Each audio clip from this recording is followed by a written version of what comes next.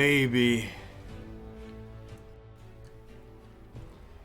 It's Bren Chong Cup 2 time. Ladies and gentlemen, we're back. And not a lot of time to say hello to everybody, but Aruli, what's up? Good morning.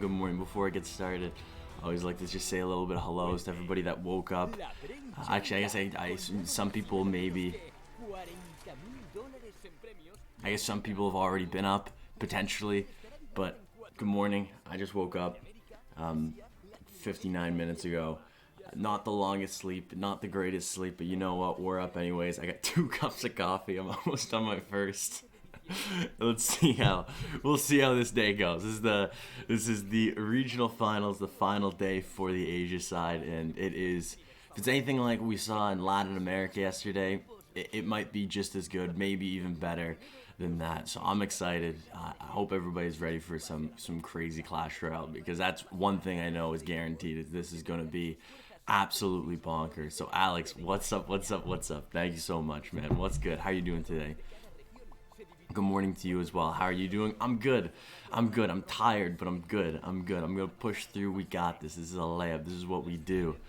Oh my gosh, Reyes. Yo, what's up, Cash? How's my favorite caster / streamer doing? I'm doing good. I cannot complain. No Candy 27. Is this No Candy only Wi-Fi? Did you get a new account? And yes, I'm still awake, going to sleep after this stream. Wait, Reyes, you haven't even slept yet? You're an animal. Cash, are you not speaking anything, or are you muted? I was muted. I had to go, I had to set up some stuff really quickly behind the scenes, and then I also just went and grabbed some more coffee just before everything started. Just make sure everything's set up. Also, SIJ, thank you so much for the follow. And No Candy, thank you guys so much for the follows. Welcome to the Bren Chong Cup 2. Hello to the chat. Happy to see we got a crowd already. Yeah, it's crazy that you guys are here this early, this right away. Hackmoss, what's up, man? Good morning. How you guys all doing today? Good. Happy Sunday, everybody. It's crazy that I streamed less than 12 hours ago, and it was a totally different day. I was saying happy Saturday. Now I'm saying happy Sunday. Non-stop Clash Royale. And after this, we got even more. We got even more Clash Royale, because on Rich Lane's YouTube channel, he'll be streaming the last day of the Europe side, seeing if potentially Ruben or Morden make a comeback. We're going to find out who the king of the Europe is, and it might be a surprise. I wouldn't be surprised if it's someone that we were not expecting, not one of our favorites. Yo, Rus Andres, yo, thank you so much for the sub. Yo, coming in hot. Thank you so much. And Reyes, coming in with the gifted already. If that's not a great way to start off a stream, I don't know what is. Man, Reyes, thank you so much. First off, thank you just so much for being here. It means the absolute world. Also, before we get too far ahead of ourselves, this is the standings right now. Once we get back after the standings, I'll do my traditional introduction. I'll do the traditional introduction, say the hello, welcome to the Bren Chong Cup, everything else. But before that, these are the last 4 players that are in the winner's bracket that have yet to lose. Griko, Benzer, who was it? Mugi, and I'm missing one. Mugi, and there's one other player. Who did Hajime lose to? Who did Hajime? I can't remember who Hajime lost to. It was there, but it wasn't there long enough. It was not there long enough. Popstar, what's good? Darwin, what's good? Happy Saturday. Sup, Cash, Lakers win yesterday. Heart attack game. I didn't end up seeing it. How close was it? It was against Boston, right? I'm pretty sure it was against Boston. I can't remember. I didn't watch any basketball yesterday, but my fantasy teams are looking pretty rough right now. My fantasy basketball team's not in the best spot, but it's not about basketball. It's not about fantasy, even though I wear basketball jerseys a lot. Let's kick off today with a bang. Let's go. Let's get it. Let's rev up them Friars. I'm simply so happy you are live. Yo, Oish, thank you so much. I'm happy to be live as well. And not only that, I can't think of a better way. This will be my last cast for the Bren Chong Cup. And I can't think of a better cast than doing the CRL. This is how it all started with Asia. We started with the Asia region over a month ago. How crazy is that? In the group stage, we watched all these players battle it out in the group stage and battle it out in the regional finals. And now, this is it. This is do or die. All those games have led up to this one moment, this one day. And that is today, what we're watching right now. So everybody watching, welcome to the Bren Chong Cup 2 Asia Regional Finals. Today we will find out who will be the winner, who will be the loser, and I guess before I forget, Upgrade if you want to stay up to date with everything Bren Chong Cup related, live feast, standing schedules, who's winning, who's losing, and everything in between. Make sure you check out Upgrade. It's a great app. It's on Apple and Android, and it is something I use a lot if I can't watch the streams live, or if I just want to quickly see what I missed. I go on Upgrade, I check out everything. There's news and everything else in between. This app is great. It's free, all that stuff. So definitely check it out if you haven't already. Oh, okay, they're going to keep showing this for a while. I'm going to go back to this, the full screen. It's Egor. Wait, you think, oh, it is Egor. You're right. Thank you. Egor is, I can't believe I forgot Egor. It's crazy. There's so many players in Asia, in this region, that are just such quality players. Hajime lost to Mugi. You're right. And wasn't it like was it 3-0? I remember it being kind of an upset. Mugi versus Egor. Oh my gosh, I forgot that we're going to get that. Not only that, but we're going to get that relatively soon. First, I think we're going to look at the losers bracket, and this is probably what I was most excited for going into this tournament, or into today, was seeing who could potentially make it out of the losers bracket. We saw yesterday Sama Basoto. He went to the losers bracket, and he was able to battle all of his way up, battle through the losers bracket, get to the finals, and win in the finals. Great redemption story, great gameplay, great Clash Royale, and a great, just, I guess, stream region. Bren Chong Cup 2 overall. It was wild. It was a story, and that story had a great ending. And I think today we might see the exact same redemption story. There are so many quality players right now in the lower bracket. We saw Raikijones lose really early, but he was a player that was in first. Kitassyan, a player that was also in first in his group stage, has been battling it out, and now they're in the losers bracket. They have 1 life left. They're not out yet. Same as players like Jupiterking and Line. All these players are such quality Clash Royale players, and I don't think any of these players in the losers bracket should be cut off. The overlay showing, oh, thank you, I forgot to change that. I gotta make sure. I guess this is gonna be the last time I have to change that, which is kind of sad. Give me 1 second. I'll change that right now. Boom, bang, bop. Magic. Movie magic. Texas Longhorns. What does that have to do with anything? Texas Longhorns. Happy boy. What are you talking about? Also, yeah, thank you. No Candy. Thank you for telling me about the whole overlay. Oh, darn. I still haven't got to bed since your last stream. Rockin' Ridel, you're still awake? You were still awake? Well, you can't sleep now. Specnaz, yo, thank you so much for letting me know about the overlay. Thank you, guys. Thank you. Always got my back. I can always count on you guys. Lou Revenue, welcome back. And how are you guys all doing today? It's crazy because going into, I guess, the Latin American side, there was a couple of players, I think 5 players that I kind of expected to make it to where they did, expected to see them succeed.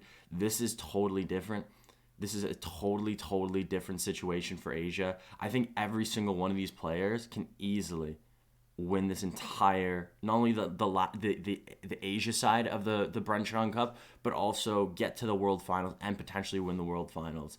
The power, the quality of play, the name brand behind some of these players in this Asia region is insane. And one of the players that I think I'm most excited to see today potentially make that a name for himself, which he's already done, but he hasn't done it in the competitive scene, is Griko, also known as Miku.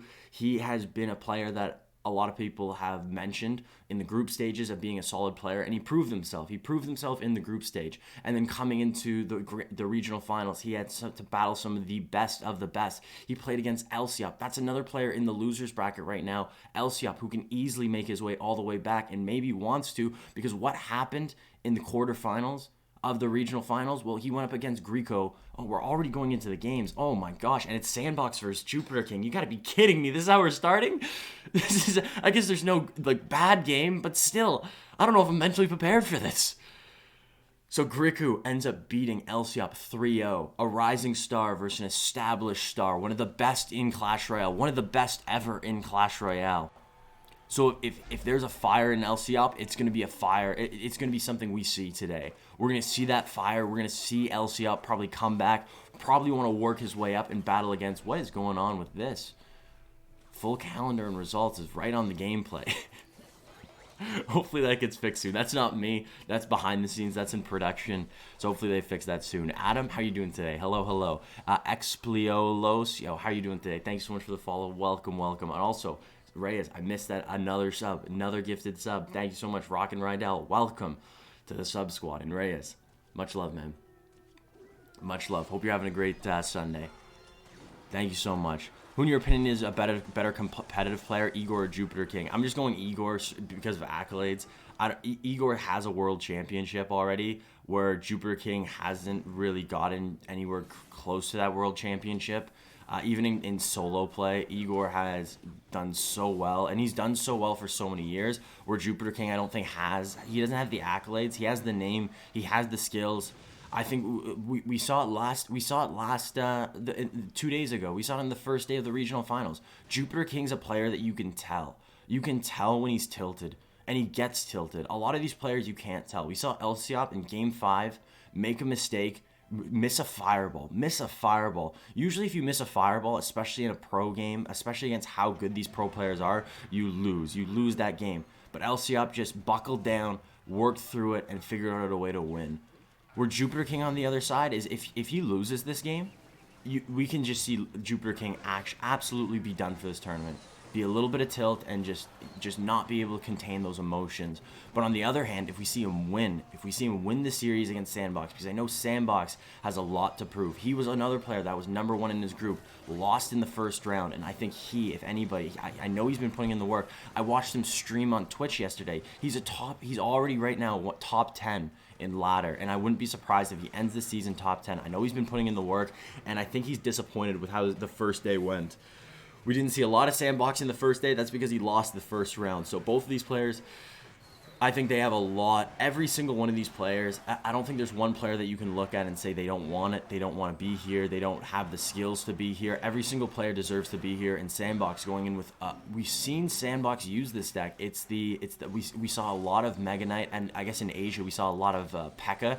Graveyard. A lot of these Asian players like to use the Mega Knight instead, and this is interesting. So instead of going for that traditional snowball poison, he goes for the arrows. And in this matchup, it might be a little. I don't know if it's gonna be. I'm gonna say it's going to be really, really good. He's gonna be able to take out these archers really, really quickly. If the archers are gonna be played in the same lane, but most likely Jupiterking's always gonna play those archers split up at the back just to make sure he doesn't get any value. Is he going to need more? Royal Recruits come down. That's going to be perfect, dealing with the Fisherman, dealing with the Mega Knight. But arrows come in and get a decent amount of value. Electro Spear comes in late. Archers is enough. But right now, Jupiterking is behind. And I'm scared for Jupiterking. I don't know if he can come back from this. And if he does, I don't know how. I don't know if he's going to be able to keep it up. If he wins this game against Sandbox, his route to this potential comeback story, this potential redemption story, is just going to get harder and harder and harder. And that's a lot of units cutting over that bridge. Arrows comes in, only gets the Hunter and the 1 Archer, so not too much, gets a little bit of tower damage as well. Snowball comes in, slowing the attack speed of the Hunter and the tower on the right. There's a big potential counter push on this side, but I can see a Mega Knight dropping on all these units on the right. No, goes on the left. Focused on that Lumberjack, doesn't want to get raged up, but no elixir. Sandbox has 6 elixir, goes with the Hunter. Electro Spirit comes in, Snowball pushes, really good Snowball, actually gets the Hunter and pushes the balloon closer to the Hunter of Sandbox, so it deals more damage. And just like that, a defense that looked very threatening with only 6 elixir. All you gotta do is play the Hunter and Snowball. Hunter is that good, where if you look at something, wow, big push, this looks like a problem. Nah, if you have 4 elixir, you're fine. Hey, I'm from Greece. Hey, Sauron to Fekis. How are you doing? I've been to Greece. I've been to Athens. It's beautiful. And just like that, Sandbox takes game number 1, and he pretty much played that perfectly.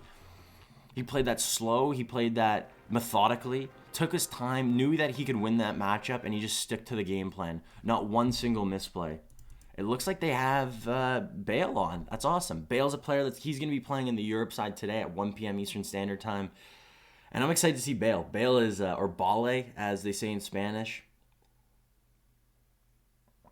Rockin' Ridel, what's up? Good morning. Thank you so much for the tier 1. Gifting a sub back. Look at all the love in the air on this beautiful Sunday. Demons King, thank you. Well, I guess congratulations. And Rockin' Ridel, thank you so much for the gifted sub, man. That means the absolute world. Aresti, what's up, Aresti? Good morning. Good morning. Good morning. Speaking of speaking of the king of Greece. Nah, that doesn't sound right. That doesn't sound right. I gotta work on that name. I gotta work on that. But Aresti, good morning. How are you doing today? What's up? What's up? What's up? I guess it's not morning for you in Greece. What time is it? It's like what, 2 in the afternoon for you? So hopefully the day's been good. Also, is there a delay so we can keep up with chat and casting? Yeah, there is a little bit of delay. But also, I just kind of miss some things in chat right when they come in, just because, just focusing on the gameplay. I don't want to miss a thing. And in these matchups, a lot of times it's one misplay that's going to cost the entire game. So missing that, I don't want that to be a thing. So going into game number 2, one thing I don't think I brought up yet is that this game is a best of 3. This match, this set, is a best of 3. One more loss for Jupiterking and it's over. Jupiterking is done. And this is, I think this is the perfect situation for Jupiterking to be in. Jupiterking has to figure out a way to just push himself through this adversity. He has the skills, he has the talent, and he just needs that. He needs to have control of his emotions, be able to just head into 5th gear if he needs to, have that clutchness behind him, and we got to see it right now. Jupiterking, Sandbox might be running the same deck back. I wouldn't be surprised. A lot of times we see pro players, if they win, they use the same deck. They feel confident with it. They basically put the ball. No, it looks like he's going to go with Royal Hogs. Royal Hogs, Royal Recruits. This deck is so popular. We didn't see it too much in Latin America, but we did see it a lot. And it looks like we're going to have a straight mirror match. A straight mirror match. So if Jupiterking loses this, I guess you can go, hey, I had a bad starting hand. That's why this damage came in. That's why I lost. And that's a fair statement. A lot of times these mirror matchups come to very small, very small. This is the Flying Machine. Flying Machine doesn't lock on. Very small little advantages. Starting hand, better cycle, whatever it is, that gives you that little bit of advantage in a mirror matchup. Both these players are just as skilled. We've seen it. We've seen it time and time again, how skilled both of these players are. And now in a mirror matchup, it's going to come down to one single misplay. Using your fireball, what are you going to use it on? If you give your opponent too much fireball value, if you play your Flying Machine too close to the Zappies, too close to your tower, too close to the Royal Hogs, this matchup is going to be insane. And this might be the end of Jupiterking, already behind. And now this is something you don't want to do if you're Jupiterking. You want to play your Royal Recruits a little later than your opponent if you can, because then you can have the Royal Recruits battles on your side of the arena. And having that Princess Tower helping out helps out a lot. Already used Fireball, so Goblin Cage is not going to be enough. He needs more here. Already used the Bar Barrel, so he has to go with Zappies. And just like that, more Royal Hog shots on the right. Tower's going to go down to, what, 1,384. So not the end of the world, but still behind by over 1,000 HP. You got to figure it out. If you're Jupiterking, you got to figure out a way to win this. And this is where the Royal Recruits are going to be battling on his side, but Sandbox already has a Zappies down, already has a Flying Machine down. Flying Machine doesn't get picked up by the Flying Machine. Fireball comes in, gets a lot of value, doesn't hit tower, but gets the Royal Recruits off and also gets the Flying Machine off. So Electro Spirit, I could see a very cheap defense here. Yeah, tanking all that, not a bad idea. This is only going to come down to one tower. So taking that little bit of a damage deficit on the left side, or taking that damage on the left side to have that elixir to build that big push to figure out a way to break through. Wasn't it best of 5 earlier? Yes, winners bracket's best of 5. Losers bracket is best of 3 until we get to the finals of the winners bracket, and then or the losers bracket, and then it becomes best of 5. By the end of the losers bracket, we'll go back to best of 5. But in the early stages, in the first 4 rounds, it will be best of 3, which I think is sufficient. It sucks because a lot of times we saw 2-0s where a player that could potentially be one of the best in this region, or I guess we saw it in Latin America. All these players that were really good, that have put in the work, lose like that. But that's how this goes. There has to be a winner. There has to be a loser. And right now, Flying Machine does survive on the right side, but Jupiterking can't break through. Jupiterking cannot break through, and it doesn't look like it's going to happen here. With 1 minute and 16 seconds left, what does he do? What does he do? How does he break through? And to be honest, in a mirror matchup like this, I don't think he can. Every offensive tool, Sandbox knows what he's trying to do. Sandbox is going to put him in the situations where he's not going to be able to win, and right now Sandbox has played this perfectly. Absolutely perfectly. So this gives, I guess, Sandbox a chance to redeem himself for that rough first round in the first day. Losing in... Who did Sandbox lose to? Lciop? I gotta see that standings real quick. Also, Russian, thank you so much for the follow. Welcome, welcome. Also, Captain Murray, thank you. Tiha, thank you. Or Tija, thank you so much for the follows, guys. Welcome, welcome, welcome to the Cash Fam. Wait a second. That's a lot of Royal Recruits on the right side. That's a lot of Royal Recruits. Fireball comes in, but now there's nothing to deal with this Flying Machine. Flying Machine locks on. You gotta be kidding me. Jupiterking might be able to come take this back. Fireball comes in. Is that gonna be enough? No, it's not. Zappies are not gonna get on tower. There's 4 Zappies. Royal Recruits are down. There is no Fireball comes in. I thought there was still one more card to get to the Fireball. Miscount by my cycle, and it looks like that is going to be GG. Well played. Unless you can perfectly defend here, get to a Fireball, but I think Sandbox can get to 1 Fireball as well. Does he pick up the Flying Machine? He doesn't pick up the Flying Machine. He doesn't pick up the Flying Machine. That's it. 52 HP.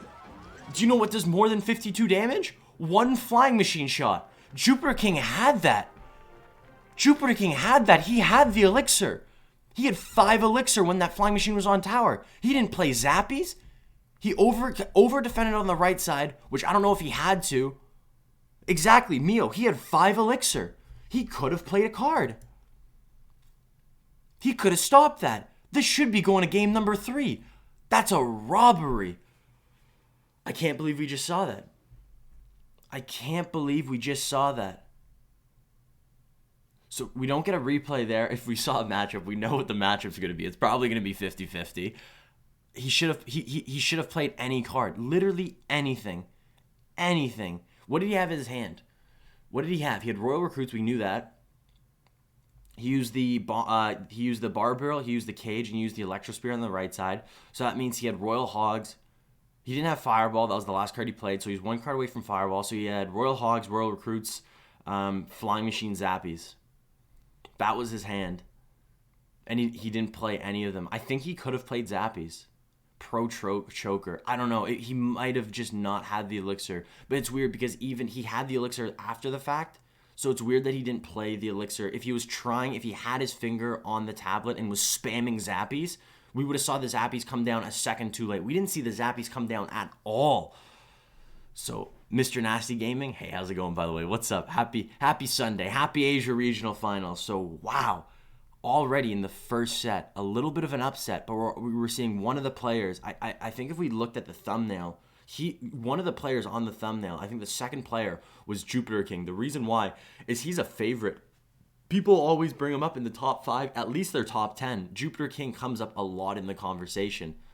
But a disappointing ending for Jupiterking and his fan base in this Bren Chong Cup. Was not expecting this. It was crazy to see in the group stage him have that rough first day. We saw him go 1-2 in the first day, clutch up, and in the second day he went 4-0, ending off 5-2, coming second in his group stage, going from second last on the first day to second. And once I saw that, I expected we would see him jump to an even further level today, on day 1 of the regional finals. He didn't. He ended up losing in the first game, and dang, does that suck. Jupiterking has watched such a dumb mistake. Your thoughts? I can't say he's washed, because wash means he's bad. He's not bad. He played that. He came back. The fact that he almost won that game is ridiculous. The way he did so was he got to double Royal Recruits. He got to double Zappies. He was playing the cards he knew he had to play to put Sandbox under a lot of pressure, and did. We saw him get that Flying Machine lock on tower. We saw him deal the damage on tower that he needed. He put himself in a situation to win. He just didn't close it out. Is that wash? Is that nerves? Was that a mistake? Was there Wi-Fi issues? There could be so many problems. I cannot say that Jupiterking is even close to being washed. Seeing what he did in the group stage, seeing what he's done in the regional finals, also not the best start. And just like that, KK is going to take the right side tower all the way down to, it's not going to go down, but it's going to be, what, 600 HP? With the help of the snowball, you know what? 730, not bad. But Geralt's already in a really bad position. And another player that had a great season last season on Talon in CRL East, Geralt. He's been a rising star ever since the start of CRL East. Versus KK, I think one of the best players not only on his team, on Fav Gaming. I guess Fav Gaming had such a good team with Hajime, Jack, KK, Expo Master. But KK is a player that, if anybody can come back from this, it's KK. KK is so good on ladder in the competitive scene. A lot of times we saw Fav Gaming go to KK when they need that one win. And right now, KK is coming out swinging. Goblin Brawler is going to not get on tower. Spear Goblins come down. And that's going to be an okay defense. Not perfect, but good enough. With this lead, most likely we're going to see it go to a game number 2. And I think KK is going to be able to close this out. This momentum, if you give KK one game, beating KK in a best of 3 is going to be hard enough. But losing the first game and losing in this fashion, Geralt's in a bad situation. Geralt's in a bad situation, and we just saw it happen with Jupiterking. Your day, going into this, both of these players were probably thinking about the next round, potentially getting to the finals of this Bren Chong Cup. And just like that, all this hard work that you put in on the days prior to this, gone. In 2 games of Clash Royale, 2 matchups. I feel like Jupiter is always unlucky. It's almost every single league example for the Bren Chong Cup. He lost on Friday 3-2 and lost 1 game with 50 HP. It's impossible matchup. Now he lost like this. Yes, but we also saw Jupiterking make mistakes in matchups that were more favored with him. So the end game, I do agree that he did have some bad matchups, and it sucked to see him lose. But that's when you gotta buckle down. And I think we did see it. Jupiterking didn't have a bad first game. I really don't like that. I really don't like that deck. He played the 6-man Lumber Loon deck, and I've seen that deck so many times in competitive, and I don't know what deck that's trying to counter. I don't know what matchup you're trying to get with that deck, because every time I see that deck come out, it sucks. And that's the truth behind that deck. I hate seeing that deck. That deck has no matchup, it has no big spell, and it's not a good deck.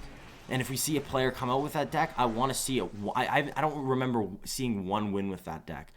But people keep playing that deck. So if we're looking, is that Jupiterking's fault for playing that deck? We have seen Jupiterking play cycle decks like a god, like one of the best. When we're talking Egor, Mugi, we got to talk about Jupiterking with that quality cycle play, that defensive ability that he has. Instead, goes with a deck Lumber Loon, a deck that people make fun of on ladder for those ladder players that just go Lumber Loon first play. I don't love it. I don't love the deck, but at the same time, you got to live with these decisions. Maybe it was the wrong decision. KK was on Ponos last year. Yeah, you're right. You're right. Sorry about that. You're right. KK was on Ponos. Yeah, he was with him and Mugi were an absolute powerhouse in King of the Hill. You're right. My mistake. Sorry. I saw the Fab jersey, and I started bringing up the Fab gaming team. But no, you're totally right. Kitassyan was the 4th player on Fab gaming. You're right. So I apologize for that. You are correct. And I think KK, for what he did on Ponos, maybe a little bit in the shadows of Mugi. I think Mugi got a lot of credit. Mugi got MVP. Mugi got like I think he got the Rookie of the Year trophy. He got all these accolades. It was always Mugi, but I think KK did just as well as Mugi. But maybe because KK's been around for longer, a lot of people cared more about Mugi, watching Mugi's games. But there was a lot of times where Mugi would lose in the first round of the King of the Hill, and KK was the player to come out and win the King of the Hill for Ponos. Rad and Raikijones, you're correct. You are correct. Rad and Raikijones are 2 other players that... wait, no, Rad's not in this. It's just Raiki, right? Is Rad still... I can't remember if Rad's still kicking. 52 HP from great comeback from Jupiterking. Yo, great clip. Great clip. I just can't believe he came back from that. So KK going with... it looks like it's going to go Mortar Earthquake. Mortar Earthquake cycle, and Geralt's going to go with the... This is a great matchup. If I'm not mistaken, it's going to be Royal Giant Earthquake with Giant Skeleton. This should be a really good matchup because KK does have a very quick cycle, but the good thing with Geralt is, yes, he does have the Barb Barrel, which is going to be able to help with the Spear Goblins, help with the Mortar, but he also has the Earthquake, and he also has the Royal Giant. Lots of ways to deal with this Mortar, and I think we've seen this matchup before in CRL, or in the Bren Chong Cup Asia region, and I believe we saw the Royal Giant player win this. And it was pretty dominant. That's the clip. Cash, should I leave it or delete it? No, leave it. No, leave it. There's no such thing as a bad clip. If the reason you clip something, it's because it's good. It's because you liked it. And someone else might watch and be like, that was good.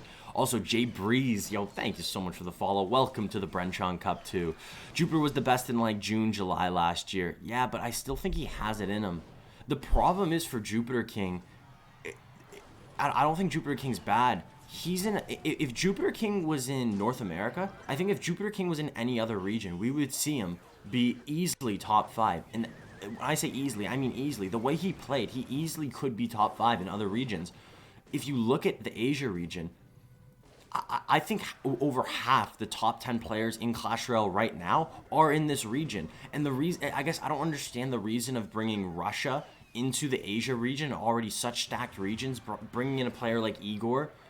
It just makes it even more competition, harder for players like Jupiterking and KK and There's just too much quality in this group, and that's all. That's if you go up against a player that might be, even if you're a top 10 player, if you go up against that top 5 player, or potentially in Mugi, that #1 player in the world, and you lose, people say, wow, you lost in the first round. You lost in this round. How did you lose in this first round? Well, because I'm playing against the best players in Clash Royale. What am I supposed to do?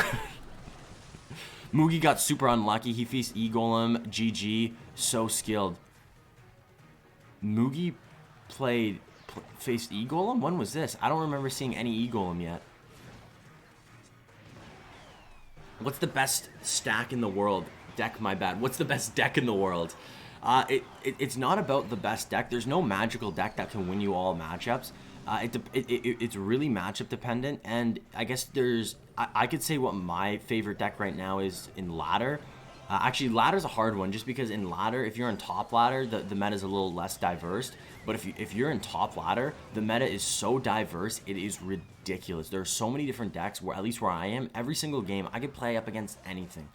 Any different number of decks, and it's wild. It's wild. I personally love that. I love that the meta is very, very diverse, but for a deck selection, there's some matchup you can't get a good matchup every single game in Clash Royale. But I think a lot of these pro players have been using, oh, that Royal Giant is healthy. Does he have Tornado? Tornado's going to pull it back, but because the Giant Skeleton was behind the Royal Giant, did not get pulled back that far. The Giant Skeleton's walking and almost was like a barrier, so that Royal Giant couldn't get pulled back. That's going to be GG. That's going to be well played, and that is, we're going to game number 3, ladies and gentlemen. So KK playing a deck that, I don't know, we've seen this deck a couple of times. We've seen a lot of success. We've seen Egor play this deck, and we just see him defend. Sadly, probably got the worst matchup possible. Royal Giant Earthquake against Mortar Cycle. How can you look at that matchup and be like, oh, KK had a chance? I don't think KK had a chance. I think it's 55-45 for KK in that matchup. Really?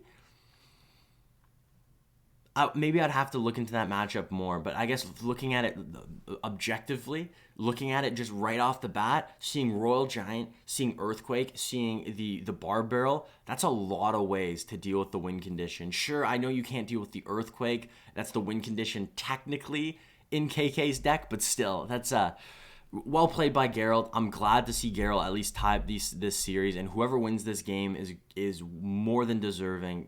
Geralt is an absolute star. KK is an absolute star. Seeing one of these players in the next round, it sucks that one of these players has to go home, but we're going to see a lot of players go home today. This is where people are going to be leaving, and leaving quick. 10 games from now, 4 other players could be out. 4 other players can already be packing their bags, be joining Jupiterking. Going back to the best deck, though, I don't think there is a best deck. I don't think there is. There's decks in competitive that I like more than others. I think some of my favorite ones right now have been the Fire and Ice Graveyard, the Cannon Cart, the Archers, the Mega Minion, and the Knight. Fireball, Snowball, Graveyard, Bomb Tower. I think that's been one of my favorite, and also Mortar Graveyard. It seems like those decks, also Minor Wallbreaker seems really good. Those are decks that don't seem like they have any great matchups, but they don't have as many bad matchups. It seems like there's a lot of outplayability, and we saw it. Minor Wallbreakers.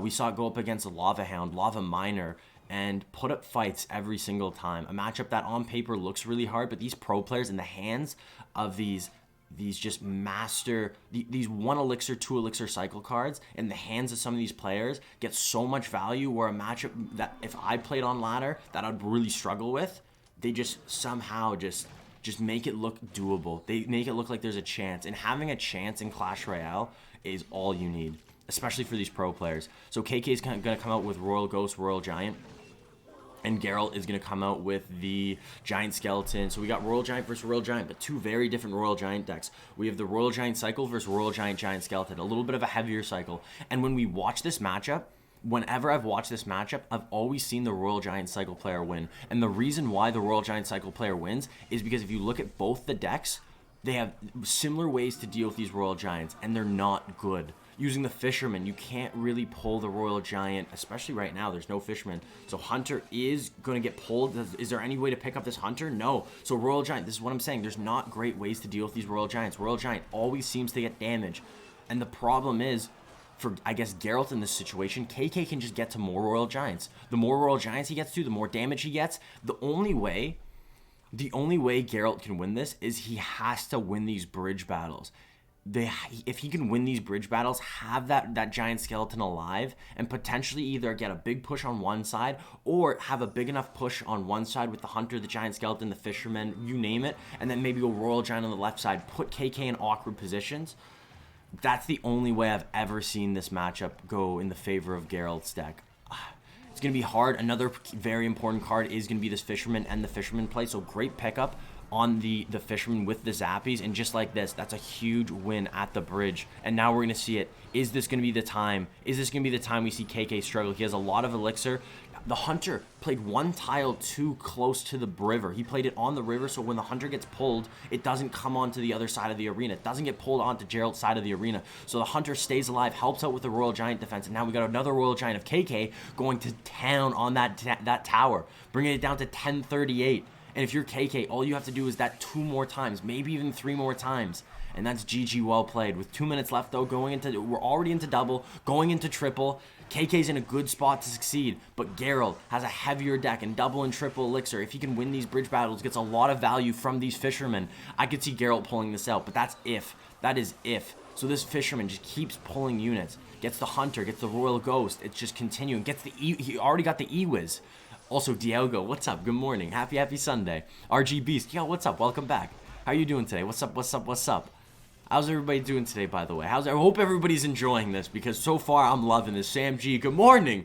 Good morning, mod guys. How are you guys doing? It's good to see you guys in the morning. It's crazy that you guys were here for most of the stream yesterday, or pretty much all the stream yesterday, and are here again in the morning. That is just wild to me. Thank you. That's what I'm trying to say. Thank you for being here. And welcome to the Bren Chong Cup, because so far, if you just came in, you didn't miss too much. Jupiterking did play against Sandbox in the first match. He did get 2-0'd, so Jupiterking is now out of the competition, and now one of these players will be joining, and it looks like it's going to be Geralt. This is going to be a great defense. Doesn't have the fisherman, ends up going with a log. Royal Giant should get 2 shots at least. 1 shot, 2 shots, and just like that, could spell cycle here if you're KK, but I think the better play is to just keep doing what you're doing. If it ain't broke, don't fix it. He's been able to do these defenses. He's been able to defend efficiently, pulling away the giant skeleton. Doesn't get the pull on the giant skeleton. Going with the high. There's a fisherman for the hunter. You know that's coming. Hunter only got 1 shot. Royal Giant is going to get 1 shot, and that's not going to be enough. Trying to get back to another Royal Giant is Geralt, but Geralt is not going to get to it. Too many units still around. Zappy's up high. Barbarrel comes in for the fisherman. Fireball on defense gets rid of the Zappies, helps get rid of the giant skeleton, gets rid of the fisherman as well, and that's going to be most likely GG, well played. Log comes in, high hunter, so the fisherman does not pull the E-Wiz, does not pull the hunter, has to walk, and if the fisherman's walking, the fisherman's not doing his job. Royal Giant's going to get 1 shot, going to get 2 shots, and that's going to be GG, well played. KK is going to the next round of the losers bracket, and Geralt, oh, I can't believe I'm saying this, but Geralt is now out of the Bren Chong Cup. KK, well done. That's not KK's victory pose, is it? I thought it was like this. I thought he had the double arms up. I thought it was double arms. Aiden, good morning. How are you doing today? Happy Sunday. Happy Sunday. Happy Bren Chong Cup too. Also, I'm going to just grab some water real quick. Early in the morning for me. I'm feeling tired. I'm feeling dehydrated. I got to wake up a bit.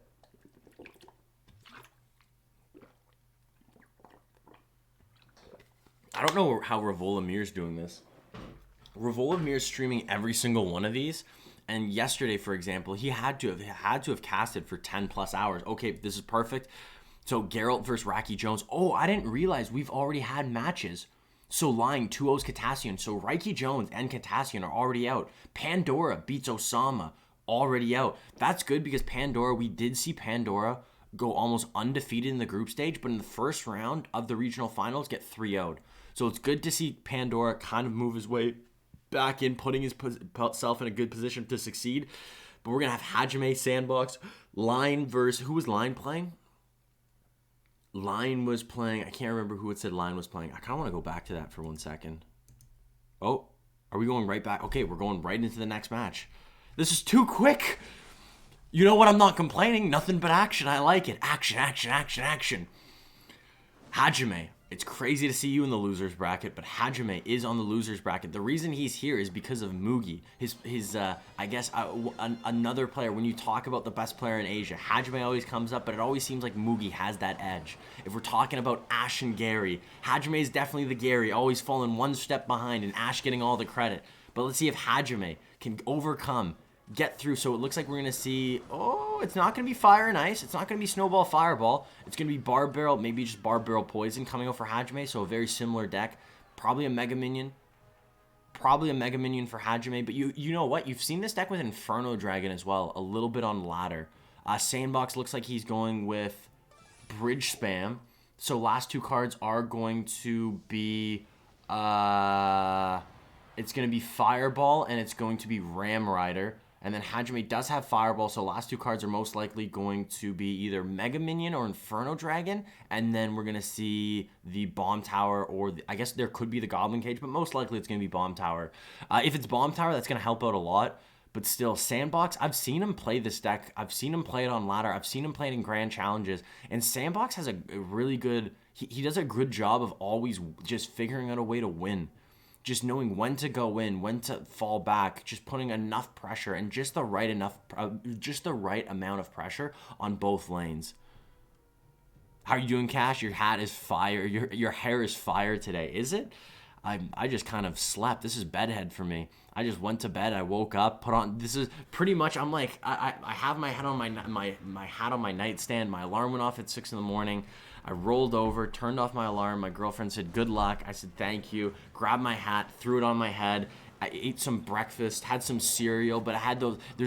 I don't know if it's a limited time only, but it's Eggo waffle cereal. So it tastes like waffles, but it's cereal form. I'm not a big cereal guy. I always think cereal kind of tastes like dog food to me, or it reminds me too much of dog food. I like that real breakfast. I like that bacon, that eggs, that hash browns. And I'll probably have it after the stream today, make myself a true breakfast. But that's what I did. Waddled downstairs, had my coffee, set up the behind-the-scenes stuff, and you know what? Went to work. This is the fun part. This is what everything's been leading up to. This is what all the other streams have been leading up to. A lot of elixir in the hand of Hajime. The problem is, this is still a very threatening push. The Rage of the Lumberjack's going to boost the Magic Archer and boost up really good high bomb tower, taking out that Magic Archer quickly, and we'll have a little bit of a counter push with this cannon. So maybe a graveyard. Maybe Hajime comes in with a graveyard here, or is that an overcommit? So no, he's not going in with the graveyard. He's going to back up. He's going to reset. He's going to get that maybe a little bit of a better defense, and then go in. And then go with the graveyard. Because I think in this matchup, Hajime just needs one good graveyard. A lot of fireball value, getting the Mega Minion, and getting the archers, and getting the tower. But needs one good graveyard and probably going to win this. Because Sandbox, if you look at the cards, he can go with the defensive Ram Rider, which we most likely will see. He does have the Lumberjack. He does have the Barb Barrel. He does have the Ice Golem. He has answers to the graveyard, but it's not perfect. He doesn't have the greatest answers. He doesn't have the best answers. So Ram Rider on defense is going to help a lot, especially with no tank. That should be more than enough. And look, a defensive Ram Rider pushing into offense. That's why the Ram Rider is such a unique card. Out of all the win conditions, it's the only win condition that can be so powerful on the defensive side, but still bring you some of the most threatening pushes on the offensive side. Sandbox. I'm excited to see what Sandbox can do. He has not had an easy run. Sandbox has had to beat Jupiter. No, we just saw Sandbox play. Didn't we just see Sandbox play? No, Sandbox did play Jupiterking. Yeah, Sandbox versus Jupiterking beats Jupiterking. Sandbox versus Hajime. Let's see what he can do here. Right now, he's in a great position. He does have the lead. But I think Hajime knows what he's doing, and all he needs is just a couple more graveyards. Lumberjack on tower, 2 hits, 3 hits, 4 hits. Whoa! Just like that, the raged up Lumberjack brings that tower that was at 1,400 all the way down to 888. 888, baby. Is that lucky for Hajime? Is that lucky for Sandbox? Or is there no luck at all? Is this only skill? So graveyard comes in. That's a good fireball, getting that Magic Archer. But still, defensive Ram Rider. We see this time and time again. There's no tank right now for this graveyard, so the graveyard is not going to be that good. You still have to deal with this Ram Rider on the defensive side. Doesn't have to use the barb. Doesn't use the bomb tower and gets punished for it. Ram Rider helps on defense, runs all the way to the tower, gets that big charge on the tower, and just like that, that looks like it's going to be GG, well played. Hajime is going to lose game number 1, and potentially one more game for Hajime in this tournament. Wow. It's crazy how we can be talking about these players being Hajime potentially going up against Mugi in the quarterfinals of the regional finals. having a close set with Mugi, having great games with Mugi, falling to the losers bracket and being out in 2 matches, just being out of the Bren Chong Cup. Seeing these players play 7 sets in the group stage, battle it out in the regional finals, and just like that, their story can be over. And that's just how, I guess that just shows how competitive Clash Royale is right now. One mistake, a couple of bad games is all it takes for you to not be. That just shows you, whoever wins this tournament, how truly great they are. And I think we can even go back to the LATAM finals. If you have not seen the LATAM regional finals, that was concluded yesterday. That will be on Rich Layton's YouTube channel later today, but also you can watch it on my you can watch the VOD on the Twitch channel that you're watching right now. And please do, that was some of the best Clash Royale, probably had the best story I've ever seen. But the 3 players that are going to go to the World Finals, and we'll find out which 3 players are going to join them in the World Finals in this region. If I had to guess, I have no idea, but you saw Samuel Basoto, Stangsand, and Wallace. Top 3 in the LATAM side, all Brazilian, all great players, and just seeing what they had to do to get to that, to get number 1, number 2, and number 3. All those players in my mind have to be, if you're looking at the best players right now in Clash Royale, especially in the LATAM region, you got to bring up those names. You have to bring up those names, because how competitive this tournament has been, how consistent they've been, how great they've been gameplay-wise. Hajime, with his life on the line, it looks like he's going bait. I hope he doesn't go log bait. We've seen a little bit of double barrel bait. Still, it could be double barrel bait. It could be Dark Goblin. It could be Tesla. It could be no big spell, and instead of going with a big spell, going with a princess to add to that bait. And it looks like it might be classic log bait. No, it's not. It could be, instead of Ice Wizard. Okay, it doesn't look like it's going to be classic log bait. So I'm assuming double barrel. The last card has to be... No, the last card has to be a princess. So not classic Blake, going with the skeletons that have a little bit of a quicker cycle. And it looks like Sandbox is going with the deck we saw Jupiterking, or go up against Jupiterking in game 1. Mega Knight Graveyard having not a big spell, but having arrows, and a small spell being the Snowball. Wow, this is, I don't know what this matchup is. Having the Snowball and the arrows, both of those are not, I guess Snowball's not perfect at dealing with these Goblin Barrels. Zappies can deal with, help deal with these Goblin Barrels. This looks like it could be okay for Hajime. The problem is, look at the defensive side. All Sandbox needs is 1 good graveyard. 1 or 2 good graveyards, and this game's over. So it does have the Dark Goblin. That's really going to help with these graveyards. And not only that, but having a quick cycle, potentially getting to multiple Dark Goblins, using the skeletons, the log, the Electro Spirit to help clean up these...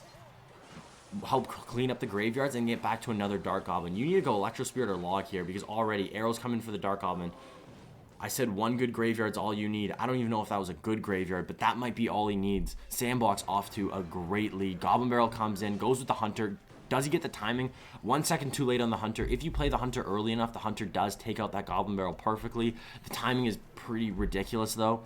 It doesn't happen often. I can't even... I get it, and it's a miracle. Also, Simple. Yo, good morning, Simple. How you doing today? Happy Sunday. Happy Sunday. Also, Chris Edge, thank you so much for the follow. Welcome to the Bren Chong Cup, too. Hope you're having a good one. I like what Hajime is doing. He's getting a lot of damage on the right side, getting a lot of damage on the left side. So if this is a 2-tower situation, he's putting himself into a great spot. Does go with the Dark Goblin. Dark Goblin not going to help with his graveyard. Goes with the Log, goes with the Electro Spirit. That should be enough, as long as he doesn't get a good Electro Spirit, but still was enough nonetheless. Sets up the Inferno Tower, and the Inferno Tower did not do much. Arrows has to come down. Okay, arrows does come down, but it comes down a second too late, so the stab goblins do get a shot each, which is a lot of damage. I thought this could have been a 2-tower game, but it doesn't look like it will be. Inferno Tower is not enough. It looks like Mega Knight's going to take off that Dark Goblin, and that's really, really sad. Almost gets the King Tower activation, and if he did, that probably would have been GG for Hajime. Fireball comes in, takes out the Hunter. Goblins are on tower, and just like that, one more play like that. One more play, one more Fireball. This could be Hajime's game. And what he's doing right now is he has to just keep putting on this pressure. So Dark Goblin at the back, Skeletons up high. Already has arrows comes in instantly for that Dark Goblin. Log comes in. I don't like how early that Log came in. Is it going to be fine? It looks like he has to play the Dark Goblin to over-defend, but I think that's exactly what you have to do if you're Hajime. I don't like how he did the Electro Spirit and the Log so close together. Maybe he thought that the Electro Spirit wouldn't have been enough, so just making sure he's safe. So we have the Fireball coming in again. There's a Mega Knight timing where you can get all the goblins from the Goblin Barrel. That's amazing. I have never seen that play before. 10,000 IQ play from Hajime. If we're talking about 10,000 IQ plays from Hajime, how are we not talking about these 10,000 IQ plays? Fireball comes in, Fireball log, Fireball log, Fireball log. Mega Knight's not going to take the left side tower. Log comes in, needs the Fireball. Fireball comes in. Hajime is going to bring this to game number 3. Wow. Did I not see that correctly? Did the Mega Knight take out all the goblins from that Goblin Barrel? I did not know that's a thing. I know you can do that with the Valkyrie. I know you can do that with the Dark Prince. I didn't know there was a timing where you can play the Mega Knight and perfectly counter a Goblin Barrel. So that just shows who Sandbox is as a player. He knows the game. He's played the game. He has the experience. He has the knowledge. And right now, he's proving against one of the best players, potentially in the world, Hajime. Hajime means start, I believe, in Japanese. Ooh, fun fact. I did not know that. So matchup does look like it was heavily favored in Hajime. I didn't see the sample size. I didn't see how big it was. But nonetheless, still, really well played by Hajime. I think that was really well played by Sandbox. Hajime did a really good job. I like that he was going opposite lane because he wasn't able to get... We didn't see Sandbox get any big counter push, any good graveyard. A lot of times he was going with naked graveyards and just going with either a hunter or a fisherman either late or being a tank, but that's not a good graveyard. It's an okay graveyard, but having to use the arrows on the Dark Goblin to take that out just so your graveyard deals damage, and then not having those arrows on the left side when you know that Goblin Barrel's coming in. I think Sandbox played that as well as possible, but I think Hajime just perfect. It's crazy to see that he played with everything against him. Everything. That was do or die. $40,000 game for Hajime potentially. And he went to bait, which you don't see a lot of players do. Bait's a scary deck to play because if your opponent just has a lot of answers, has a lot of spells, has a lot of ways to pick up your Goblin Barrel, a lot of times if it's double bait, your Goblin Barrel and your Skeleton Barrel, if your opponent just has a lot of splash damage, a lot of spells, and a lot of way to deal with your cards, a lot of times the matchup is just impossible. So wow, that was really, really well played. I don't know what to expect coming into this game. So it looks like Sandbox doesn't ban a card. Interesting decision, and I think that's a decision that is going to penalize him. Even if you banned a spell, even if you banned a card like... you can ban a support card like the Fisherman or the Hunter, banning a win condition like the Miner or the Wall Breakers. There was things that Sandbox could have done here. And I don't agree with this no ban. This is a best of 3. You're not waiting for the ban. He does not have a ban. In the next round, I believe that's when it becomes a best of 5. That's where you can skip your first ban and then go your second ban. I hope Sandbox knows that this is a best of 3 and not a best of 5. Hi there from Germany, no name Clash Royale. How you doing? Welcome. How you doing today? Good morning. I don't know how to say good morning in German. How do you say good morning in German? I know how to say like welcome. Welcome. I know how to say Krakenwagen and Schmetterling. That's it. That's pretty much all my German. I don't think that's going to help me a lot if I go back to Germany, though. Those 3 words, welcome, ambulance, unless an ambulance... I guess there could be a situation where an ambulance shows up, I have to welcome the ambulance, and then, I don't know, a butterfly flies by and I yell, ooh, Schmetterling! There could be a situation where I use all those words in one sitting, but Guten Tag. Guten Tag is what? Thank you? Guten Morgen. Oh, it's good morning. That sounds like almost good morning. Guten Morgen. Am I saying that right? Guten Morgen. Guten Morgen. Everybody watching from Germany. Guten Morgen. Welcome. Hope you guys are doing well. And Sandbox going to... This is the Royal Giant Skeleton deck, and it has Fireball instead of Earthquake. We've seen this region and this region alone be the one region in this deck where in this deck use Fireball instead of Earthquake, and I really like it because there's some matchups if you have Earthquake instead of Fireball in some matchups, let's say for example the Royal Hogs Royal Recruits, the Lava Hound Miner, or just Lava Hound decks in general, you pretty much auto lose those matchups. So I really like this change. Instead of having the Earthquake, which makes maybe a couple of your matchups even better, we saw the matchup against the Mortar Cycle where Fireball wouldn't have been great, Earthquake helped a lot. But overall, if you want the best chance to win, going Fireball, I think, is the way. And in this matchup, I think it's going to help a lot. He doesn't have Earthquake. Maybe Earthquake would have been better, being able to help deal with these bomb towers. But I think that's still a good play. I know a lot of people might say, Sandbox, why didn't you go Earthquake? Why didn't you go Earthquake? I still think that's a good play for just setting himself in the best position to succeed. The problem is right now, Sandbox is really going to struggle dealing, just getting through these royal deliveries, getting through these bomb towers, getting through these knights, and getting through these hunters.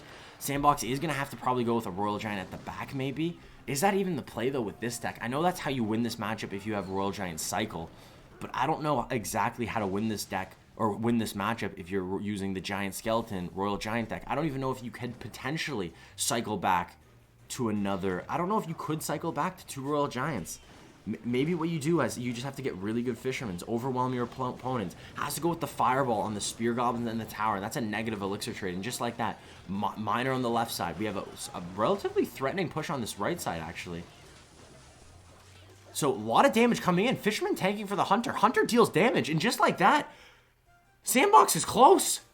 Really cool play. So not doing what we usually see these players do with this deck. Giant Skeleton, Royal Giant, you see them build that big push and overwhelm in one singular lane.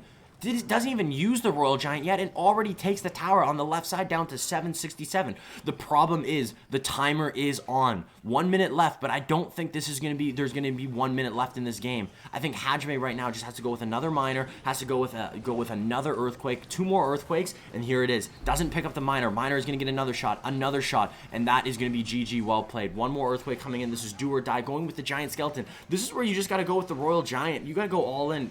Earthquake comes in. That's GG. That's well played. Hajime is going on to the next round. It sucks to see Sandbox leave. I want to watch Sandbox more. If you want to watch Sandbox more, definitely check out his Twitch channel. He was playing. If you ever see him on Twitch, hop in. It's great gameplay. It is great gameplay. I watched him yesterday, and it's every time I watch him, it's just impressive. I wouldn't be surprised if we see Sandbox in I guess in Drexen's stream today for the final push of the season. But one thing I can guarantee you is this is not the end of Sandbox. If you're Sandbox, you got to look at this as an absolute success. You got to look at this as experience, and you got to use this experience, use this knowledge, use this to better yourself in the future. Go to CRL 2021. And if that's what you got to do, that's what you got to do. So we got Jack versus Line up next, which is going to be insane. I'm pretty sure the reason Line is in the losers bracket is because of Jack. So a little bit of redemption potentially for Line. And then we have Lciop and Subdora or Pandora. And okay, this is we got a lot of very good games. We haven't even been to the winners bracket yet. We haven't even showed up to the winners bracket. And it's crazy that this looks like it could be the winners bracket with the players that we're looking at. Jack, Hajime, Lciop, Line, KK. These are some of the best players in the world. And this is the losers bracket. That is just baffling to me. I want to stop calling it Royal Giant was banned. Wait, Royal Giant was banned? You're right, Royal Giant was banned. Wait a second. So the last card, Sandbox, I didn't even realize that. Banned was the Royal Giant. So he couldn't play Royal Giant. Sandbox played a deck. Whoa. I didn't even realize that. Sorry, chat. I should have looked at chat earlier. So Royal Giant was banned by Jack in the first loss. Or not Jack, by Hajime in the first loss. So Sandbox using a deck with a banned card, but doesn't use the banned card. So technically the game was good, but puts himself in the worst situation. Dear my future, exactly. He had no win condition. We just saw almost Sandbox win a game against Hajime in the third and final game of the set. And he almost won with not even using his win condition. But the reason he didn't use it was because he couldn't. It was a banned card. Wow. Wow. Alright, ladies and gentlemen, we're seeing it all. We're seeing misplays. We're seeing players play banned cards. We're seeing potential crazy comebacks. Jack using balloon giant skeleton. So Giant Skeleton getting a lot of love, and Line looks like he's just going with the classic minor wall breakers. Last 2 cards, it could be. Oh wait, he is Magic Archer. He's taking the Lciop route. He has no big spell. He has Tornado. So big King Tower activation already. This Magic Archer, watch this Magic Archer, because we've seen this deck played a lot of times by Lciop. And this Magic Archer, right now Jack doesn't have the greatest ways to deal with it. Sure, he has the Barb Barrel, he has the Miner, so he has options. But as long as Line can defend these Magic Archers, keep them alive, the Magic Archer is going to be, I think, the biggest factor in this matchup. So Ice Wizard up high, Miner on tower, into the safety spot so it's not getting hit by the King Tower. Cool Giant Skeleton to push the Miner so it does get hit by the King Tower. None of the wall breakers will get on. And last 2 cards for Line, I don't think I brought this up, but it's going to be Tornado and Bomb Tower. Zara Troski, thank you so much for the follow. Welcome to the Cash Fam. Ooh, good. Okay, Tornado pulling all the units towards the King Tower so the Giant Skeleton gets on tower, but Line returns the favor and just pulls that Giant Skeleton back. I love always that. The Tornado is your life preserver. If you ever make a mistake or if you're ever in a bad situation, you always got that Tornado in your back pocket to always help out. And we just saw it there. Tornado pulls that away. And this balloon, this is the first balloon we're going to see today coming out of Jack. And let's just see how he defends it. Has to use the Tornado to pull the balloon in. Doesn't have the Magic Archer. That's going to be an easy cleanup with the Skeletons. He goes with the Bomb Tower, and that's surprising. You know what? Maybe that's not a bad play. Making sure you don't get death damage from the balloon, and also tanking some of these baby dragon shots. So not bad at all. Does the wall breaker connect on the right side? I do not think so.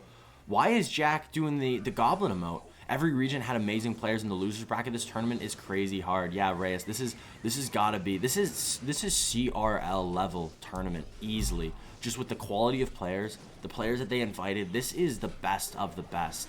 Also, So Pro Bro, I don't know if I said hi, what's up, but hi, what's up? How you doing today? I can't believe that we saw a band card played in the last game. So King Tower activation now on the side of Line. So both these King Towers are activated, but I think Line has this. All he needs is a couple more Miner shots. All he needs is a couple more Magic Archer shots. And I wouldn't be surprised he'd go with this Magic Archer to just take the tower right here. Magic Archer, piercing. No, doesn't go for it. Goes for the very good patience, I guess. Very good patience, but lines it up nonetheless. There it is, 1 shot. There it is, 2 shots. You can't stop that. So really well played by Line. I guess I predicted that Magic Archer up high. I think Jack predicted as well using the Giant Skeleton, but then Line just said, wait, hold. Magic Archer's like, now? No, Jack is yelling, hold. No, Line is yelling, hold. And Line, just perfect patience, goes with the Knight, has the units tanked up, and then goes for the Magic Archer at the bridge, gets the 2 piercing shots. That's all he needs. That's going to be GG. That's going to be well played. Now going into game number 2, Jack is behind. And if you're Jack, what do you ban? Because Jack loves Cycle, but also Line likes Cycle. So any card that he bans, it's weird because any card that Jack bans is going to penalize himself as well. I could see Jack banning Graveyard. I can see Jack banning Graveyard and just going to a classic Jack Cycle deck. Going to Minor Wall Breakers or Minor Mortar Earthquake or just some type of quick Cycle deck, giving him that outplay ability. We've seen him do it time and time. I can see Hoggy Q. You know what? I'm gonna say he's gonna ban Graveyard and go Hoggy Q. That's my prediction. Didn't say hi to me. Latak, who are you? Also, what's up, Latak? How you doing? Good morning. Happy Sunday. Happy Sunday. How's the day going so far for you? Universe Ending 2, thanks so much for the follow. Welcome to the Cash Fam. Latak, you got robbed, bro. Yeah, rough to hear what happened. AC for the win. Hey, I know there were some controversies there. AC, he still played amazing. He worked his butt all the way through that losers bracket, getting back to the winners, getting back to the finals, and almost with the upset from Mini Minter. I guess I'm kind of spoiling that, but if you want to see right now I'm talking about how the North American region ended. So if you want to see how all that gameplay live, definitely check out Rich Lane's YouTube channel. That is already live. So what was banned? Was it Graveyard? Was it Graveyard? Eugene, get out of the way! Get out of the way, Eugene! It's Magic Archer. Interesting. So Jack maybe running it back. No, it looks like he's going Splash Yard. And Lion going with the Cycle deck, going with the Mortar. Maybe Mortar Miner, or it could be Mortar. It looks like we're going Mortar Earthquake. We already saw KK play this deck and lost because of it. But activates King Tower. That's GG well played. Game's over. Activates I want to watch that again. Activates King Tower. That's a cool activation. So he uses the tornado to pull the baby dragon in the middle and then using the firecracker on his tower. But it was a tile off. But because it shoots and it gets pushed back, it's pushed back into the tower. And the splash damage of the baby dragon does activate King Tower. That's GG well played. That's got to be GG well played. Wait a second. It's not Splash Yard. We're going to go with the exact same deck. Jack is going to be playing Balloon, Giant Skeleton, Miner again. Makes this a little bit better. If you're playing Balloon, if you're playing this deck, and you know Line can activate. He activates King Tower, but he probably would have activated it anyways against one of these balloons. Using the mortar to pull the balloon in, and then using the tornado to pull it to tower. Line's in a good position right now, but I don't like this as a win. I don't think Line's going to win this. Not having that big spell, not even having that snowball to push that balloon away from your tower. Having the tornado, the bar barrel, a lot of ways to deal with the air units of Line. I think this is a good matchup. I think this is a really good matchup for Jack. This seems like a really good matchup for Jack, and I don't know if I'm Jack. I think I'm just looking at. I'm nodding my head right now. If I'm Jack, I'm nodding my head, and I think if I'm Line, I'm saying that exact Vaya, which is wow. I think he's saying wow. Right now, a lot of ways Jax can come at this offense.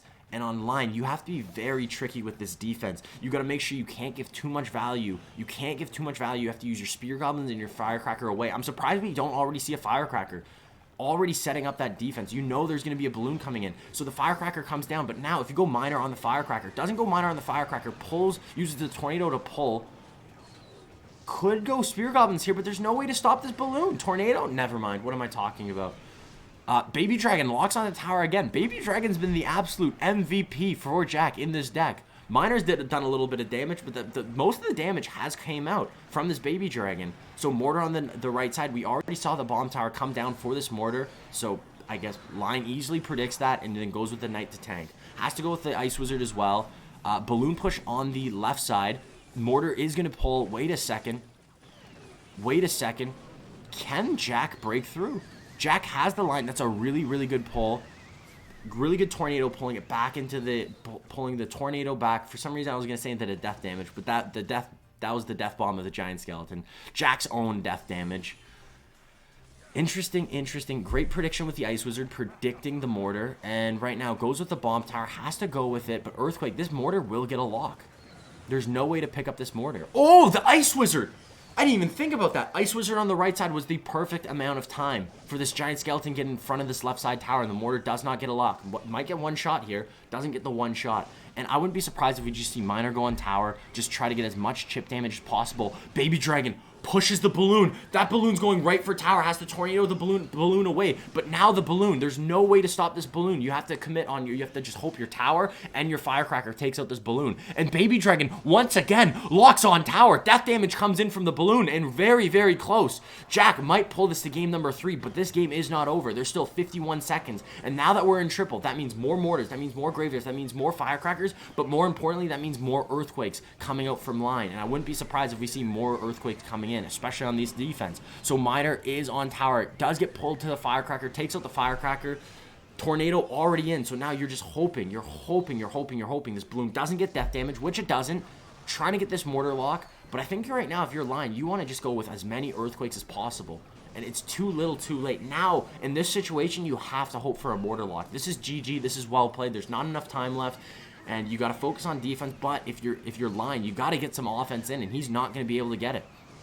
Balloons coming towards that tower. I think right now, if I'm Line, I'm not looking at that balloon. I'm looking at that Baby Dragon. Vaya is oops cash. Ooh, it's oops. I thought it was wow. My bad. It's oops. Guay is wow. Ah, didn't know. My bad. Estoy Gringos. Dang it! Come on. I didn't know that. I thought Vaya was wow. Oops. My mistake.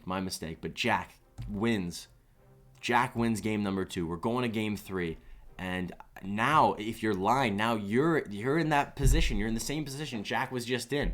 Back against the line. You've played so many great games in this Bren Chong Cup, and you need one more to stay in it. One more. This is a $40,000 match. If you lose this, you're out. You cannot get any money. You're not going to be in the World Finals, and you're not going to be in this Regional Finals in the Asian side. Is Sandbox still in? No. Sandbox had a rough end. Sandbox played a ban card in his last game, which was the Royal Giant. So he had to try to beat of all players, Hajime, one of the greatest players right now in Clash Royale, without a win condition, and almost does so. Line is so cracked, though. Line is very, very good. Baby Dragon MVP. Baby Dragon absolute MVP. Do you know any Arabic words? I know that song, Hala Arbek. Hala Arbek. Slowed down. I saw it on TikTok. So I think there's a couple of Arabic words in there, but no, I don't know any Arabic. I apologize. Jay Caster and also No Fun, thank you guys so much for the follows. Welcome to the Bren Chong Cup. Everybody watching right now, I hope you guys are having a great Sunday, and I hope you guys are enjoying. Line goes in with Hoggy Q and Jack, maybe just running it back, playing the same deck 3 times in a row. It looks like it. Jack, no, Miner's banned, so he's just going traditional Splash Yard, or it could be Lumberloon. No, it looks like traditional Splash Yard. So this should be Jack's match to win. We've seen this match so many times, and Splash Yard wins it every single time. Jack, if he has Bomb Tower, I hope he has Bomb Tower. Bomb Tower is a little bit better in this matchup than the Goblin Cage, but this is Jack's matchup. Jack has matchup here. Right now, if your line, Jack has 2 great ways to deal with this Hog Rider every single time. He has either the Bomb Tower, the Goblin Cage, or he can just use Tornado and pull that Hog to King Tower every single time. We saw him do it already. I wouldn't be surprised if we see him do it more and more and more. Jack wins. Jack moves on, unless Line can make a miracle. We've seen this game close, but the only game this game is close, the only way this game could be close is if Jack makes a mistake. If he messes up a NATO, if he messes up the placement of maybe his Bomb Tower or his Goblin Cage. If you're Jack right now, you're doing this perfectly. I think you have to wait till double elixir and then start going in with graveyards. Graveyard. Not only that, right now Line's going into the same lane of Jack, and that's exactly what you want.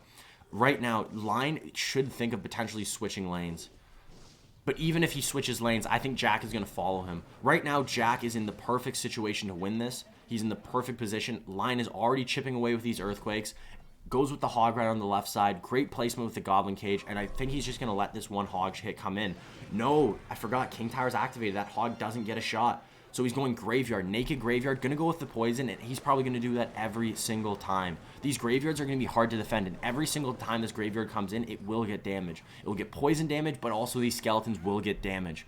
So in the lead right now is Jack, and the longer this game goes on, now that we're in double, potentially getting to triple, there's going to be more Graveyards, there's going to have to be more defenses by Line, and I think this is GG. More Earthquakes come in, but you know what? If anything in the Bren Chong Cup has been the biggest surprise to me, it's Earthquake. Earthquake emerging as a win condition and not just a spell.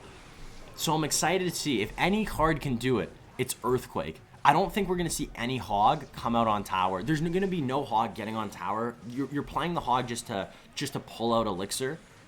If you're Line, you just want to take out Elixir. You want to just cycle back to more Earthquakes. But we know what's going to be dealing the damage. It's Earthquake, Earthquake, Earthquake, Earthquake. And another one comes down for Line.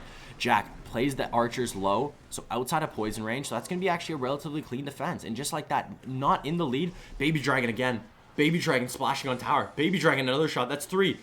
Doesn't get the 4th, but that's 3. 3 big shots. In the lead, if those Baby Dragons weren't hitting tower, this would be a 30 HP lead. But now with that Baby Dragon, Jack has to buy a plush Baby Dragon. He has to buy a plush Baby Dragon. Baby Dragon has to be Jack's new favorite card because in this, at least in this match, in this set, Baby Dragon has been absolute MVP.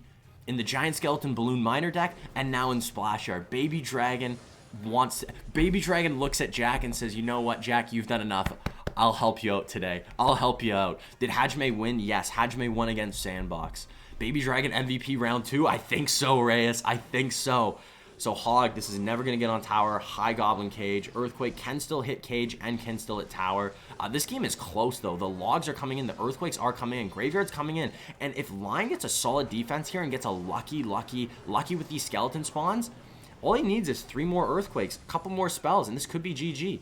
Picks up the Baby Dragon. Oh, but great Tornado. Pulling the Baby Dragon, getting a little bit more splash. All you need is 1 more poison, and it looks like Line is not going to have enough time to get to another Graveyard, to get to another Earthquake, get to another Log. That's going to be GG. That's going to be well played. Very close game.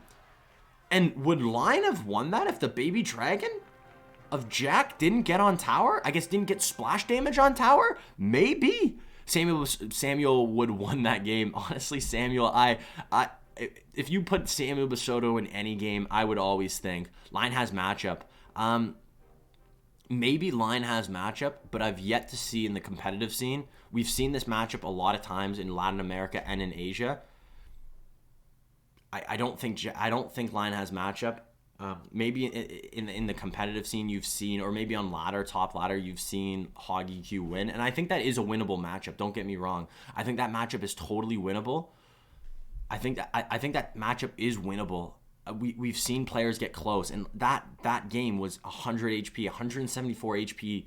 All he needed was one more earthquake, and he would have probably won that game. I think it's winnable. I truly think it's winnable, but it's hard.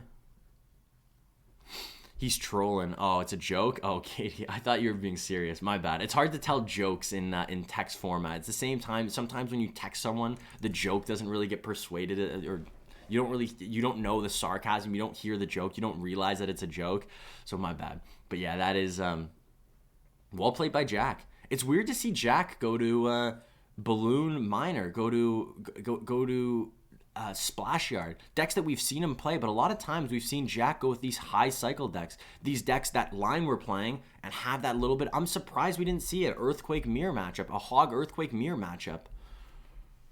It's weird because I was talking about the bans for Graveyard. I was talking about Jack potentially banning Graveyard to get away so he doesn't have to worry with Splash Yard and then go Hog EQ. But the absolute opposite happens. Jack goes Splash Yard, and then Hog EQ comes out for Line. So this is an exciting set. Pandora versus Lciop. This is going to be exciting. Right now, if anybody has that vendetta, has that Samuel Basoto mission to redeem themselves, I think it's Lciop. Lciop got 3-0'd by Griko in the winner's bracket, and I don't think Lciop is happy with that. Lciop is going to be a man on a mission, but also Pandora got 3-0'd as well in the first round of the winner's bracket. So another player probably on a little bit of a vendetta. Both of these players dominated the group stages, coming first and second. Pandora came first, Lciop came second in his, and both of these players have I wouldn't be surprised, are on an absolute mission to redeem themselves for what happened in the winner's bracket on day one. They want to prove themselves, they want to show themselves, and that does grab the Mega Knight, so that should be a King Tower activation. Hunter's going to be able to clean up these bats, and that is a really, really good start for Lciop. I expect nothing less. But Pandora, this is going to be a problem. Pandora, last card, is going to either be a Bandit, it's going to be a Prince, or a Cannon card. Most likely it's going to be... Actually, I don't really know what it is most likely going to be. We've seen so many different variations of this deck. Which one should it be? I think Bandit might be the most helpful right now. Maybe not. I was thinking Bandit for cycle, but maybe Cannon card could be really beneficial. I don't know what Pandora's last card should be. It's going to be one of the three cards I stated, but I don't know which card you want there. So it goes with a defensive miner. Is Pandora making it going with a big shift? Not going with a Bandit, not going with a Cannon card, not going with a Prince, but going with, ooh, Mini P.E.K.K.A. I forgot, it could be Mini P.E.K.K.A. as well. We saw in Asia this exact deck come out a lot in day number 1, and it was with Mini P.E.K.K.A.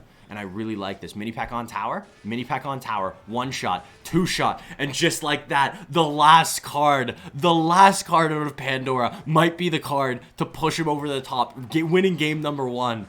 Shout out to the Mini P.E.K.K.A. Free pancakes for everybody. The Mini P.E.K.K.A. Absolute MVP. We saw in the last set. Baby Dragon, absolute MVP. Maybe we see Pandora run this deck back. Maybe Mini P.E.K.K.A. wins it again. Maybe I'm going too far ahead. Maybe this Royal Giant takes this right side tower. This Royal Giant might be taking this right side tower. Mini P.E.K.K.A. comes in last second, takes out that Royal Giant, has 392 left on the right side tower, and that should be enough. Already setting wall breakers on the left side, so setting up this 2 tower per game, because I think we are going to get a 2 tower game. But Lciop's in a weird position. He has to defend this. This is going to be a 3 crown if he doesn't defend this. Mega Knight on tower, Mini P.E.K.K.A. on tower. Fisherman is going to clean up not only the Musketeer, but also pull away the Mega Knight. And this is the problem, though. This is the problem. You know you're going right side. Royal Giant comes down, but Mini P.E.K.K.A.'s already down. Musketeer's already down.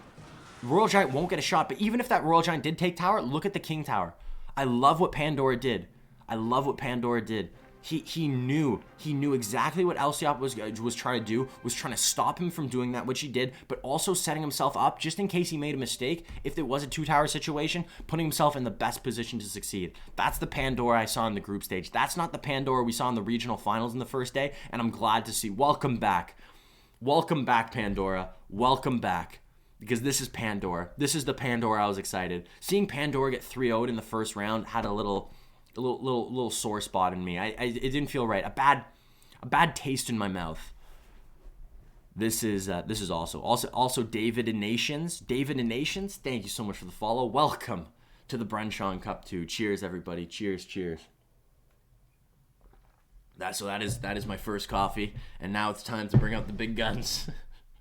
Chewbacca time, baby. Chewbacca cheers to everybody. Good morning. Everybody watching, happy Sunday. Happy Bren Chong Cup 2. This is a day I've been waiting for a long time. Ever since, I guess, I saw the roster of the Asia group stages, after I saw Group A, Group B, Group C, and Group D, and after, I guess, 2 weeks ago when that group concluded, when we figured out which 16 players would be playing in the regional finals, I was so excited to see who was going to be the king of Asia in the Bren Chong Cup. Pandora and Subdora, same person. Yeah, Subdora is just another one of his accounts. A lot of these pro players have multiple accounts. A lot of these players, but going back to the players, these are some of the best players in the world. The Asia region is so dominant, some of the best players in the world, and I was so excited to see which one of these would be, I guess, which three players in this region would move on to the World Finals, but also who would win the Bren Chong Cup. I think this tournament, if anything, is so indicative. A lot of people say, oh, it's just one tournament, it's just one set, it's one match. You can't really use that to determine your rankings, who's the best, who's the worst, everything in between. And it looks like Pandora might run it. No, not running it back, going with either minor wall breakers, or it looks like it's going minor wall breakers. So running back the wall breakers, but maybe just going with a different version of wall breakers. Lciop does ban Lava Hound, so Lava Hound's really good against minor wall breakers, and Pandora says thank you. So we see minor wall breakers not going bats, going with Hunter instead. Probably last three cards now are going to be Bomb Tower, are going to be Fireball, and going to be Minor. We've seen this matchup so many times. And Lciop, if he has Earthquake, this matchup is winnable for Lciop. If he doesn't have Earthquake, this matchup's hard. You just don't get a lot of Fireball value. Wait a second. No, this is different. We've seen this matchup. I don't think we've seen this matchup yet with a Hunter. Usually we see this matchup with Bats, and I think Bats... Maybe the Hunter makes this matchup even worse. Does Pandora just win this? Does Pandora win this 9 times out of 10? Grumpy Golfer. Yo, thank you so much for the follow. Also, Krish Naraj, thank you so much for the follow. Welcome to the Bren Chong Cup 2. Welcome to the Cash Fam. Hope you guys are having a great day, and hope you guys enjoy this tournament. Hope you guys are enjoying this Bren Chong Cup, because I know I am. Oh, Fisherman comes down to protect the Hunter, but comes down a second too late. Knight takes out the Hunter and pretty much takes out the Fisherman. So not going well right now for Lciop. But if there's anybody, I know for a fact, Lciop, a couple of plays don't go his way. First matchup, I don't think the first matchup went his way. I think he's gonna forget about it, and I think he's just gonna focus all of his efforts on this matchup. Lciop's not the type of player. He's not the type of player to get tilted. One mistake, one bad game, one bad matchup, one thing that doesn't go Lciop's way, that's not going to bother him. Unlike some players we see in this tournament where one bad game, one bad matchup, they're a different player. Lciop's not that player. He's been in the competitive scene longer than anybody else. When we talk about the GOATs, the Mount Rushmore of Clash Royale, we think of players like Lciop as 100% guaranteed a spot on that Mount Rushmore. The reason why is he's good, and he's been good for the past 4 years. A player that has been putting in the work, adapting to the meta, getting better and better and better every season. If anybody can win this game, it's going to be Lciop. He always finds a way. He never gives up. He has that determination, that tenacity, that drive to overcome. And I'm excited to see what he does here, because right now, I think he set himself up in a great position. His right side tower is still relatively healthy, didn't take too much damage, and this Royal Giant, this is going to be the start. The problem is, this Royal Giant, he's really going to struggle with getting through these bomb towers. In Royal Giant cycle matchups, it's a little easier because you can cycle Royal Giant at the back and get to another Royal Giant. Well, Lciop can't do that. He can potentially do that in Triple Elixir. I don't think this is going to get to Triple Elixir, and if it does, I think Lciop's going to be just so far behind where he won't be able to win.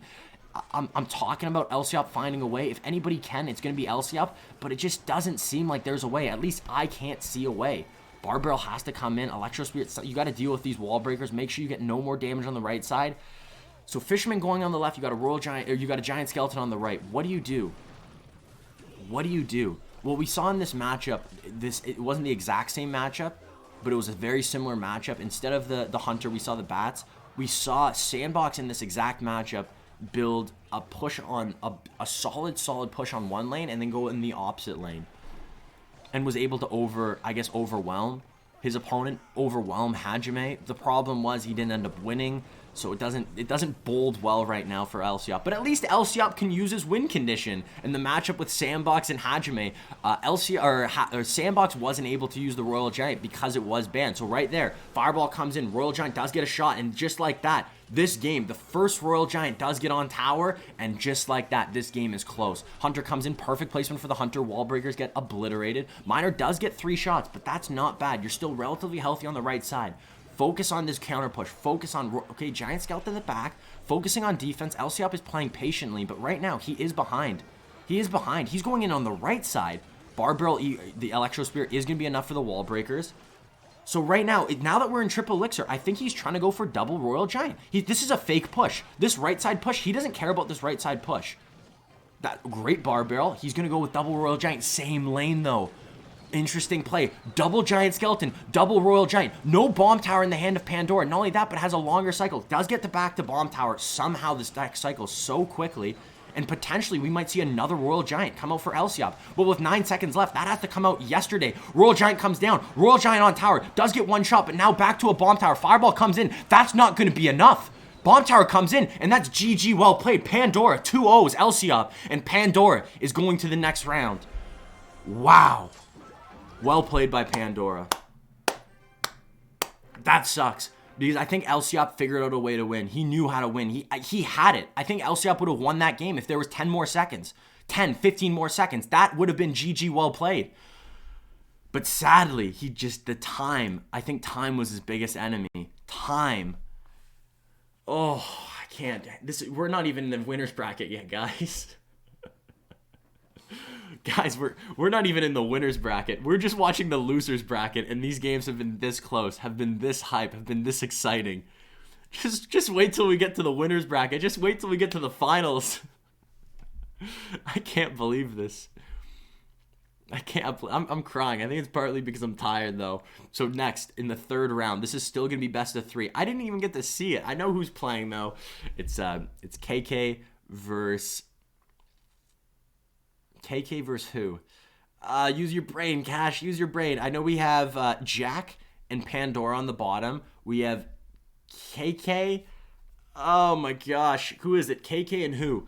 I'm losing my mind. Broski. Yo, what's up, Broski? Thank you so much. Thank you so much for the gifted sub. That means the world. What's good? Shout out to Rampage. I thought you were already subbed, Rampage. Well, congratulations. Welcome to the sub squad, and also Broski. Good morning. How's the life? How's the Sunday morning? Chill? Crazy? Working? I don't know. I can't remember. Do you work on Sundays usually? Everyone is just too good. When is the winner's bracket? I think the winner's bracket is now, if I'm not mistaken. I believe the winner's bracket is now, because right now in the loser's bracket, we have to figure out who the next round of the loser's bracket is going to be, and then we'll figure out, because it's ridiculous, because even if these players, KK, Jack, Pandora, even if they win this next round, they're going to have to play one of the four players that are in the winner's bracket. And the winner's bracket, if you haven't seen it yet, is insane. There's a reason why it's called the winner's bracket. These players win. None of these players have lost yet. But 2 of them are going to have to lose. And then you have to play against those players. And if you come back, whoever wins the loser's bracket, in my mind, I think is just as impressive as winning this tournament. Losing, having maybe a bad first round, and just having that determination, that drive to come back. It looks like we're seeing a little bit of battle of friends. This is going to be interesting. 2 players on Fav Gaming. 2 players that have played a lot in CRL East. We saw Hajime on Fav Gaming, and we saw Ponos have KK. I've seen this matchup. I've seen these 2 battle against each other time and time again, not only in CRL, but also on ladder. If anybody knows each other, it's these 2 players, and it's going to be interesting. KK coming out with Miner. Ooh, this is a great matchup for KK. Coming out with Miner, Lava Hound. Last 3 cards are going to be Barbs, Goblin Cage, and Mega Minion. And then Hajime, last card, is going to be probably Earthquake. Could be Log, just focusing more on defense. But we've seen a lot of whenever you see Royal Delivery, a lot of times you see it paired with Earthquake. Earthquake, primarily an offensive spell, and then Royal Delivery, a primary defensive spell. So, whew. And Lucia, good morning. Good morning, good morning, good morning. Everybody that came into the stream, if I miss you, say hello. Hello. Hope you're having a great Sunday. Hope you're enjoying this tournament, because I know I am. And I guess right now, this is a matchup on paper. It looks like this is KK's matchup, but technically it's not. It's not totally his matchup. It's the longer this game goes on, the better it is for KK. But as long as Hajime can deal a lot of damage in single elixir, and he's doing so right now with these miners, with these wall breakers, the problem is KK has two options for these wall breakers. He has the Goblin Cage, and even if Hajime outcycles the Goblin Cage, he also has the arrows. This is going to be hard. Right now, KK can go with Lava Hound, but I don't think he should go in the bottom. I don't think he should go in the back. He should probably go beside his tower. I like this even better. Setting up on defense and probably going to play the Lava Hound in front of these units, in front of the Giants, the Skeleton Dragons. Going to go with the Mega Minion on back. He's playing very defensive right now, and this might penalize him. You have a good start, KK. You have a lot of damage on the right side tower, but with 44 seconds left, look how much damage these Spear Goblins get in. Earthquakes are coming in. You're going to lose that tower. The left side tower is pretty much done. One more Earthquake, one more Miner. That's all you need. And now he's going in with the Lava Hound, but he gets another Hunter shot on the right side. This might be a little too late. I think putting on that pressure, getting into a two-tower situation, because that's how you win this matchup. All KK has to do is lose one tower, hopefully his other tower is healthy, and in a two-tower situation, dominate. But he's not going to get there. Even if this is a two-tower situation, look at KK's other tower. Hajime is going to win this. And he's going to win this 100%. Goblin Brawler on the left side. Wait a second. Mega Minion on the left side. Hajime has to overcommit to defend to take this left side tower. And he's not even going to take it. And in the process, loses pretty much his entire left side tower. KK wins this.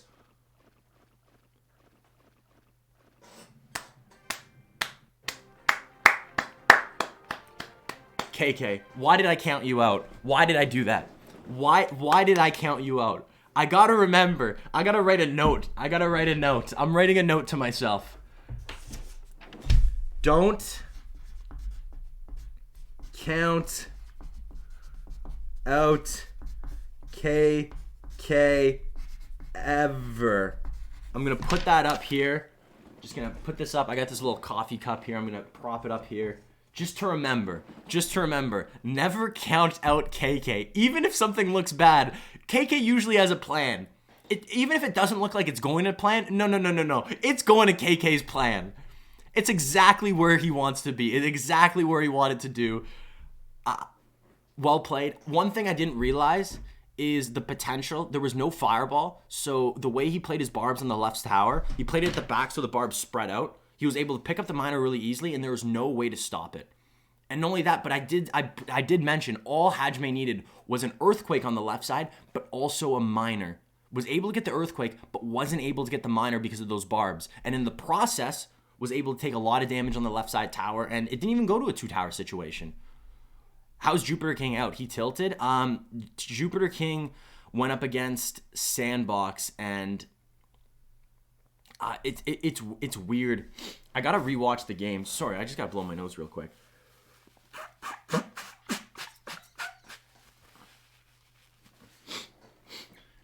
It's weird because, okay, he lost the first match. He wins the second match. They go into the third set, and it's a mirror match. Royal Hogs versus Royal Recruits.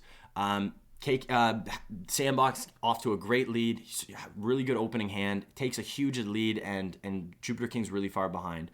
Jupiterking figures out a way to come back and triple, though, going with double Royal Recruits, going with double Zappies, overwhelms Sandbox on the right, takes the lead.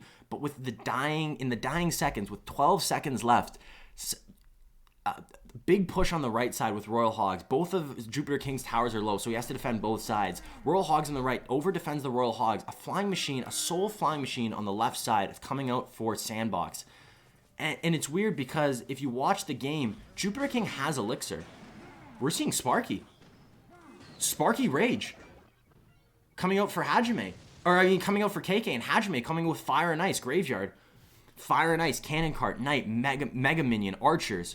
KK, no, he's going double Prince Bait? You played this in the group stage, KK, but I didn't know you actually liked this deck. Tries to go with the defensive Graveyard and misses, and just like that, Hajime's out of the tournament. Hajime's out. One misplay, and he's out of the tournament. Goes with the Graveyard in the middle, hoping skeletons would spawn to distract the Knight. Skeleton spawn, but not around the knight and not in time. Knight charges on tower, and a knight on your tower charged up. No way to stop that. No way to reset it. No unit to put in between the prince and the tower. And that's GG well played, just like that. KK, a deck that I wasn't expecting. I don't think Hajime was expecting, but we've seen KK play this deck before. We saw him use it twice in the group stage. A deck that I thought maybe he was just testing out for fun, maybe just, I don't know, practicing, having a little bit of fun. We knew that KK was most likely going to make it through the group stage, so maybe just trying out something new against some of the best players in the world, seeing how it worked. And maybe we had a little bit of a sneak peek. It's one of those moments that, you know, when you watch, sometimes you watch like MCU movies and something happens 4 or 5 movies down the line, but they kind of hint at it in an earlier movie. This is a little hint. So I think KK was like, I'm gonna use this deck. I have this deck in my arsenal. Remember this deck, because it can come out at any time, and it comes out. And even if Hajime can take this right side tower, which I just don't think he can. He has way too many resources, having the Dark Prince, having the Goblin Gang, having the bats as well. There's too many ways to deal with this graveyard, and the problem is Hajime has Fireball. If he had Poison, this could be a little bit better. But he can go Prince up high for the cannon cart. Okay, this is a little interesting. So he has to go Goblin Gang on defense. Spear Golem's up high, so there's no tank for the graveyard. I like the bats up high. Snowball comes in for the bats, which is good, but he has nothing for this graveyard, or to help support this graveyard. No tanks. Dark Prince comes down. The Dark Prince does not get the shot on the right side, but I like that. KK still putting on offensive pressure, forcing Hajime to defend, and while he's defending, one thing is happening, and that's time. Time is going by. Time that he wished great prediction Fireball. Doesn't get all the units. Spear Goblins come down, tries to go for a prediction Snowball as well for the bats. Sadly, it was the Spear Goblins instead. That's going to be GG. That's going to be well played. And just like that, Hajime is out of the Bren Chong Cup.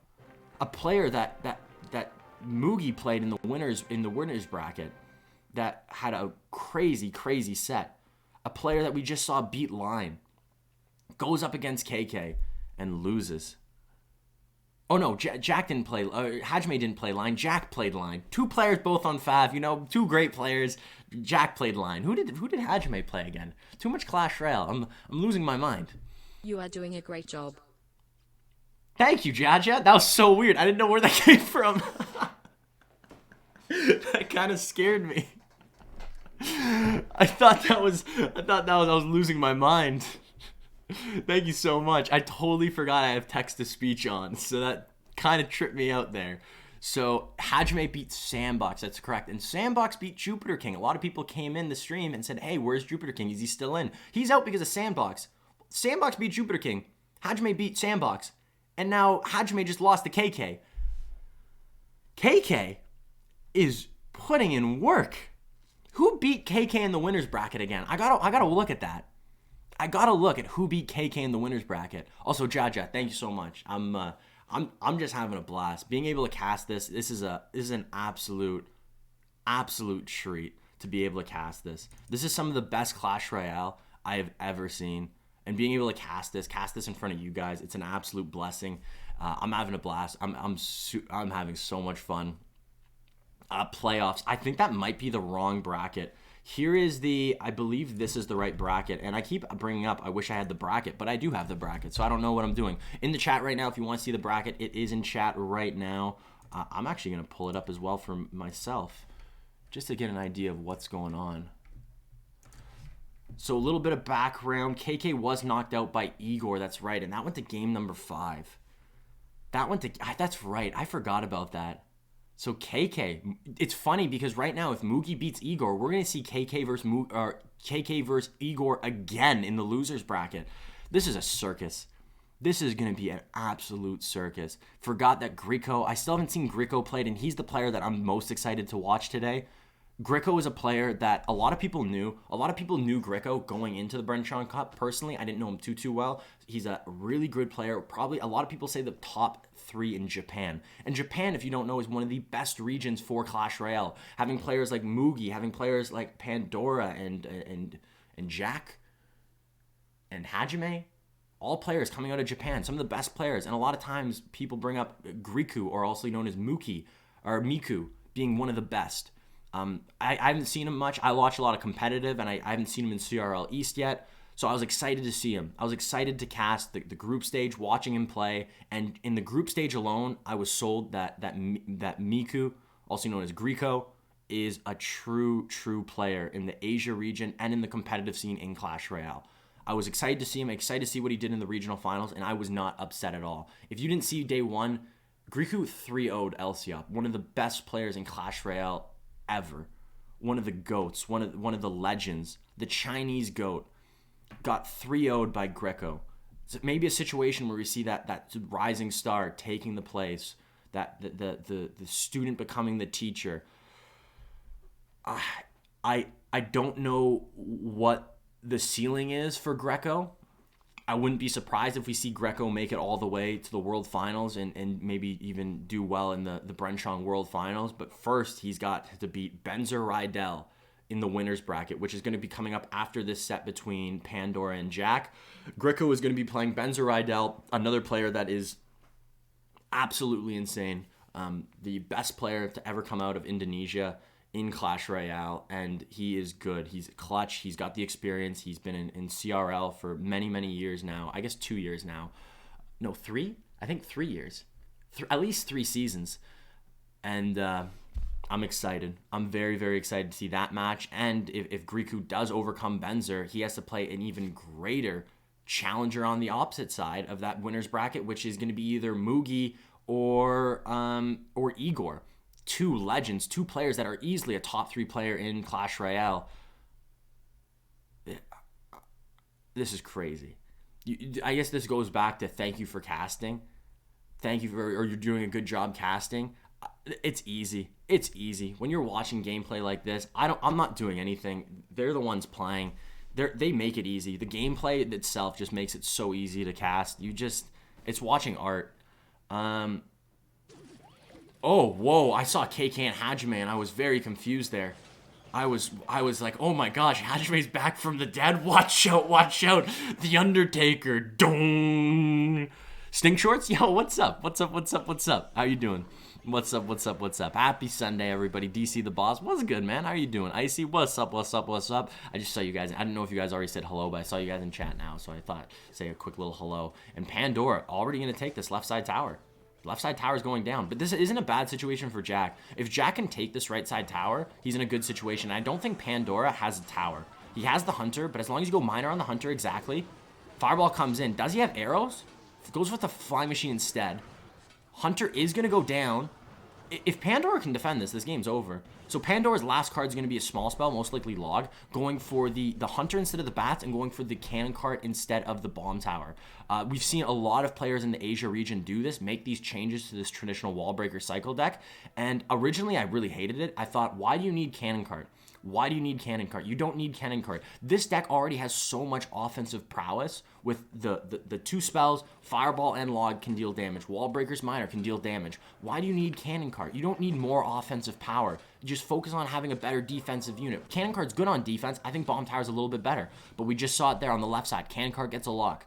Takes the tower. And just like that, Pandora with the Cannon Cart. Imagine if that card was Bomb Tower. Imagine if Pandora had Bomb Tower there.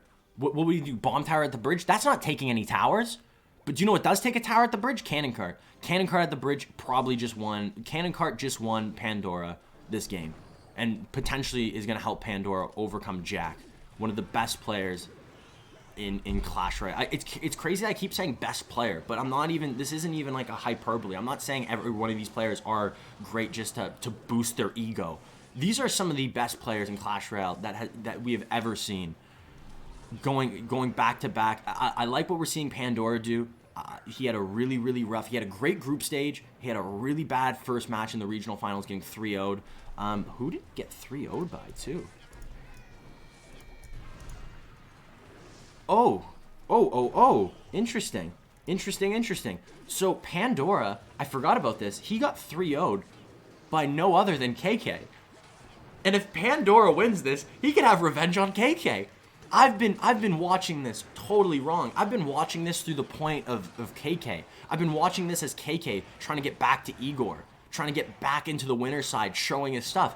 I think Pandora wants to redeem himself against KK. I don't think Pandora cares about Jack. I think Pandora's thinking about the next match against KK. This is... The drama that is unfolding in front of our eyes is wild. And just like that, Cannon Cart MVP, Cannon Cart broken. We see a lot of Cannon Cart in this meta. We see a lot of Cannon Cart. We see it in Graveyard, and we see it in Minor Wall Breakers. We see it in, is that pretty much it? We don't really see it in Bridge Spam anymore. Am I missing a couple of decks? Maybe. Nonetheless, very good deck. We see it in the Mortar Graveyard deck, so another Graveyard deck. So pretty much Graveyard. The reason, though, is because it has a lot of health. And the reason why it kind of works in this deck as well is you can go Cannon Cart, and then you can go Wall Breakers after. And the Cannon Cart's a great tank for the Wall Breakers, and there's a little bit of chemistry there that I just want to bring up before we go into the next game, which is cool, because we might see that deck again from Pandora. We've seen Pandora use the same deck multiple times, a bunch. So I wouldn't be surprised if we see that same deck again. But one thing that's cool is a lot of players to pick up the Cannon Cart. If you don't have your knight, if you don't have your knight in your hand, you're most likely going to use your building. So either the bomb tower or the goblin cage. Well, if you go Cannon Cart at the bridge and then Wall Breakers, and you know your opponent's going to use their building, the Wall Breakers take out the building, and then the Cannon Cart could potentially get on tower. There's a lot of little combos that you can do with this deck, and that's why I think a lot of pro players are using this deck, this Minor Wall Breakers deck, and making tweaks to it, because there's a lot of outplayability, a lot of these combos, a lot of these little micro interactions, where if you do it correctly, you can just win, even against matchups that look really hard. Hey, Cash, why don't you make your friend link available for purchase for cash? Would be great. Greetings from Germany. My friend link is available, but it's just for, it's for subs on the channel. So if anybody subbed to the channel, you can message me on any of my social medias. Social medias, I guess, are in the chat. And just be like, hey, it's this person from Twitch. I subbed. I like your cut. And I'll be like, awesome, no problem. Let's do it. Rev up them fryers and boom, bang, bop. Boom, bang, bop, bada, boom, bang, pow. Oh, are you saying for cash, like channel points? The problem is my friend list is always already full, so the friend list is getting getting difficult to manage. I think that's a good word. Your commentary is making Clash Royale palatable for me. Keep it up, partner inbound brother. Hey NJ, hope so. I hope so. Also, what's up, man? How have you been? Happy. I guess I haven't seen you in 2021 yet, so happy 2021. Hopefully the year is good. Hopefully a lot of success for both of us. You still doing the Pokemon stuff, eh? I haven't seen. I was excited for some pack opening. I see you on Instagram all the time though, doing the Pokemon pack opening, and you had a bunch of packages. So I'm assuming you're sending Pokemon cards that people opened on your stream.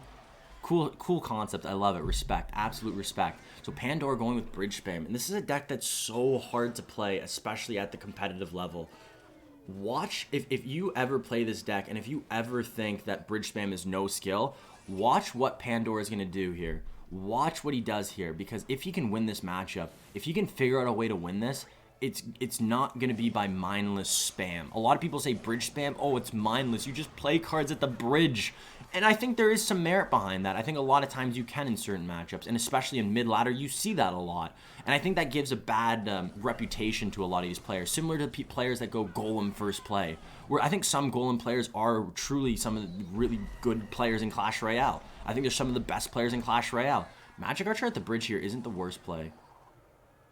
No, he's going to back up. I like it. You know what? You got a lot of time to work. Magic Archer at the back. You know what? You don't need it. You don't need it right now. And also, watch the Magic Archer. Magic Archer is going to be able to get a lot of value. The one problem is for, I guess, Pandora, is he doesn't have a great way. He doesn't have a building. He doesn't have a building. A lot of times in this matchup, you want to bring the Royal Recruits into the middle so you can deal with them all at once. Or even you just use a building to bring in the Royal Hogs that are inevitably going to come out. The last card for Jack is Royal Hogs. This is going to be a hard matchup. I don't even know if this matchup's winnable now that I'm looking at it. Like, you can just Fireball that Magic Archer every single time. Yeah, Fireball comes in for that Magic Archer. You can't deal with these Royal Hogs. Bandit's not enough. Inferno Dragon's definitely not enough. And not only that, but there's no counter push because Jack's Flying Machine, Jack's Zappies just obliterated that entire defense of Pandora. There's no counter push. There's nothing. Bandit, sure, Barbarrel comes in. That's fine.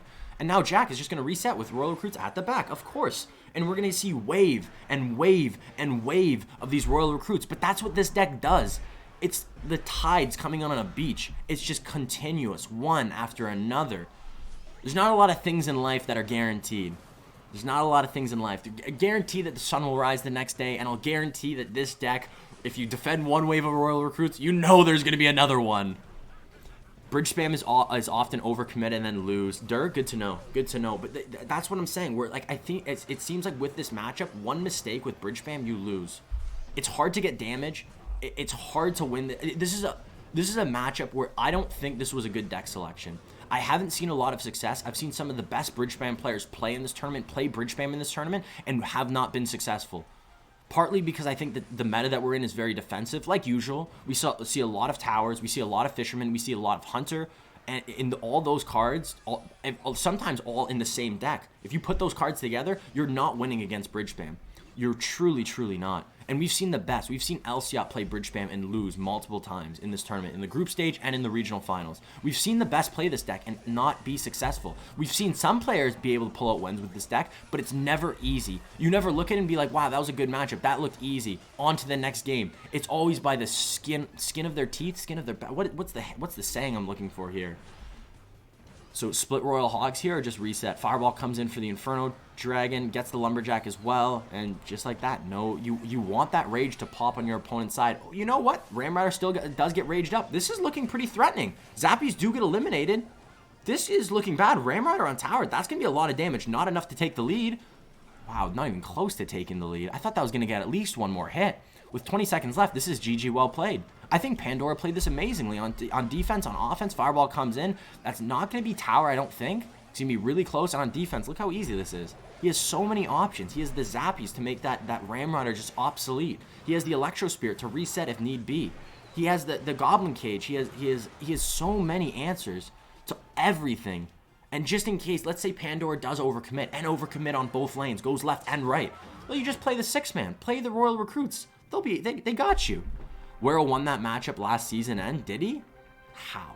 I would love to. I would love to watch that. Pandora's running legendaries. Legendary cards are broken together. Not necessarily. Just because a card's legendary doesn't mean that it's broken. I really don't like that matchup coming out of Pandora. It's a similar matchup that we've seen a lot. We've seen a lot of Lumberloon 6-man come out. This in actually all over every single region has been playing this 6-man Lumberloon deck, and I don't understand why. I really don't understand why. In my mind, I don't know what matchup you're trying to find with that deck, and it just overall seems bad. If you're looking at a deck that you want to play, if you're especially in the losers bracket where this is do or die, you don't want to go with this crazy deck. You don't want to go with a deck that's very matchup dependent, where depending on what your opponent plays, you could win or lose depending on that. You want your skills, you want your practice, and you want your skills to be the reason you win and get to the next stage. You don't rely too much on matchup. So picking a deck that has a lot of outplayability, a lot of just okay matchups overall, and just let your skills do the talking. That's what you have to do if you're Pandora, and that's what you're going to have to do to overcome Jack. You're not going to beat Jack by just matchups. Maybe you could, but I don't know if that's the right way to go with it. Fireball miss. I just don't even know, even if he hit every single fireball. What's up, Cash? How is your day? It's good. It's good. Last night, I streamed for 5 hours. We watched the LATAM regional finals. The VOD is on my Twitch channel right now, but also, if you haven't seen it, Rich Lane's YouTube channel, definitely check it out. That will be there. When will that be there? That'll probably be there later today. It was insane. If you didn't watch the regional finals of the LATAM side, that was one of the greatest stories in Clash Royale in my mind. Just, I don't want to ruin it if you haven't seen it, so I'm not going to go into deep depth about it. But it's a top 5 story. It could be number 2 in Clash Royale in my mind, just behind Morden and Surgical Goblin 1 HP finals game. It was awesome. Latin America region was awesome. I expect nothing less in the Asia region as well, but it's hard to compete with the story. I think I also kind of wrote the story myself, so I'm a little biased on that side. I felt like I was an author last stream where I was just writing this story of redemption, a story of redemption, a narrative by Cashman. And I don't know why I actually have a pencil right now. I'm not actually writing the story.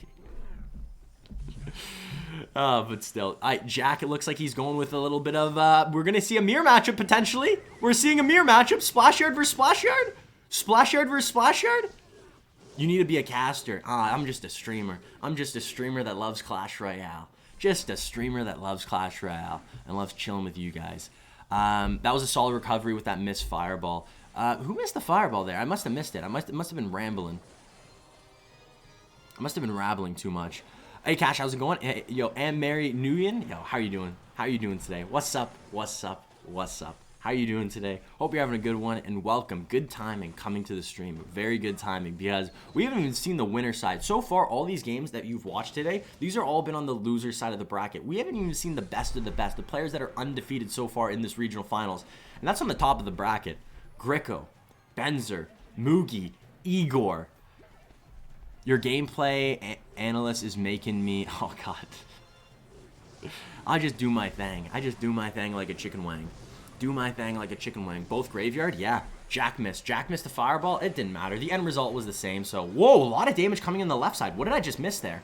So, he has poison. So, it looks like he opted to use the poison on offense instead of using on defense, which I think is what you should be doing in this matchup. But you also have to defend efficiently and effectively as well.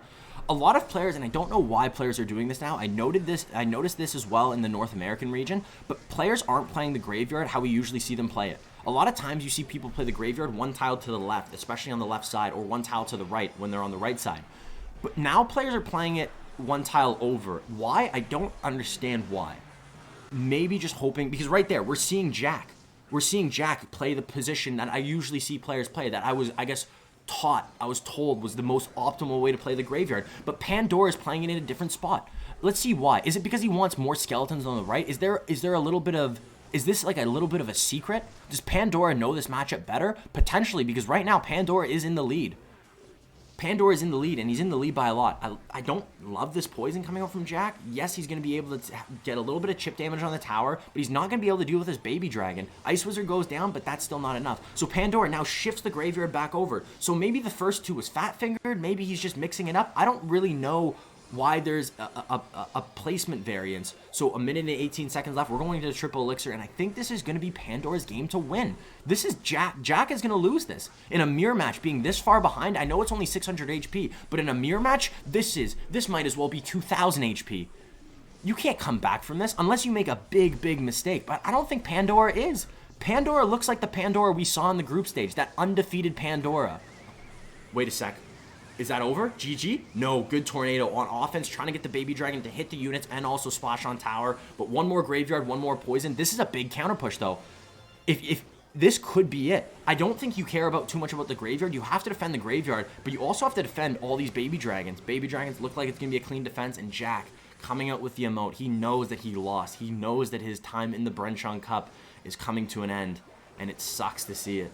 It really sucks to see it. Jack is one of my favorite players in the Asia region. He's been my favorite player for a long time. I actually met this guy. I met this guy when I went to LA. He's a really nice guy. Doesn't speak a lick of English. So yeah, I was just kind of saying words, and I don't think he knew what I was saying, but super nice guy. It sucks to see him go. He's one of the greatest players in Clash Royale, and he played well. I think he played well. I think right now, if you look... If you're Jack, you just got to look at this as, you know what?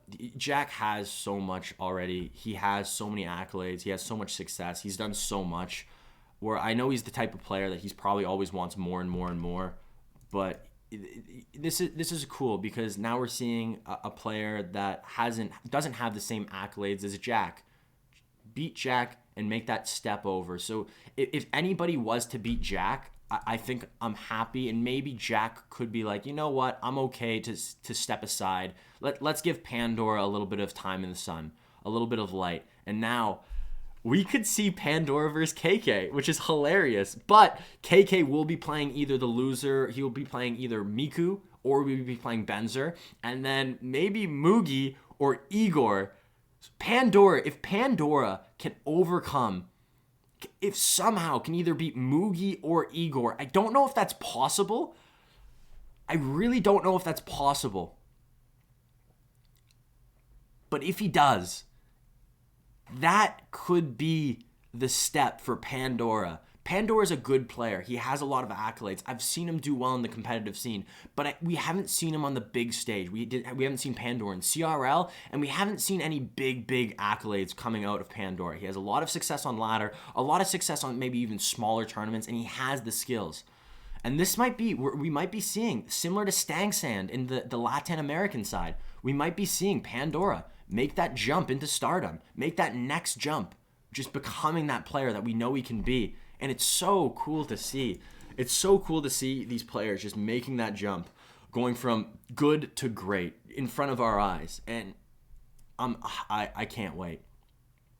And this, Griko, this is the player I was super excited to see today. Griko. This is the player. This is the star. We're talking about Pandora going from rising star to a star. Griko, in my mind, is already a star. He went from rising star to star in my mind quicker than anybody. And I'm pretty bad at. I think I'm gonna be that type of father where if my kid comes up to me and was like, "Oh, I got a 90 on my test," I'll be like, "Only a 90."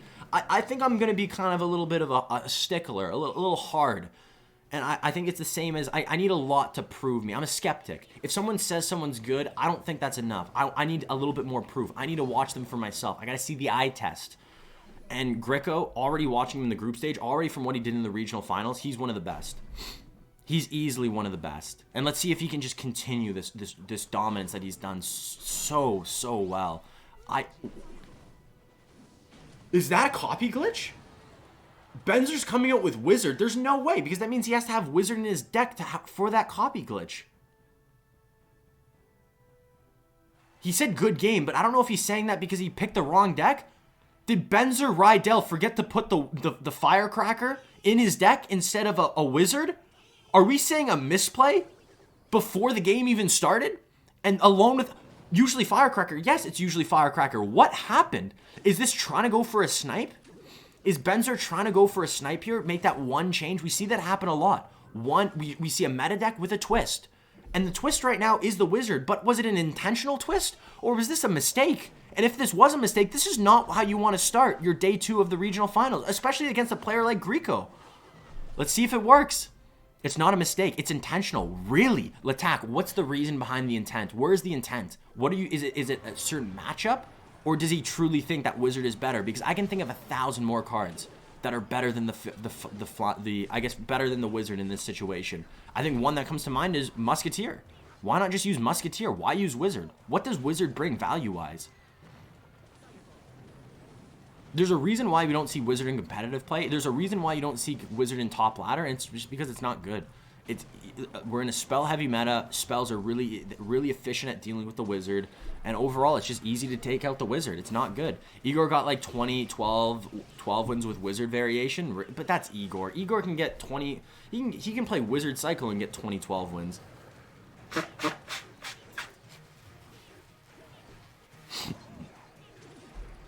Egor literally makes every deck look viable. The letters of your cap are on Chrome Key. I know, yeah, you can see Igor's face through them. It's magic. Movie magic. So, surprisingly, the Wizard is doing really well in this matchup. Really well on the defensive end. Benzer's just playing this pretty much perfectly as well. I can't see a lot more mortars getting on tower. I don't think any mortar is going to get on tower. All he has to do is pick up these miners. And in this situation, I think Benzer can win this.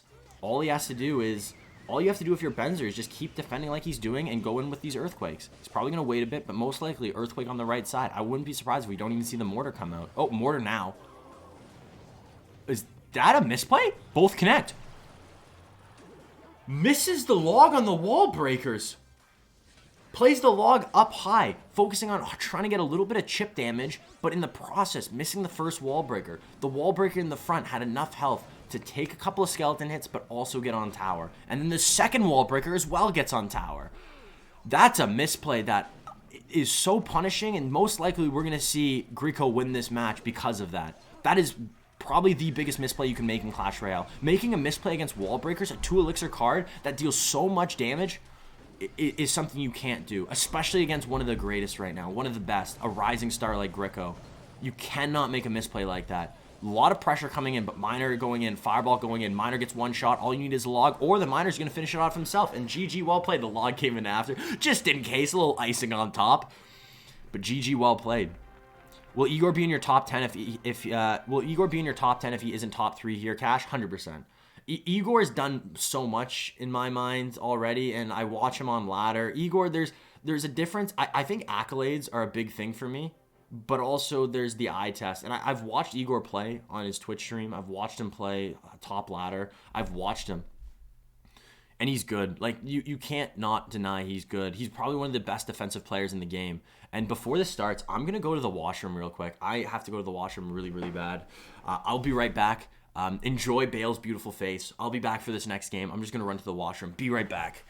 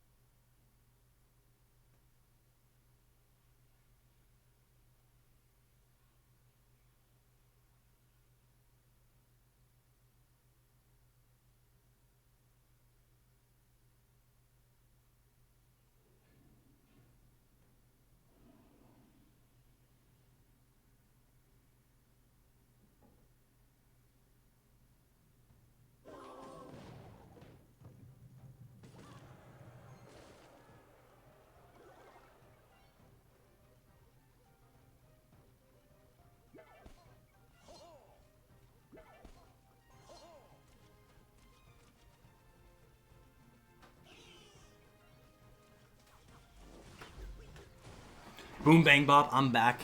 Graveyard, Fire and Ice on the bottom, and we got Benzer playing the exact same deck. Ooh! No, we got Hajime coming out for Griko. I love watching him play this deck.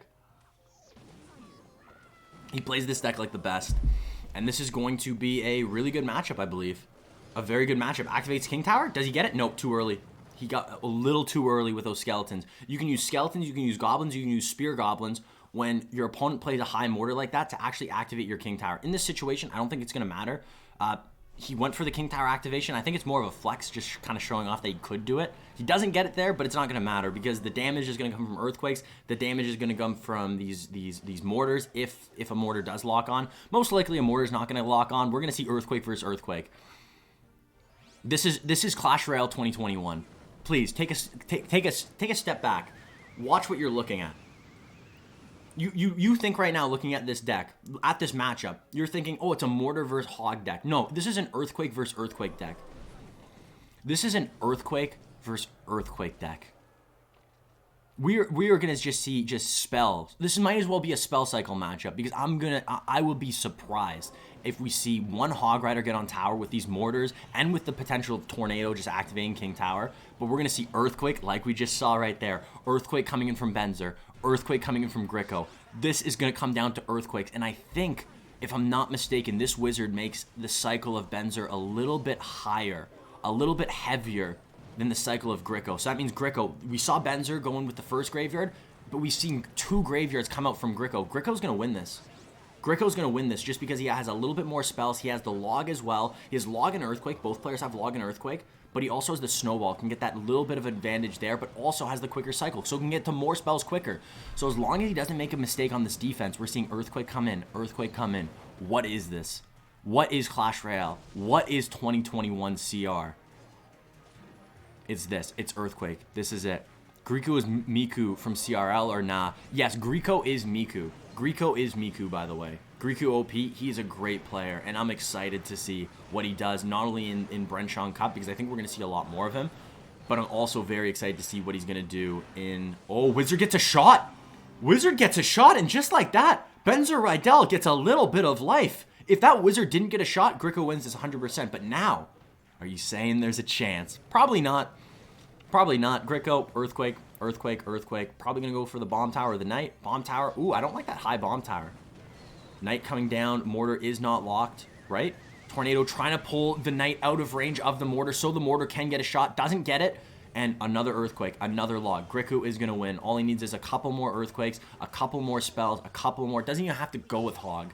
And Benzer knows it. I know it. You knew it. I knew it even when I just walked in from the bathroom. Griko's going to win this game. And even though he had a good matchup, even though he could win, he still won. And you still got to win. GG, well played. Griko is the real deal.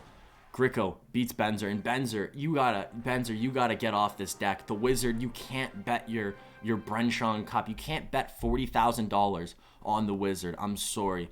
I just can't get my head around it. Sure, Egor won 2012 wins with Wizard. Egor can win 2012 wins with any deck. He can do a 2.6 bandit cycle. Oh, wow. Egor's going to roll it today. Hey, I wouldn't be surprised. But Egor has to play against Mugi. In my mind right now, there's the top 3 players in Clash Royale until maybe it will change after watching the Bren Chong Cup too, seeing the World Finals. But in my mind, going into the Bren Chong Cup, and I still think right now, is my top 3 are Mugi, or not Mugi, Ruben, Morton, and Mugi in that order. Mugi, not Egor, it's Mugi. Let's see what Egor can do. It's not a team. He's not on Liquid anymore. He's on Team Egor. This is a one-man show, and so far, that one-man show has been great to watch. And I can see Egor waddling all the way through. Mugi, potentially Griko in the next round, going all the way. I could see this being a quick day for Egor. We have seen so many players put in so much work, struggling to claw their way to this finals. I wouldn't be surprised if we see Egor just walk. Not claw, just walk. Walk to the finals, walk to the World Finals, and potentially just walk through the World Finals. I wouldn't be surprised. Egor's that good. Egor is that good. But also, I think Mugi's that good. I think Griko's that good. I think Benzer's that good as well. Okay, he's saying well played. He's already saying well played. A little bit of a stare down. Benzer's going for the bar barrel. So this could be Mortar Graveyard, or it could be Mortar Graveyard. We've seen Benzer use Mortar Graveyard a lot, and it looks like Hog EQ is going to come out. No, it looks like it's going to be maybe Splash Yard. It's going to be Splash Yard coming out for Benzer Ridel. And this is a matchup that is really, really good. This is a matchup that I have yet to see the Hog EQ player win. So if Griko can be the first player... okay, that's a lie. I've seen Splash Yard go in I've seen Hog EQ players win, but I've seen that on ladder. I haven't seen it in the competitive format yet. I haven't seen it in the Bren Chong Cup. And I've seen this matchup 7-8 times. Easily, with all the casting from Latin America to Asia. I've seen this matchup so many times, and the reason why it's so hard is this Hog Rider should never get on tower. Having the bomb tower to pick it up, which is perfect, even with an Earthquake Hog Rider is still not enough to get through the bomb tower. And let's say you outcycle the bomb tower. Well, your opponent has Tornado and can just activate your king tower. Well, he's already activated, but at least pull the Hog to the king tower. This is going to be GG. This is going to be well played. I don't know how Griko wins this. The way he wins this is exactly what he's doing, just Earthquake. But he needs perfect defense on these graveyards. First off, he's going opposite lane, which is exactly what you have to do. So Hog Rider's down the opposite lane. At least Benzer's going to have to use Elixir to deal with those, and that's Elixir that he's not going to use on offense. Let's see what Griko does here, because I have yet to see someone win this Hog EQ matchup. I have yet to see it. It could happen now. If it does happen, Griko is going to 3-0 Benzer and have so much momentum going into the next match, either against Mugi or Egor. I just don't know how he does it. Already behind it, it's not even double Elixir. We know now that it's... Oh! He misses he doesn't get the perfect Tornado, though. Hog gets a hit on the right side. I know that's not big. I know people are saying, oh, it's just one. But every time I've seen this match has come down to 100, 150, maybe 200 HP difference. How much does a Hog do? 150 damage? What does it do? 200 damage? How much does a Hog do at tournament standard? It's a great question. So Bomb Tower comes down for Hog, doesn't have it, has to go with the Tornado. Does he miss it? He misses it again! Benzer, what is going on? It's not even a way, there's a very simple way to pull the Hog to tower and also make sure that the Hog doesn't get a hit on your Princess Tower. He's playing the Tornado, it looks like 1 second too late. And that 1 second too late gives Griko the lead. If 250, 264, thank you, Alex. Thank you. Benzer is absolutely choking this. And this is a totally different Benzer than what we saw on the first day. In day one, Benzer looked unbeatable. He looked like an absolute god. Is this just showing how good Griko is? But we're seeing misplay, so it can't. This is going to be, I think, if any, this is going to be the first time we're going to see Hog EQ beat Splash Yard. I think this is it. Archers are going to clean up everything. Going to clean up the skeletons, going to clean up the baby dragon. Hog coming on the right side. You got to Tornado this. You can't let another Hog get a shot. Another Hog hit comes in. 2? Just 1. But still, that's GG. You have so much health on this left side tower. You have so many ways to defend these graveyards. And not only that, but you can just Earthquake cycle your opponent out now. Benzer's going to lose. Benzer's going to the loser's bracket. Now Benzer will be battling against KK. And that is not someone you want to see in the loser's bracket. After your first loss, incredible. Incredible. Why did Benzer just offensive NATO? Maybe he's just desperate. He knew he lost. Maybe he just gave up.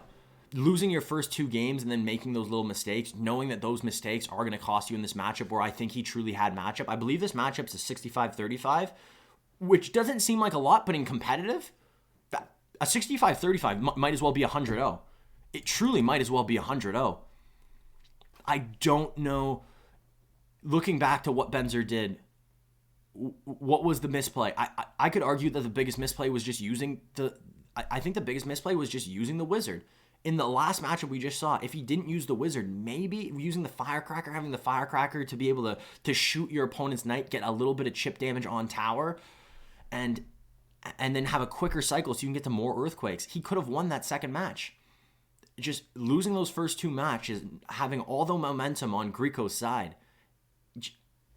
Benzer, that's awful to see. Press F to respect Benzer. Absolute F for Benzer. And now Benzer is going to the losers bracket, and the first player he's going to be playing in the losers bracket is a hot KK. A KK that is absolutely dominating. Is he lagging or what? I don't know. There was a lot of misplays there. That was way too many misplays. And especially against a player like Griko, you can't make any misplays. And we saw at least 3 there with tornadoes alone. Wow. Wow. Which is the biggest name in Clash Royale esports of all time? Surgical Goblin in my mind. 100% Surgical Goblin. So this is the bracket. Look at what Benzer did. Benzer beat Jupiterking. Benzer beat Jack. Benzer was dominating and then gets 3-0'd by Griko. That's a bad taste in my mouth. But the winners finals bracket, Griko is in the winners finals. I believe that means that Griko automatically makes it to the world finals of the Bren Chong Cup. So congratulations to Griko already. But I think I'm going to be clapping more and more as this tournament goes on. I don't think Griko is done. I think... Wait, what? Oh, we're going right into the match. So this is it. This is it. This is the match everybody has been waiting for. This is it. This is the 2 best players right now. If you look at the name, if you look at the players itself, we've seen this match. They were in the group stage together. The player that won was Egor. Egor was able to beat... Wait. Mugi. Who won? Who won in the group stage? These players have already played. It was really bad, too. Who won? It was a slap. It was a 2-0 in the group stage. Was it Egor or was it Mugi? Who won the first game? It was because of the Electro Spirit. There was the mirror match with Hoggy Q, but there was one person used the Electro Spirit in that deck, and it was able to get a little bit of chip damage. Who was that? Does anybody remember? Mugi won. Mugi won. Thank you. Thank you. Thank you. Thank you so much. So much Clash Royale. So little time. But if we're talking about the greatest players in Clash Royale right now, the top 3, both of these players can easily be top 3. Both of these players can easily be top 1. And now we get to see both of them battle it out in a best of 5. If this isn't one of the greatest moments, at least so far, in CRL, or just Clash Royale in general in 2020, 2021, I don't know what is. So just everybody sit back, relax, and enjoy, because this is Clash Royale. The 2 of the greatest players ever in Clash Royale battling it out. If I had to say who's going to win, I couldn't tell you. I truly couldn't tell you. I truly couldn't tell you. Just enjoy. Just enjoy. Every time I watch movie, every time I watch Egor, I find that I learn something. They do something, they do a play, or they defend a certain way. They defend a push that I think is undefendable, and they make it look easy, and I go, oh, wow. The reason I think I'm where I am in Clash Royale is because of watching these 2 players. And in this matchup right now, Egor's going with a very traditional Egor deck. It's it's crazy to say this, but it's Minor Earthquake, and I don't think Minor is the win condition in this deck. It's Earthquake. I brought this up when we were watching the group stage. That's where the idea of Earthquake becoming a win condition started. That's the inception of that idea. And I guess the longer the Bren Chong Cup went on, the more it kind of became clear to me that Earthquake is a win condition. And I brought up in the group stage that I wouldn't be surprised if we see a deck that is just so defensive, having all these defensive tools, having a quick cycle, and then just having Earthquake as the sole win condition. Egor doesn't take it that far. He still has Minor. Minor with Egor is one of the best cards ever. One thing I gotta mention with Egor, though, is there's a core set of cards that he uses in every single deck, and most likely we're going to see him use it in every single deck today, and that is Minor. That is, well, most likely, maybe if Minor gets banned, we might see Hog Rider come in instead, but that is Spear Goblins, that is Ice Golem, that is Bats, that is Log. There's like a core set of cards he always uses. And then on the other side, we have Mortar Graveyard, but a little bit of an off-meta Mortar Graveyard. Usually this deck has the Barb Barrel instead of Snowball. Usually it has Hunter instead of Musketeer. And right now, the problem is Egor can defend, and we've seen him defend like an absolute god. Egor is the best defensive player in Clash Royale. Dealing damage to Egor is so hard, and right now, watch this defense. Snowball comes in for the bats instead of the Spear Golems, so Spear Golems are going to be really good at dealing with this graveyard. All he needs to do is Knight, exactly, Knight for the cannon card, and while that was happening, did you see the dancing bear? There was a miner on Mugi's tower that entire time. So Egor does that a lot. He'll defend. He'll set up his defense. He knows he can defend. While he's defending, there's a sneaky miner on your tower. Sometimes, I didn't even notice it. Did you notice it? Did you see the miner chipping away Mugi's tower, bringing it down to 975? And most likely, we're going to see more miners, more earthquakes as this game goes into triple elixir. A lot of damage, though, on the right side. Mortar does get a lock. Musketeer is going to get picked up for the Ice Golem. Goes with the log as well. Not necessary, but it does take out the Spear Golems as well. Miner comes in on the left side. Does get picked up. Okay, wait a second. Earthquake comes in, but that's still. Miner does not get any damage. Cannon card is going to survive. And he needs to log or do something with this. He needs a little bit more. Fireball coming in for the Spear Golems. You have to do it, but that's not the trade you want. Log comes in perfectly. Spear Golems right after. That's going to clean up everything on the right side. Miner on the left side tower. All you need is probably about one more miner, or you can just go 2 Earthquakes. 2 Earthquakes and you win if you're Egor. And I assume we're going to see Egor win game number 1. And this comes down to perfect defense. Offense isn't hard. Well, technically it is. You still have to support your miner. But Earthquake. How do you stop an Earthquake? You can't. You can't stop an Earthquake. That's why players are getting angry in the Clash Royale community right now with Earthquake. That's why people are getting angry. Because there's a card that you can play on your opponent's tower for 3 elixir. And it deals more damage to your opponent's tower than a Fireball. A 4 elixir card. A 3 elixir card. It's the most consistent way to deal damage in Clash Royale. And when if you play against Egor, a defensive tactician, one of the best defensive players in the game, how frustrating must this be for Mugi? I don't think Mugi played that bad. Mugi was playing defense and he was playing offense. Was Egor playing offense? I think he just played defense and yeeted Earthquakes. That's all he did. But that's just how Clash Royale is. That the state of the game right now is totally benefiting the play style of Egor. Egor is a defensive tactician. And if he can just play defense and just yeet Earthquake, get a little bit of miner damage here and then. Not only that, but you can even support the miner with an Earthquake. If your opponent uses Spear Goblins to defend the miner, well, you can Earthquake those Spear Goblins away, getting even more value. This, I think right now, this is, as it stands, unless there's a change, a big change to the meta, we're going to see Egor dominate, not only right now, this month, but also next month, because there's no balance changes coming for another month. Earthquake is S tier. Earthquake's S tier, and right now, Egor must be loving it, because right now, he's in the best meta he's ever been in to complement Egor's playstyle. A defensive-heavy meta with one of the best win conditions we've ever seen. Being a spell, being the Earthquake. EQ does more tower damage than Fireball for real? Yes. Earthquake does so much damage because there was a spell nerf. Every single spell got a decrease. Rocket, Zap, Snowball, Arrows, everything decreased crown tower damage because we started to see spell cycle decks. There was too many spell cycle decks. Supercell said, hey, this isn't good. We're gonna change it. Oh, wow. Egor going with, and this is the core. He's going with Royal Giant Cycle. We've seen this deck, but it's not the traditional one. He always has these core cards, the Spear Goblins, the Log, the Bats. He has these core cards, not using the Ice Spirit, which we have seen him use in this exact deck. Not using the Ice Spirit, going with the Electro Spirit instead. But going back to the spell heavy, so we went through a time where it was very spell heavy. So to combat these spell heavy decks, Supercell decreased the damage that spells do to your towers, to crown towers, to princess towers. But they didn't do it to all the spells. There was one spell that was untouched, and that was Earthquake. And slowly people realized, wait a second, Earthquake's good. Earthquake deals a lot of damage, a lot of value for only 5. Ooh, really bad Barbarian there. Usually in that situation, you want the Barbarian to go through the Hunter, so the Hunter's away from the Barbarian, and it can actually, as long as if it's a good 2 tiles away from the Hunter, it can tank a shot. So a little bit of a misplay by Mugi, and Mugi's coming out with Mega Knight Wall Breakers. This is a deck that can be very overwhelming. We've seen a lot of different variations with this deck, going Mini P.E.K.K.A, going Prince, going Cannon Cart instead of the Bandit. Is the Bandit going to be helpful in this matchup? I don't know. We'll see. Wall Breaker on the right side, and you know what? That's fine. Egor still has yet to play his win condition. Last 2 cards are going to be Fireball and Royal Giant, and the last card for Mugi is going to be Mega Knight. This is interesting because Mugi banned Mortar, so we know pretty much what Egor is going to do now. Egor is going to go with, he's going to use all of his other win conditions, which is most likely going to be Minor, which is most likely going to be...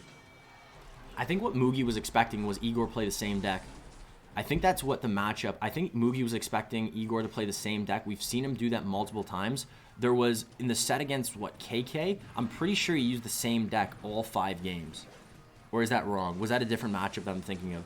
Nonetheless, it's not. It's very common to see Egor play the same deck and play it every single game, multiple times. Sometimes it does well, and sometimes it doesn't do well. So far, it's been doing really, really well. So I think Mugi was expecting to play the same deck. He banned Earthquake, another deck that Egor usually plays. Earthquake, Minor Cycle, a lot of or Mortar decks in general. Mortar is one of... Egor is known as the Mortar God for a reason. So getting him off Mortar, not a bad play. Mugi's probably expecting the exact same deck to come out, and Egor, I guess, predicted the prediction.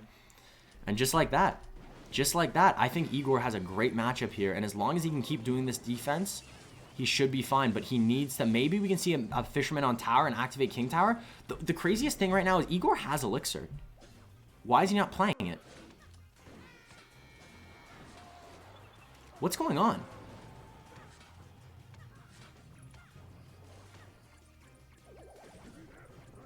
This is... I'm very puzzled right now with what's going on. That's GG. That's GG. One more good Minor, couple of zaps. This is over. No, it's over. What? I've been talking so highly. I've been talking so much about Egor's defense, and I've seen it time and time again. Egor just never... Egor losing a tower is surprising. Egor losing a tower is surprising. Him on defense is something like I have never seen before. And... he just let it go. He had the Elixir, too. He was at 7 Elixir, I believe, and there was a Mega Knight that jumped on his tower. At 7 Elixir, I'm surprised he just didn't use the Fisherman to pull it to King Tower, activate King Tower, put himself in a better situation going into, I guess, in ×2 Elixir, going into potentially ×3 Elixir. He must have lagged. He had to have lagged, right? He had to have. I am baffled. I am baffled. So the matchup was for Egor, and it looked like Egor had that game in the bag. It had to be lag. Of course he could have defended that. He could have defended that. I could have defended that. If I could have defended that, you could have defended that. Squibby, you could have defended that as well. Sherman, you as well. Anybody here could have defended that. And the fact that we didn't see Egor defend that is, I have to say, lag. Or maybe he fell asleep. I don't know. Maybe he's tuckered out. I've seen it. He's played a lot of ladder recently. Last time I checked, he had 2 accounts in the top 50. So maybe he's tuckered out. Maybe. Maybe. Did he play a ban card? No, he didn't. Mortar's the only ban card, so he didn't play a ban card. Wow. Brain AFK. I'm going to go with lag. I'm going to go with lag, and I'm hoping... I don't know if these players... I don't know if there's even a pro player in chat that can confirm... Hey, Latak, I guess you were in the Bren Chong Cup. Do you have a timeout? Can you take a timeout? If I'm Egor, I'm taking a timeout. Fix this Wi-Fi. Playing against Mugi's hard enough. But if you have to play against Mugi and your own Wi-Fi, that's way too much. The odds are against you. And that is awful. You can't? No timeouts? Wow. Wow. I guess it's just to keep the flow going. Just to keep everything going smoothly, quick. And I guess for a caster, it makes the streams not 5.5, 7 hours long. This is not good. Egor bans Earthquake. What is going on? This is not what I expected out of Egor. A player that I was bringing up, first off as a defensive tactician, loses to, I'm going to go with lag, but loses a tower in that last game very easily. But then in the next game, bans Earthquake, a card that complements Egor's game style so well. Is this a power move? Is Egor saying, you know what, I could beat you without Earthquake. I could beat you with anything. So it looks like he's going Minor... Still the core cards, Ice Spear, most likely Spear Goblins, most likely Log, most likely Hunter. Yep, Hunter comes down. There's core cards that Egor uses, and Mugi's going with Royal Giant Cycle, using the Royal Ghost as well. This could just be, I think this could just be Minor control. He probably has a Fireball. He probably has a Log. He probably has a Bomb Tower. And he's probably just going to go Minor control and try to win this, and I don't think that's the play. I don't think this deck's that good. this deck, this works in ladder, this works in grand challenge because Egor is so good at defense that he can defend anything in this minor chip. But against a player like Mugi, I think this is maybe a little disrespectful to Mugi. Mugi should be able to slap Egor right now. He should be able to break through relatively easily too, being able to cycle to multiple Royal Giants and double and especially triple Elixir. I'm perplexed. Egor, I don't know if Igor's lost his mind. He's lost his marbles, but this should be an easy matchup for Egor. And we're seeing that Royal Giant at the back, and that's what you can do if you're Mugi. Because what's Egor going to do to punish you? Go with a miner on your tower? That's fine. You use Fisherman on the opposite lane. You can defend the miner, but also support this push. There's so many options for Mugi, and this seems like 100-0. This seems like the stupidest matchup I've ever seen. But you know what? I have it written here. Don't count out KK. I'm gonna write Egor as well. Don't count out Egor or KK. Prove me wrong, Egor. Please prove me wrong, because right now this seems like an awful matchup, awful decision making, awful deck selection, and we saw it yesterday. We saw Samuel DeSoto lose to Sand and have a lot of bad matchups in the process and losing, but almost winning as well in the process. And a lot of people in chat, I myself was mad because I thought to myself, this feels bad. Losing, but almost winning, but losing because of matchup, this feels bad, this feels dirty. But at the end of the day, I was playing devil's advocate, and I said, well, at the end of the day, Samuel DeSoto picked the decks. Egor's picking the deck. You got to pick a deck to set yourself up for success. You got to pick your deck. The reason the matchup is bad is partly your fault. It's partly because you selected the deck that put you in that situation. And I think this is a situation where that's exactly what we're seeing happen with Egor.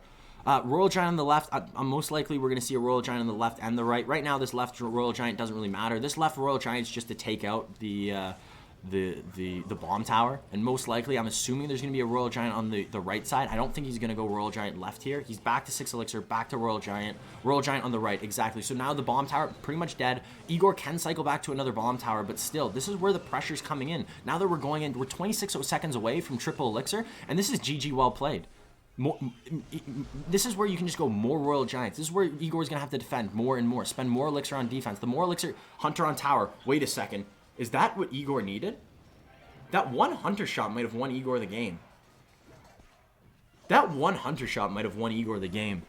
Egor was behind. But now, just with that Hunter, with that Fireball, I think there was a Spear hit as well. That might be GG. That might be GG. I have seen Egor time and time again defend the toughest of pushes. He already has a bomb tower. Right now, he's probably most likely going to try to cycle back to another bomb tower because you know there's going to be another Royal Giant. Why does it look like Mugi's in a bad situation? Why do I talk so much? Why do I always count out players? Why do I always count out KK, Egor? I got to remember, don't count out Egor ever. Anything can happen. And I think letting that Hunter get a shot on tower was the worst thing you could have done if you were Mugi. You gave Egor a little bit of breath. You gave him a little bit of life. And I think he's going to win because of it. I brought up Igor's defense. In the first game, in the second game, we saw something weird happen in the second game where he wasn't able to defend. I don't think that's going to happen again. As long as his Wi-Fi is working, it's really hard to break through. So Fisherman is not going to pull the Miner. It's going to pull the Knight instead. Fireball comes in. Miner's on tower. 10 seconds left. This Royal Giant is not going to get on tower. Egor wins this. Egor wins this. And what did he do? What did Egor do? He played defense. All he did was play defense. Angry. Very anger. Caveman brain. Mugi angry. I don't blame him. I would be angry too. I really would be angry too. Because what happened with that one Hunter shot, I know a lot of people say that's just a Hunter shot. But what happened was the ball shifted. The ball the entire time was in Egor's hand. Egor had to make the play. He was behind. He had to potentially overcommit on offense. And if he did so, he might have lost doing so. But getting that one Hunter shot shifted. Egor was able to throw that ball back to Mugi. And Mugi, now all the pressure was on Mugi. I have the lead. Egor, I have the lead. I'm Egor, I have the lead. Mugi, do something. Mugi goes in. Mugi tries to overcommit. That's when Egor says, you're falling right into my trap card. I play Egor, I am God card. And I play Exodia, and I'm just going to win. With my solid, he plays solid defensive card, defensive fortress, and you can't break through. You can't break through Egor. He has the cards. Not only that, but he uses these cards in every single deck, time and time again. He knows the cards that he uses in his deck so well, and that's partly the reason why his defense is so well, because I'm pretty sure he knows every single interaction, every single tile placement with each of those cards, and he knows exactly what to do for each defense to make sure that Royal Giant doesn't get a shot, but also not over defending in the process, not expending elixir that he doesn't have to. Using that elixir on offense, and we saw it. So minor wall breakers coming in. Egor going to maybe use the same deck. He doesn't have mortar. This looks like it's going to be mortar graveyard, but he doesn't have mortar, so could he just be going... He doesn't usually use Barb Barrel. It's weird to see Egor use Barb Barrel. He usually does use Log. Even in decks that primarily use Barb Barrel, even in minor mortar control, the Barb Barrel is really good at supporting your mortar. If your opponent plays a Musketeer or an Ice Wizard to deal with your mortar, you can use Barb Barrel, and it's usually a really good trade. So Egor looks like he's running it back, but with Barb Barrel instead of Log. That's what my expectations are. Wall Breaker on the right. Interesting. What's going on with Egor? Takes the shot, the wall breaker shot on the right. And it looks like the last card is going to be Mega Knight out of Mugi. We saw this in game number 2. This is the deck he did win with, but I think the part of the reason why he won was because Egor maybe had a little bit of lag. So Cannon Cart coming in. So maybe minor wall breakers coming out from Egor. Last 2 cards could be minor, could be wall breakers, but with Barb Barrel, I just don't see that being a thing. There's no mortar. Is there a way? Did Egor play mortar? Are the last 2 cards... Okay, no, it's Bomb Tower. Okay, so the last card is most likely going to be Graveyard. It's got to be Graveyard. If it was minor, he would have played it already. Bandit gets the dash. And just like that, this game is slipping away from Egor and slipping away quickly. This is not looking good for Egor at all. He's got to figure out something and figure out something quick. One thing that's good for Egor, I was going to say there's not a lot of great ways to deal with the Graveyard, but that is a lie. If Igor's last card is Graveyard and he has a tank for the Graveyard, if you're Mugi, all you have to do is play Bats. If you play Bats for the Graveyard, Egor can't deal with the Bats. He has to overexpend using a Fireball to deal with the Bats. So it looks like he's selling out the right side. Does go in with the big, we're going Cannon Cart Graveyard push on the left, but this should be an easy defense. He has Zap too. Zap a little early, Mugi. Take it easy. Maybe a little early. No, you know what? Perfect. He got a couple of lucky Skeleton Spawn really far away, and that's going to be GG well played. We're going to game number 5. And you know what? In a set of probably the 2 greatest players in Clash Royale right now, at least 2 of the top 5 greatest players in Clash Royale right now, I expect nothing less. I hope for nothing less. Seeing these players play one more time, I'm happy for it. And there's no way Mugi's losing this left side tower. This should be an easy cleanup, easy defense. Egor can potentially get to another graveyard, but it's going to have to be a naked graveyard. That dash might have cost him the game for Egor. No joke. No joke. That dash was... I think it's just little things. We don't usually see Egor take damage. A lot of times when Egor plays defense, he makes his opponent have to work to get damage. And in this situation, maybe it's just this deck, but it seems like Egor just can't deal with this deck. This deck, every single time, either the Bandit or the Wallbreaker or the Mega Knight gets a jump. Every single time we've seen Mugi play this deck. I wouldn't be surprised if we see Mugi play this deck again. And the problem is, I think Egor is going to replay the deck. He's either going to play Minor or he's going to play Graveyard. I wouldn't be surprised if he plays Graveyard. He's that type of player that has that, especially if he loses a game, he wants to prove. He wants to prove that he's the greatest. He always wants to be the best. The reason I say that is because every single season on ladder, he always has to be top 5. He is, I think he's top 3. Who has the most ladder finishes? I believe it's Anaban or Pompeo, but Igor's got to be up there for ladder finishes. And that's because he wants to be the greatest. And losing a matchup, I think he has that attitude, that mindset where he might be, you know what? I made a mistake there. I'm running it back. I want to prove myself. And I don't think that's a good play. If he does run it back, change Barb Barrel for Zap. That could help a lot. That could help a lot. 4 people redeem drink water. Instead of water, I will be drinking coffee just because I am exhausted. Waterboard Cash. Don't waterboard me right now, please. Please, I'm already tired. I don't want to die as well. I don't want to die tired. If I'm dying, at least I want to die, I don't know, well rested. It doesn't seem right at all, but I will have a little bit of water. I haven't drank enough water today. And we still have a lot of Clash Royale. We have a lot of Clash Royale left. So going into game number 5, Egor on the top, Mugi on the bottom. Just to remember, Earthquake is banned, and I think that was the stupidest decision. I don't know what Igor's doing with that ban. If Egor loses this, I'm going to blame that ban. So Egor maybe going with Royal Giant here, maybe going with Minor. control. I don't know. Wall breaker on the right is going to connect, though. This is where I feel like history repeats himself. And it looks like Mugi's playing the exact same deck, but instead of Bandit, going Mini P.E.K.K.A.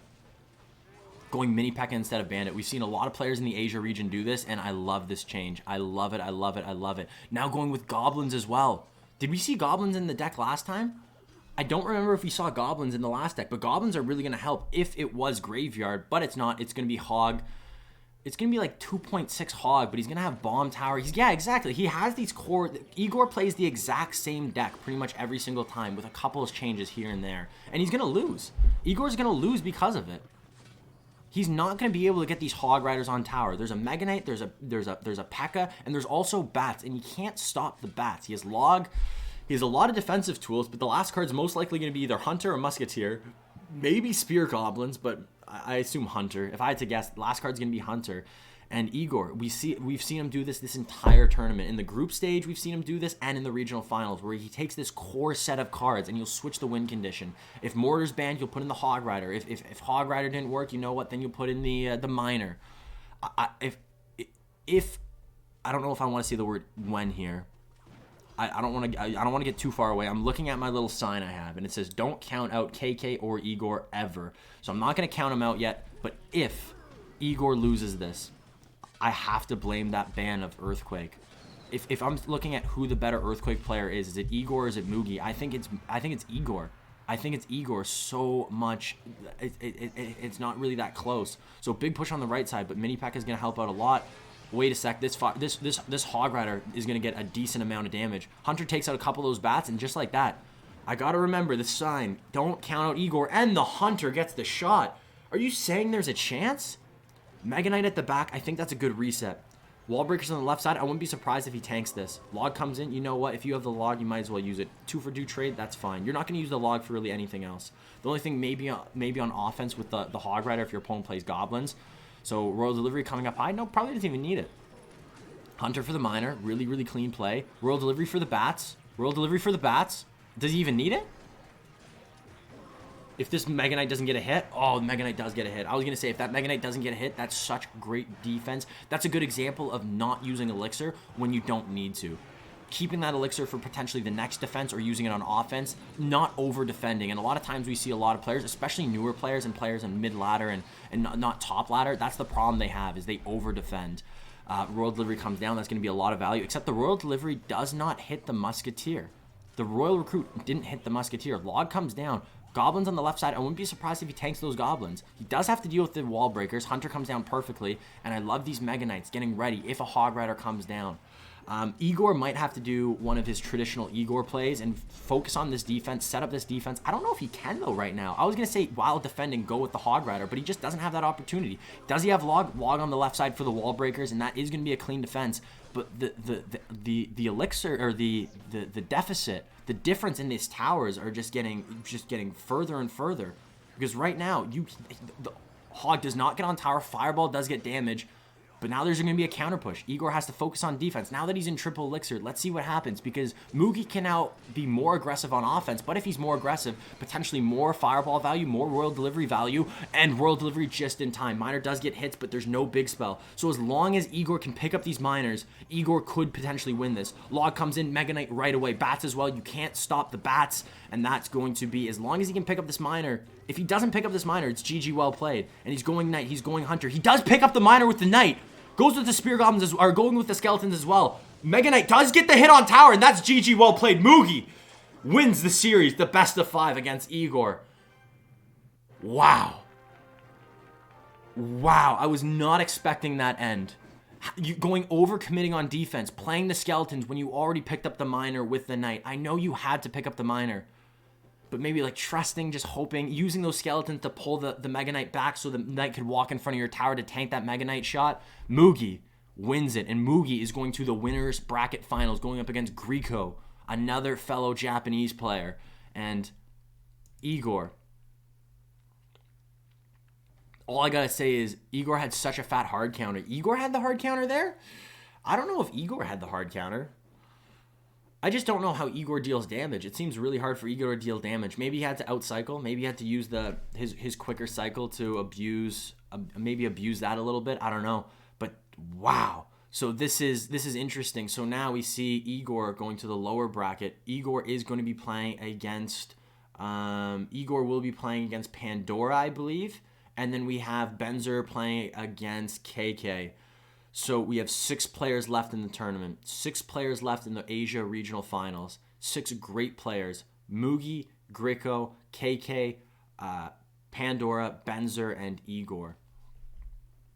3 of these players will move on to the World Finals. Right now, we already have 2 of them. The 2 players moving on to the World Finals 100% are going to be Mugi and going to be Griko. And if you're from the Asia region, those are 2 of the best players that you could have representing you in the Bren Chong Cup World Finals. They are quality, and they've proved it here time and time again. They have yet to lose in the regional finals, and I wouldn't be surprised. Well, I guess someone has to lose. I guess that's how this works. Someone technically does have to lose, and I keep forgetting that. And if I have to bet against Mugi, I can't. There's a reason why Mugi's in my top 3. There's a reason why my top 3 are Ruben, Morden, and Mugi. It's not Egor, it's not Griko, it's Mugi. And it's because Mugi might be the best in the world.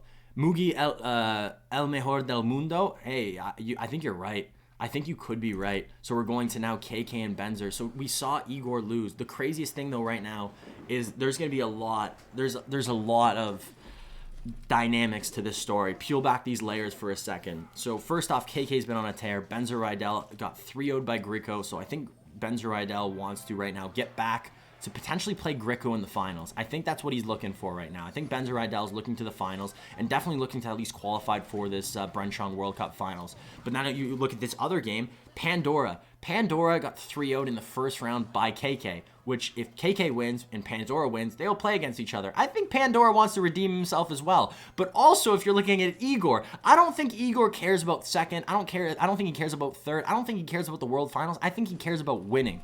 And the way he wins is he's going to battle his way up, beat Pandora, beat whoever, KK or Benzer, and then see Griko or Mugi potentially. We might see another Mugi versus Egor today. We might in the finals. If Egor does what Egor does, and that's win. If Egor didn't have lag in that second game, I truly think Egor, I just don't like that ban. I hate that ban of the Earthquake. I think that was the stupidest ban I've ever seen. And KK going with almost looking like Egor with this deck. Interesting. Very, very interesting. Going with Minor Mortar. Last 2 cards are going to be probably Hunter or Bats, and then Earthquake. So a deck that, I don't think this is the exact deck. So Hunter comes out. Last card will probably be Earthquake. And Benzer Ridel is using the Royal Giant Cycle deck. Not going with the Royal Ghost. Going with the Skeletons instead. Just getting that cycle a little bit quicker. And I think this is going to be a matchup where that's going to help a lot. So going these Royal Giants at the back. This is going to be hard for KK to defend.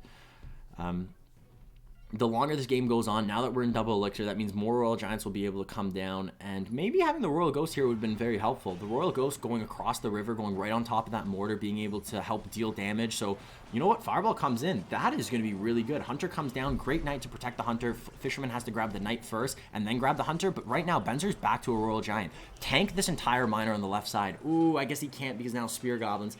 If that Fisherman could have survived, I think we're going to see this interaction going to be a very different. I think Benzer Ridel, that interaction, that attack was just trying to see what KK does. He saw what KK did. He's like, okay, so he went Knight at the back. He went Hunter to support. Okay, I think I know what I have to do now to break through. And I think what he's going to do is exactly what he did, but he's going to do it maybe a little differently. I think he wanted the bats there. I think he wanted to, or not the bats, maybe get a little bit of Spear Goblinship with this Electro Spirit. I don't know, maybe I'm giving Benzer Ridel a little too much credit. We did see a couple of misplays out of Benzer Ridel earlier today against Griko. So maybe I'm giving him that Egor credit right now. Maybe that's not what I should be doing. So now that we're going deep into double elixir, now this is where you got to see the double Royal Giant. Has to be it. These single Royal Giants I don't think are going to be enough. But the problem is he needs to keep these Fishermen alive. He has to keep this Fisherman alive or these supporting units and get another Royal Giant in front. This Royal Giant on the right side is really bad. It's going to do nothing. I don't agree with this play. I'm not a big fan of this play. Maybe this is a play that he has to do because he feels like there's too much pressure. If you look at the left side tower at 953, that's not a lot of HP. And right now you're going to get more Earthquakes, more Miners on towers, and he did not get the pickup with the Miner. So 761 left on the left side tower. And right now, if you're Benzer, you're probably feeling a lot of pressure. you're probably feeling that pressure where you're like, wow, I have to go in. I have to do something that I don't think I should do, but I have to do. Oh, that is, Morden has 0 top 1 finishes though, but he's been so good in CRL. You're right. I might have to relook at my rankings. After the Bren Chong Cup, I'm going to relook at my rankings. I think my rankings are going to be very different after this Bren Chong Cup. I think they're going to be very different. I think there's going to be a lot of players from the Asia region, and surprisingly, a lot of players from Latin America. I think Samuel Basoto, I think Wallace, they have to be in the mix. Definitely Samuel Basoto has to be in the mix. Yeah, this is going to be GG well played. KK has this defense on absolute lockdown. Does get to the second Royal Giant, but that's not going to be enough. Mortar on defense, probably going to go with the high Hunter, but wait till the Fisherman gets close enough so the Fisherman does not pull the Hunter. Doesn't even go for the Hunter. It's going to be enough with this Royal Delivery. Still has the Hunter, I guess, for the left side. Goes with the Knight, goes with the Hunter. Perfect. So now even if the Fisherman comes in, that's not going to be enough. Wait a second. Tries to get the push with the Mortar, but he doesn't get it. Royal Giant gets a shot. One more. Doesn't get the last shot. If that Royal Giant got the last shot, that could have been GG well played. Fireball comes in. That's not going to be enough. Earthquake's going to deal more damage. Even if you pick up this Miner, it's not going to be enough. It sucks because Benzer, he doesn't have Log. He has Bar Barrel, so he only has 1 spell to deal direct damage. Had to get another Royal Giant on tower. It's not going to happen. GG well played. KK wins it, but almost chokes. That's the first time I've seen KK with a pretty substantial misplay. Really, really bad misplay. Wow. It's Ruben, Mugi, and Basoto are your top 3. Yamito, it might have to change. It might have to change. Ruben and Morden right now are in the losers bracket. That will be happening, by the way, today at 1 p.m. Eastern Standard Time. So if you want to watch the European side, Rich Sladen, exclamation point Rich in the chat. Rich Sladen, that's his YouTube channel in the chat. He'll be live streaming the Europe side, day 2 of the Europe side of the regional finals at 1 p.m. Eastern Standard Time. And I definitely recommend trying that out, or checking that out. I know I am. I'm going to watch it because I want to see if Ruben, I want to see if Morden can, I guess, redeem themselves. They both lost. I guess it was crazy to see Legolas. It's cool because Legolas is one of the, I guess, part of the posse of Egor. Legolas, it's Legolas, Lapicati, Egor, and one other player. And they have this kind of posse. Entraflay? Is it Entraflay? I can't remember, but there's this little posse, and they've been playing a lot together, they've been streaming a lot together, they've been practicing a lot together, and when I watched Legolas play against Ruben, I was seeing a little bit of Egor in his play, and it's noticeable, but he plays a little differently than Egor. He has a little bit more offense to him, where Egor is just all about defense, tries to go with the perfect Mega Knight, but doesn't get it. Fun fact, you can actually totally counter a Goblin Barrel with a Mega Knight. There is a timing, which is crazy. I didn't know about, but I learned about that today. So Benzer going in with maybe minor wall breakers and KK going with double barrel bait. We don't see a lot of bait, and the reason why is because a lot of times you can just lose because of matchup alone. Doesn't get the King Tower activation. I don't think he cares too much right now, KK. We'll see what happens. Let's see what happens. But going back to what I was saying, I don't want to lose my track of thought with Ruben. So Ruben ended up losing to Legolas, and then Morden lost to Michifu. Legolas looked amazing, and I think Michifu looked amazing as well. But I think Michifu and Legolas are also in the losers bracket, so we could potentially see a redemption for Morden playing Michifu later in the losers bracket, and we also could see Ruben redeem himself against Legolas. And I want to see it. I really want to see it happen. I believe they're both in the... I can't remember. I can't remember how day 1 of Europe finished off, but that's going to be happening at 1 p.m. Eastern Standard Time, so if you're enjoying this, you'll definitely enjoy the European side. And after that, do you have the bracket link? Yes, I do. If you guys want the bracket, the link is in the chat right now. That's the bracket. You can look at everything, all the drama unfold, at least not all the drama. Wow, wall breakers on the right side already connect, and this is a problem. Look at Benzer. Look at Benzer's deck, having a small spell, having zap, and having arrows, having the hunter as well. So you have so many ways to deal with these bait pushes, and this is going to be a problem. He's saying good game. Benzer says good game, but I don't know if that's, maybe I'm not looking at this correctly. So Benzer does have Mega Knight, but the Inferno Tower of KK is going to be pretty much impossible to deal with. Electro Spirit, if you're trying to tank, if you're trying to use the bats to tank for the Inferno Tower, you can go Electro Spirit if you're KK.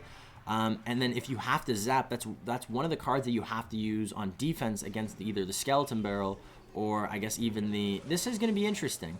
So arrows come in, perfect. Fireball comes in, takes out the Hunter. But look, this is the counter push I was curious to see. So I'm looking at the Mega Knight. A lot of times in this deck, the damage comes from the Mega Knight taking for the Miner, similar to like those P.E.K.K.A. Miner poison decks we used to see.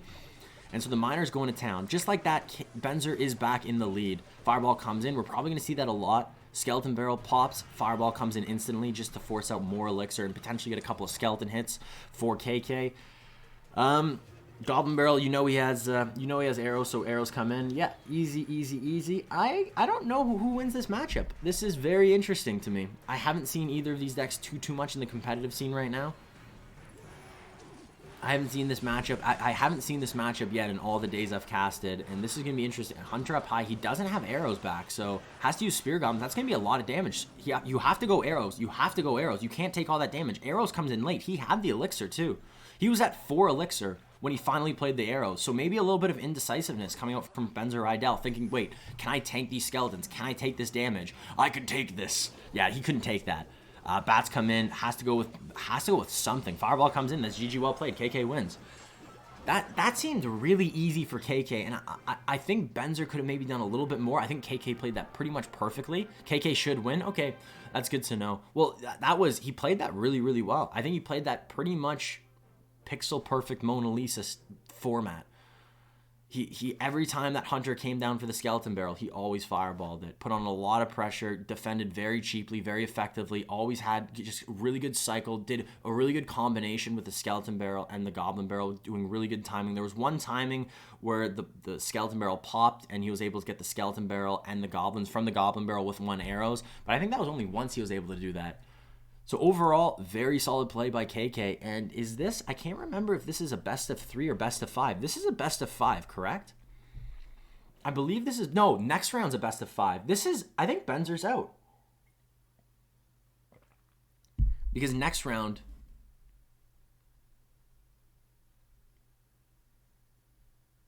am I missing something? Yeah, because, okay, so how this works is this, I think this is a best of 3. Yeah, Benzer's out. KK 2-0's Benzer and just continues this dominant. This is the KK I expected. This is the KK I think everybody expected, and I think this is part of the reason why Fav Gaming signed KK. KK's good. KK's one of the best. He's one of the best on ladder. He's one of the best in competitive, and he's one of the best solo players in Clash Royale. 1v1 players in Clash Royale. And now I think we're down to 5 players. Losers are best of 3, but next round of the losers bracket is best of 5. KK versus either Egor or Pandora, that will be best of 5. And this is going to be interesting. This is going to be very interesting because we're going to have Egor and Pandora. Right now we have 5 players left. We have Griko, we have KK, we have Mugi, we have Egor, and we have Pandora. So Pandora is what nationality? I believe he's Japanese as well. So we have 4 Japanese players.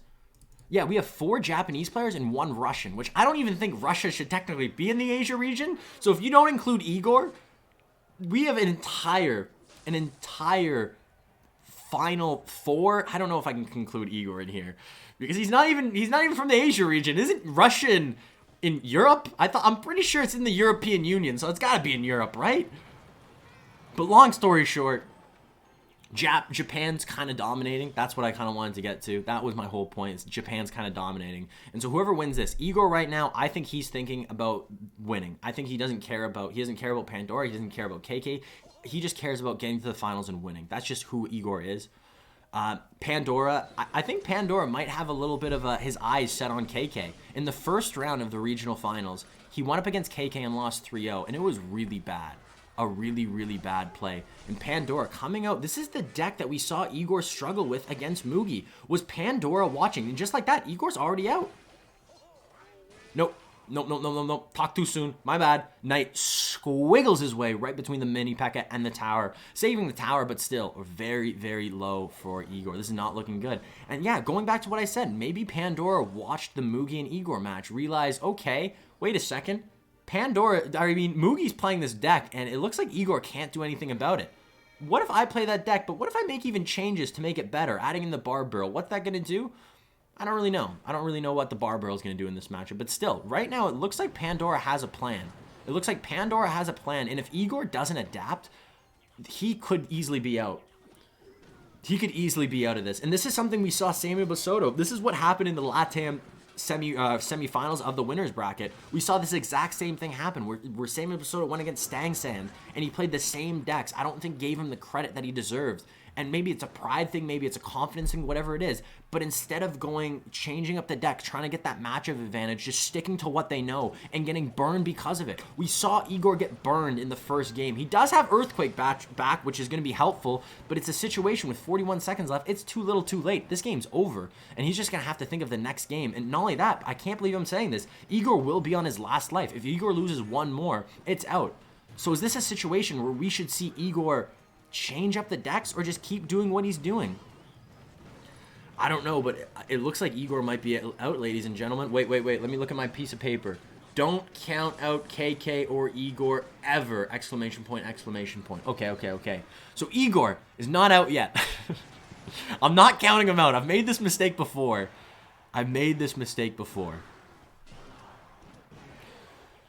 Oh, let's just think about what Egor, I guess, is going to do in this next game. Because right now, he's putting up a fight.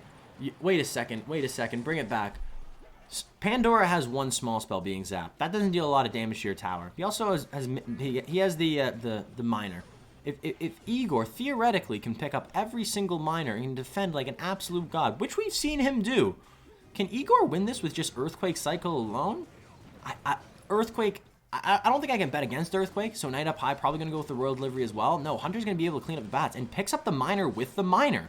Wait a second. Is he going Ultra Instinct? Are we seeing... Is this Egor Ultra Instinct mode? Okay, I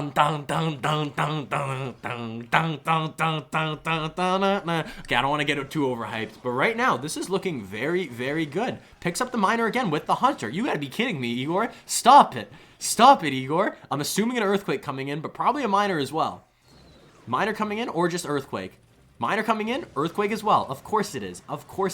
Mega Knight up high. Let's see if he can do it 3 more times, because that's probably what Egor is going to have to do to win this. So Knight coming in, Royal Delivery as well. Hunter picks up the minor again. Stop it, Egor. Don't do this to me. Don't do this to me, please. There's no way. Can someone cue the Dragon Ball Z music? Or not Dragon Ball Z, whatever the newest saga was. I can't remember what it was called. I watched it. Can't remember. So this game went from being 100. It looked like Pandora had this game in the bag, and again, minor on defense picks up the minor. Zap comes in, but Earthquake. Egor is in the lead right now. Egor will be, okay, 4 HP difference, but Egor is back, baby. Egor is back with 4 minor catches in a row. What can you do if you're Pandora? 8 seconds left. You know that Earthquake's coming in. You know that minor's coming in. He doesn't even need the minor. All he has to do is defend. Royal Delivery, Bomb Tower, whatever, you name it. That's it. GG, well played. Egor is still in it. Egor, somehow, that's got to be one of the greatest comebacks I have ever seen in Clash Royale. And it's not even close. Egor takes a Mega Knight, a Mini P.E.K.K.A in the first minute of this game. Talking about the next game, talking about what does Egor have to do in the next game. Is Egor out?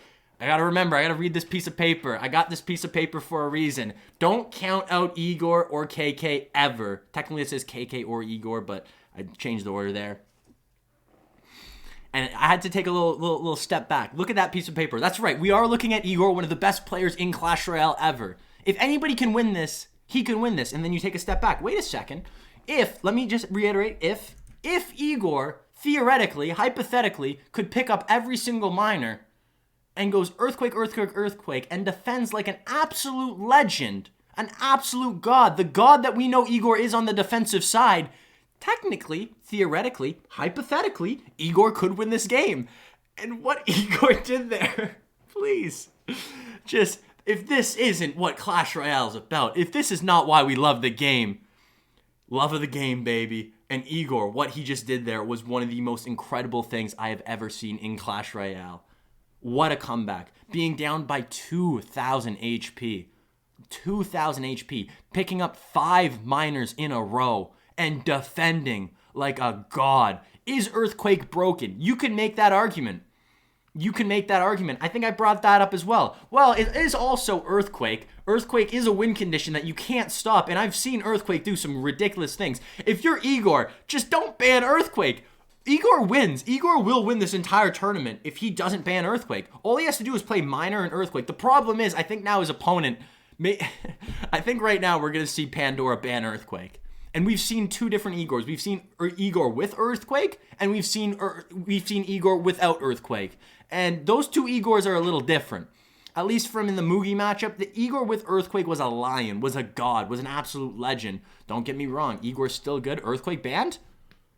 Pandora not banning a card. Is that pride? Is that respect? What is that? Or is that just the biggest misplay? Nope, bans Mortar. So Egor, run it back. Why not? Run it the exact same deck back, Egor. And it looks like Pandora is going to be running the exact same deck back. We're going to have run it back, baby. Run it back.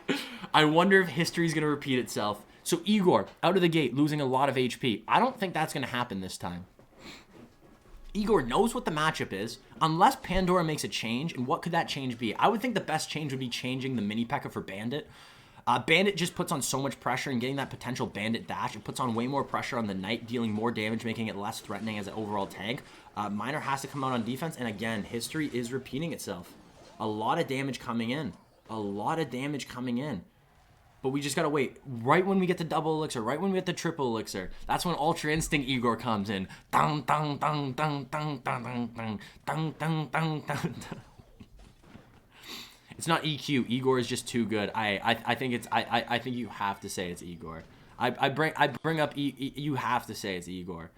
Earthquake good, don't get me wrong, but I don't see any other player in Latin America, in Asia, in Europe, or even North America doing what Egor does with Earthquake. Don't get me wrong, Earthquake's good. If I'm Pandora, it's weird. Maybe this deck is a little bit of more of a hard counter, maybe a little bit more consistent. Maybe that's wrong. I was thinking about potentially Lava Hound. If I'm Pandora, if I'm KK, we've seen KK use Lava Miner already. So why not think about potentially using Lava Hound against this deck? Is that a good matchup? Maybe not. Maybe I'm overthinking it. Maybe I'm overthinking it. I think Pandora's in a really bad situation. That isn't even the Ultra Instinct theme song. Oh, well, I just can't sing. Isn't it? Are you sure? It's the one that goes on whenever there was Ultra Instinct Shaggy.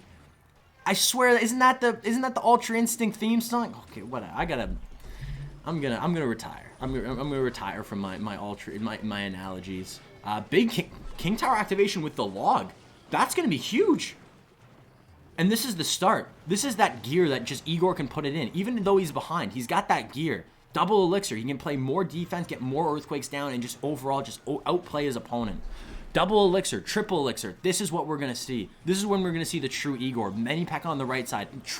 Right now, Pandora is doing, I think, something that he didn't do in the last game, and was doing split lane pressure, not giving Egor as much value with the logs, with the royal deliveries, with the bomb tower. And I think that's what you're going to have to do if you're Pandora. At least he recognized it. He came in with a plan. He played the same matchup back, but I think he's going to learn from his mistakes. The reason why Pandora was so focused on that left side tower was because it was so low, and he kind of had to. With only 400 HP, he had to. But now Pandora is going to realize, okay, I can go both lanes. I can pressure both lanes. And we're going to see Mini P.E.K.K.A. at the back. We're going to see Mega Knight at the back, but two different lanes.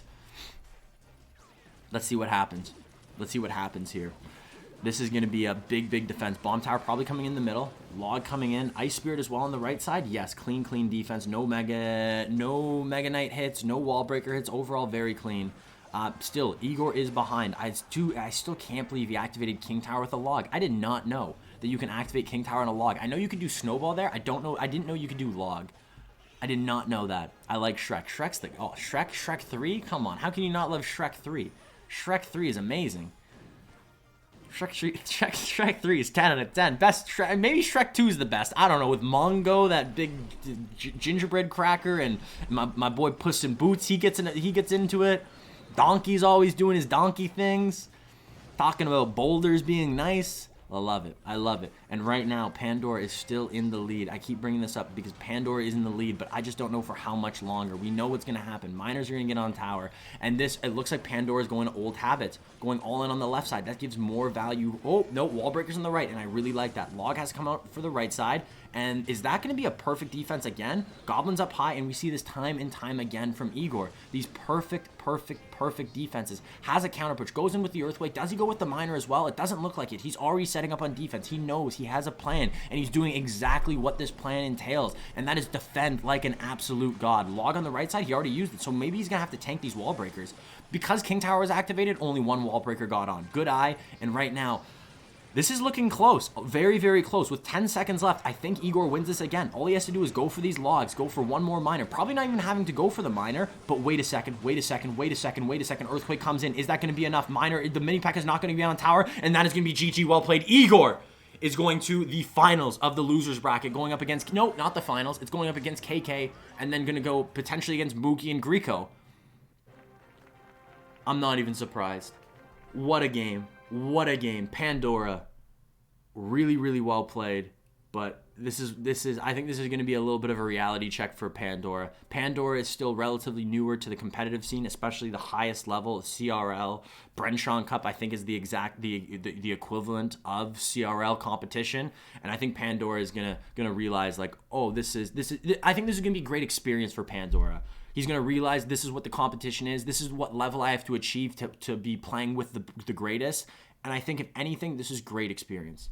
This is great experience for Pandora. I think Pandora is going to come back in CRL 2021 with a fire, with a passion, with just fine-tuning his skills, adding more decks, and just putting in that work to just push him over the top, to get to the level, to overcome players like Egor and Mugi. I wouldn't be surprised if Pandora does make that jump. So really well played. And let's see the matchup.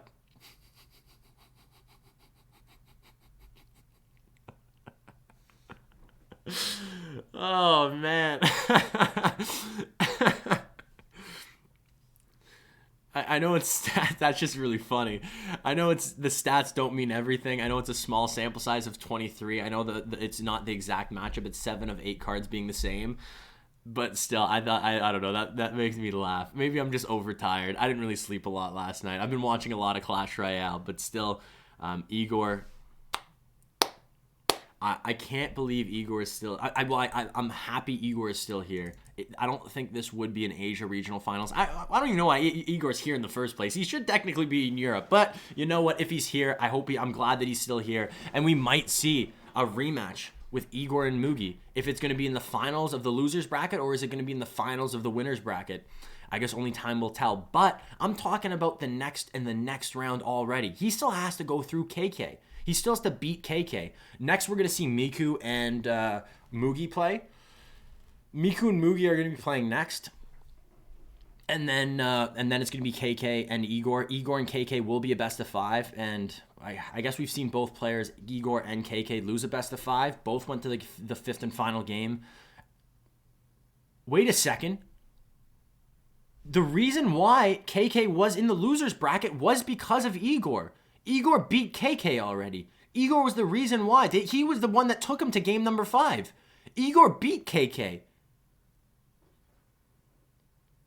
Egor, oh, whoa, there's a lot of, I gotta start peeling back these layers.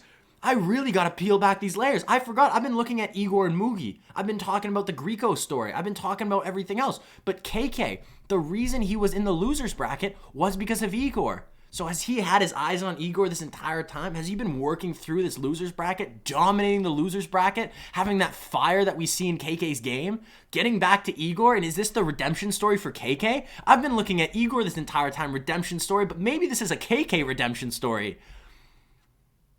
Wow. Oliger, what time is it there? Right now for me it's 10:10. 10:10. Cashier's the clip. Awesome. I might have to re-get that. I might have to get that game. I might have to export that game and maybe put it on Instagram or something, because that was incredible. Oh, it's KK and Egor first. I'm going to run to the bathroom real quick. I have to go really, really badly. I've been drinking too much water, too much. We might see a mirror matchup. I wouldn't be surprised if we see Earthquake versus Earthquake. This is going to be a slow...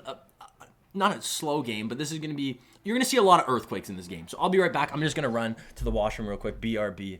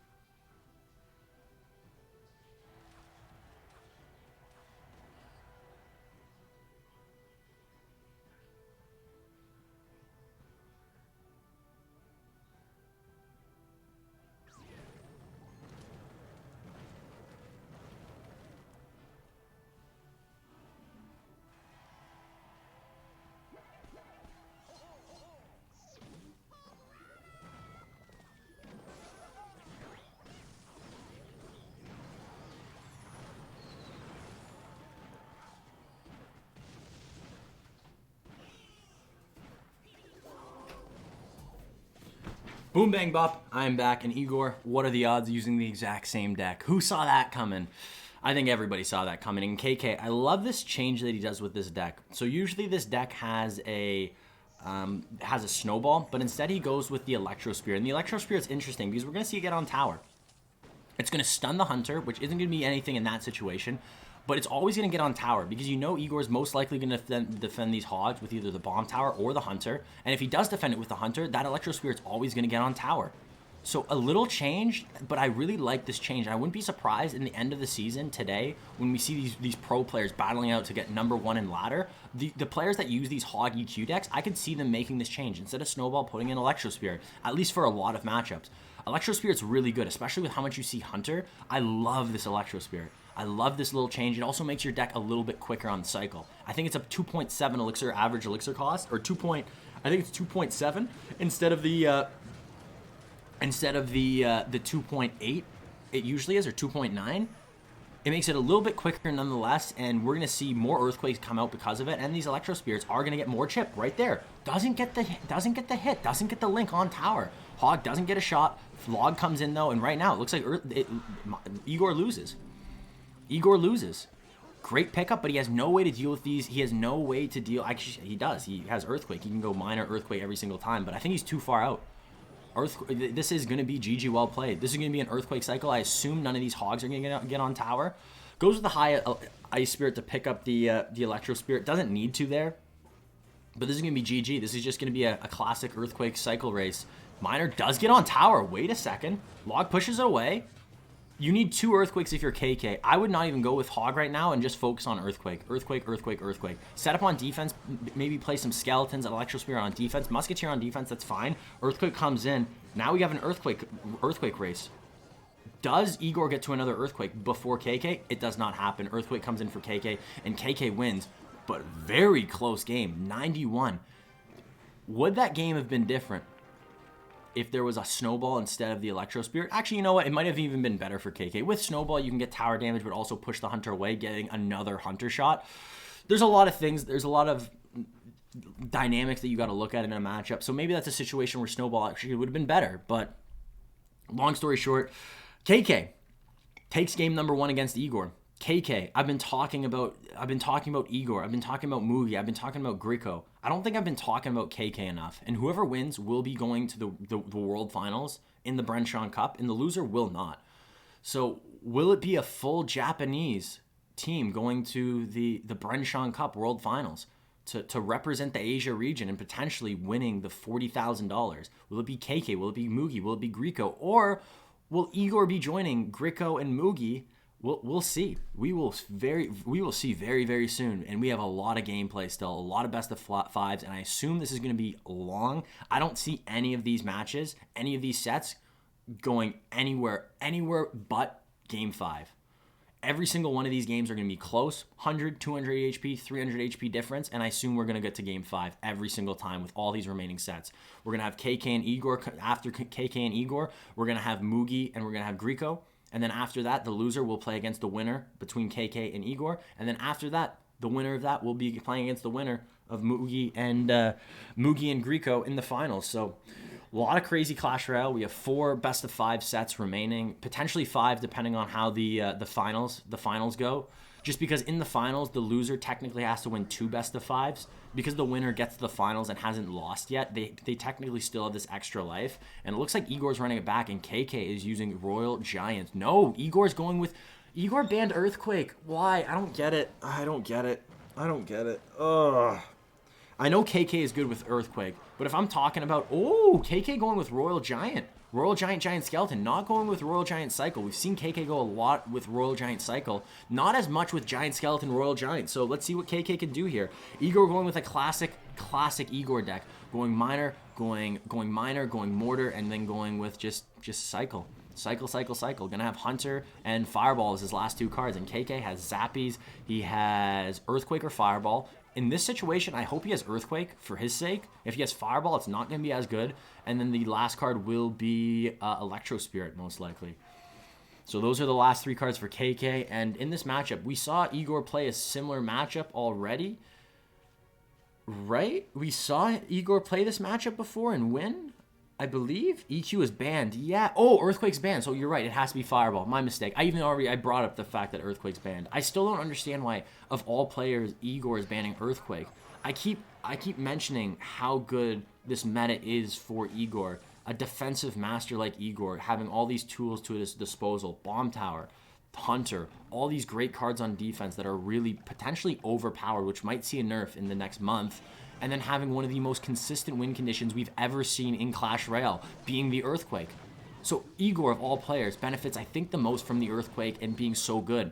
So why? Why, of all players? This is the second time we've seen Egor ban Earthquake. Why? That's what I want to know, is why. He definitely has a reason. There's definitely a plan. I just don't know why. Why would you ban Earthquake if that is it seems like your best tool? The reason why we saw him come back against Pandora, the reason why we saw him so dominant against Pandora is because of Earthquake. The reason he came back wasn't because of Miner. He wouldn't have been able to come back if he had Fireball. It's because of Earthquake. So what is Egor? What's his game plan? You have to. I'm assuming Igor's a rational person, just like everybody else. I'll probably ask him on Twitter today. Alex, ask him. Ask him. I would love to know why he keeps banning Earthquake, because to me it doesn't make sense. Unless he truly is scared of KK's cycle capabilities. We've seen KK rock that Hog Earthquake deck multiple times, 3 games in a row, and win all 3 games. KK's really good at Hog Earthquake, really, really good, and maybe Igor's scared of that. Maybe Egor is like, wait a second, I'm good at Earthquake, but maybe KK has that little bit of an advantage using that Hog EQ deck. I don't know. These are things that maybe Igor's thinking about, maybe things that you got to look at it, looking at the big picture. All very, very important conversations. And right now, if we're talking about this match, I was going to say Igor's in a great spot, except with that Hunter hit and that Royal Giant hit, this game got a lot closer. And that's all it takes is one Royal Giant shot, one Hunter hit. Egor cannot let that happen anymore. Egor cannot let that happen. If that didn't happen, Egor wins this game 100%. But now I'm feeling a little nervous. Fisherman, nothing to pull this Hunter, so I think that's a really, really good high Hunter. Really good. Doesn't have to overcommit on defense. That's the perfect amount. Should be able to defend this really easily as well. Log comes in. Log and Mortar does take out the Zappies. High Knight, perfect. Perfect defense. So now we're going to go with a big push on the left side. Probably going to get back to a Royal Giant maybe.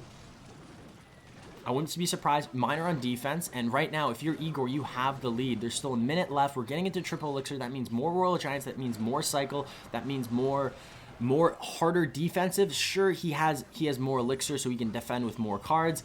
But I think this is going to get harder and harder and harder as we go deeper and deeper into triple elixir. So Miner on tower getting a little bit of chip. Hunter comes down. Miner gets 3 shots, and the Fireball comes in. So the lead gets bigger. Igor's in a great situation, but this all comes down to Igor's defense, and we've seen time and time again. Great play by KK. He realizes, I have 40 seconds left. I need one big push. Let's build that big push. Let's not give him these nice, easy defenses. Let's make it hard for Egor. And it looks like he's going Royal Giant on the left, and it looks like he might go with Royal Giant on the right as well. Maybe the Zappies were just to pick up a potential Miner. But let's see what happens here on defense. Fireball comes in on defense. Hunter's already dead. The Giant Skeleton's already dead. And also the Royal Giant's dead. Another Royal Giant comes in. But this should be an easy defense. You go with another Mortar. Easy. You go with the Knight. You go with the Hunter. This should be an easy defense. You don't have to go in if you're Egor. You can just keep doing what you're doing on defense. And we've seen him do this time and time again. And he's going to win because of it. Fireball comes in. Doesn't matter. That's not going to be enough. And Egor ties up the set. We're going into game number 3. 1 apiece. And maybe that was a good play by Egor. Maybe banning Earthquake was the play. Bro, Egor will win this thing today. Noisy, I wouldn't be surprised. Why are you all time against Egor? Me? No, if anything, I'm an Egor fan. Egor is the player. If I think recently Twitch came out with which streamer, which channel you watch the most. If we had to talk about, if I had a stats, if like a world stats on YouTube and Twitch and everything, if there was a stats on which Clash Royale player I've watched the most, it's Egor. I have been watching Egor for years now. My first deck ever was Mortar Miner. Mortar Miner Bait, and the reason I played that deck was because of Egor. Sure, it was free to play, it was my first max deck, but the reason I played it was because I saw Egor succeed with that deck, and that's why I played it. And to get better myself with that deck, I watched Egor play. I've watched Egor more than any person, so maybe it comes off as against Egor, but I know Egor has it in him. Maybe I'm more critical on Egor. Maybe I feel like I've just watched him, so I'm more comfortable with Egor. I know Egor can win. I know he can. I wouldn't be surprised if Egor comes back and wins everything, meets Mugi in the finals, or meets Griko, or maybe meets Mugi in the finals of the losers bracket, redeems himself against Mugi and wins everything. Maybe it could happen. I would not be surprised. That's what I'm trying to say. Is I'm not surprised. Egor is one of the best players in Clash Royale, and he has been for at least the past 2 years. There was a lot of hype for him coming into CRL, and even out of the gate in the World Finals, the first time we saw Egor play, he dominated. He dominated. Not only did he dominate, but he dominated on the biggest stage, the World Finals, and was the reason why, a good reason why, that we saw Liquid win the World Finals overall.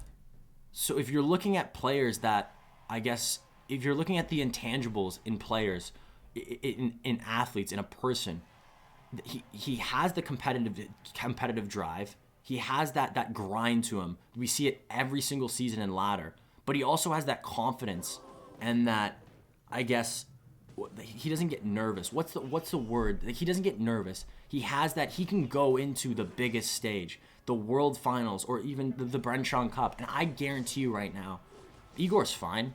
This is just a day on the job.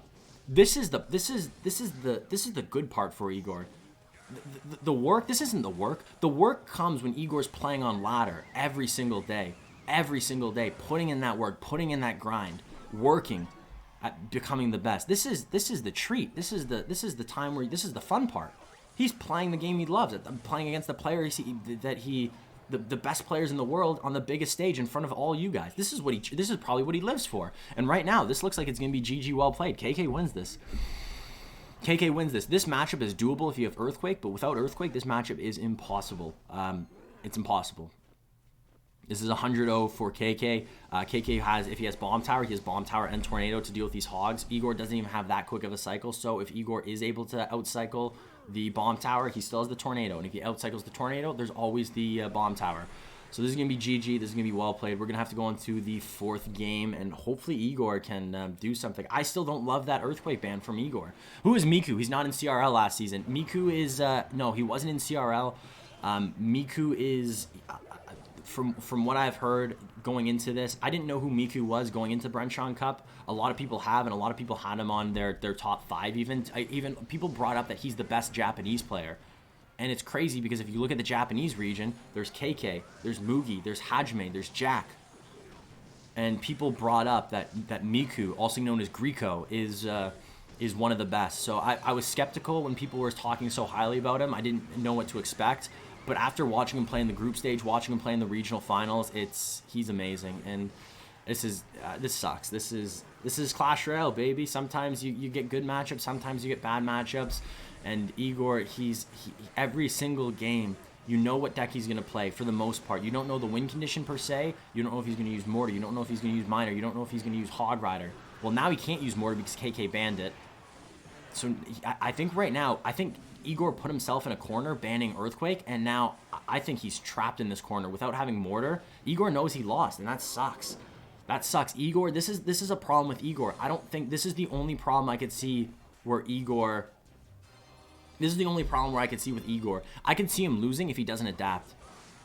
Egor is really, really good. He's an absolute defensive tactician. He's one of the best players ever. But the problem is he needs to adapt. He needs to pull out a different deck here. I don't think he can use this core deck that he uses with Spear Goblins, with Ice Spirit or Electro Spirit sometimes, with Hunter, with Log, with Knight. I don't think he can keep using this and just switching win condition. That's not enough. And KK most likely will run it back. Why not? And if KK runs it back, this is where you got to be. This is where Egor has to be like, you know what? Why is he giving up? He can't win that matchup. It's impossible. Giving up like a sore loser. Sure, you can say that, but also why waste energy when you could just focus on the next match? It's weird how close that match is, supposedly. I don't think it's even close to being that close. It does say 7 out of 8 cards. I guess if Egor technically had Miner, that could be a little bit closer. He could get consistent damage with the Miner. Not consistent, but more consistent damage. The Hog Rider's never going to get on tower, so the only damage right now that Egor could get, maybe he can get Spear Goblin chip, maybe a little bit of Log chip, most likely Fireball's it. So Egor's eliminated. No, this is best of 5. This is best of 5, I believe. If it isn't, then I did not talk highly enough about that game. This is best of 5. This is best of 5, right? I'm assuming we're going into the next game? Yes. Best of 5. Correct. Okay. I believe that. I thought it was best of 5. Egor not changing. This is the problem. The stubbornness of Egor. He's sticking to the same deck, the same core. He's probably going to change minors for Hog Rider, but that's not going to be enough. KK, for some reason, doesn't run it back. KK doesn't run it back. You know Igor's going to play Hunter, Spear Goblins, Knight, a Log. He is going minor instead of the Hog Rider, but still, this doesn't seem... How? If you are... Right now, if you're KK, what are you doing? Have you not watched Egor's games? Egor plays the same deck. There's no surprise. There's no surprise when Egor's going to play. I called that he was going to play minor instead of... You know what? Having the Royal Ghost is going to be nice, though. So now we're seeing KK, instead of using Royal Giant, the deck we saw him lose with in game number 2, instead of using the Giant Skeleton version, he's going to be using the Cycle version. And having this Royal Ghost is going to be really, really annoying for Egor. Really annoying for Egor, because the Royal Ghost can go over the water, right towards the mortar, and already put pressure on it. And you have 2 options. You have 2 options if you're Egor. You can either go with, you have to go with maybe defensive minor, but if you go with the Knight, you know that KK is going to play the High Fisherman and pull that Knight away. I think that Royal Ghost is probably going to get on that mortar consistently. This seems like such a hard matchup. I think Egor's out. I think Egor is out. Wait a sec, let me look at my piece of paper. Don't count out KK or Egor ever. That's weird that it has KK and Egor. That was written those were written like an hour and a half apart too. It's weird that we're looking at both those players that I've told to not count out. You know what? I'm listening to the piece of paper I wrote down. I wrote that for a reason. Let's not count out Egor. It's not over yet. But looking at this matchup, it seems really good for KK. It seems really good for KK. I don't know. If anybody can do it, it's Egor. Just let's see how. Let's just watch how. Let's see how. Close for the content. I don't know if this is going to be close for the content. I don't know what's going to happen here. So high bomb tower. Oh, it's not. That's right. I keep saying minor mortar. It is bomb tower. Oh, mortar's banned. Ote plays. My mistake. Sorry, I kept saying mortar. It is bomb tower. So it's just pretty much minor control. Minor control. So he's just going to get minors on. Looking at KK, he has a lot of ways to pick up these minors. He can go Electro Wizard on top of the minor, which is really, really good play. It resets the minor, so the minor then focuses on the Electro Wizard. In that situation, Egor can always Fireball it, which makes it relatively okay, but also use Fisherman. Right there, great Fisherman. Minor does not even get a shot. Fisherman pulls away right away. Also, potentially could use the Electro Spirit to reset the minor and then play the Fisherman or the Royal Ghost right on top. There's a lot of plays you can do if you're Egor.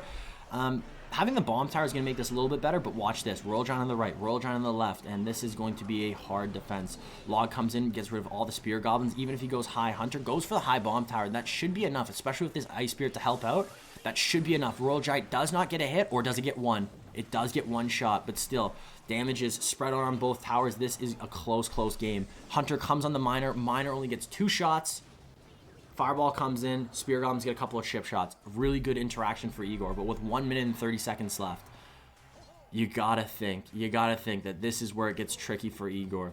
These pushes are gonna get bigger. These Fishermen are gonna get more annoying. These Royal Giant pushes on the left and right side are both gonna be very threatening. Both of his towers he has to protect perfectly. So going for the bomb tower right now, going for that defensive minor already, just focusing, just picking it apart, figuring out what to deal with. Let's deal with this Royal Ghost first. Let's deal with this Royal Giant first. And now most likely Igor's already back to another bomb tower. So if we see a Royal Giant coming in from KK, which it looks like he's gonna wait till triple elixir. He's being patient. We see KK do this a lot, just being very patient. Why is he not using Earthquake? Earthquake is banned. Surprisingly, of all people, Egor banned the Earthquake. We've seen him do this twice now. We saw him do this against Mugi, and I think that's part of the reason why he lost against Mugi. And now we see him do it against KK, banning Earthquake. There's no better player with Earthquake than Egor, and it's weird that he keeps banning it. I don't understand why, but let's see if he can defend. We know that Egor can defend pretty much everything, but KK is an absolute killer, one of the best. He's going to do his best to put Egor in these awkward situations, and this Fisherman, this Electro Wizard, just slowing the attack speed, the DPS of each of these units. Hunter comes down, but the Fisherman grabs another Royal Giant. Egor has 6 elixir. He does go for the Fireball, needs to get for a bomb tower, but he has to go for the bomb tower push. This is the problem. This is where he gets overwhelmed. Log comes in, pushes the Royal Giant back into the Death Bomb. Royal Giant does not get the shot.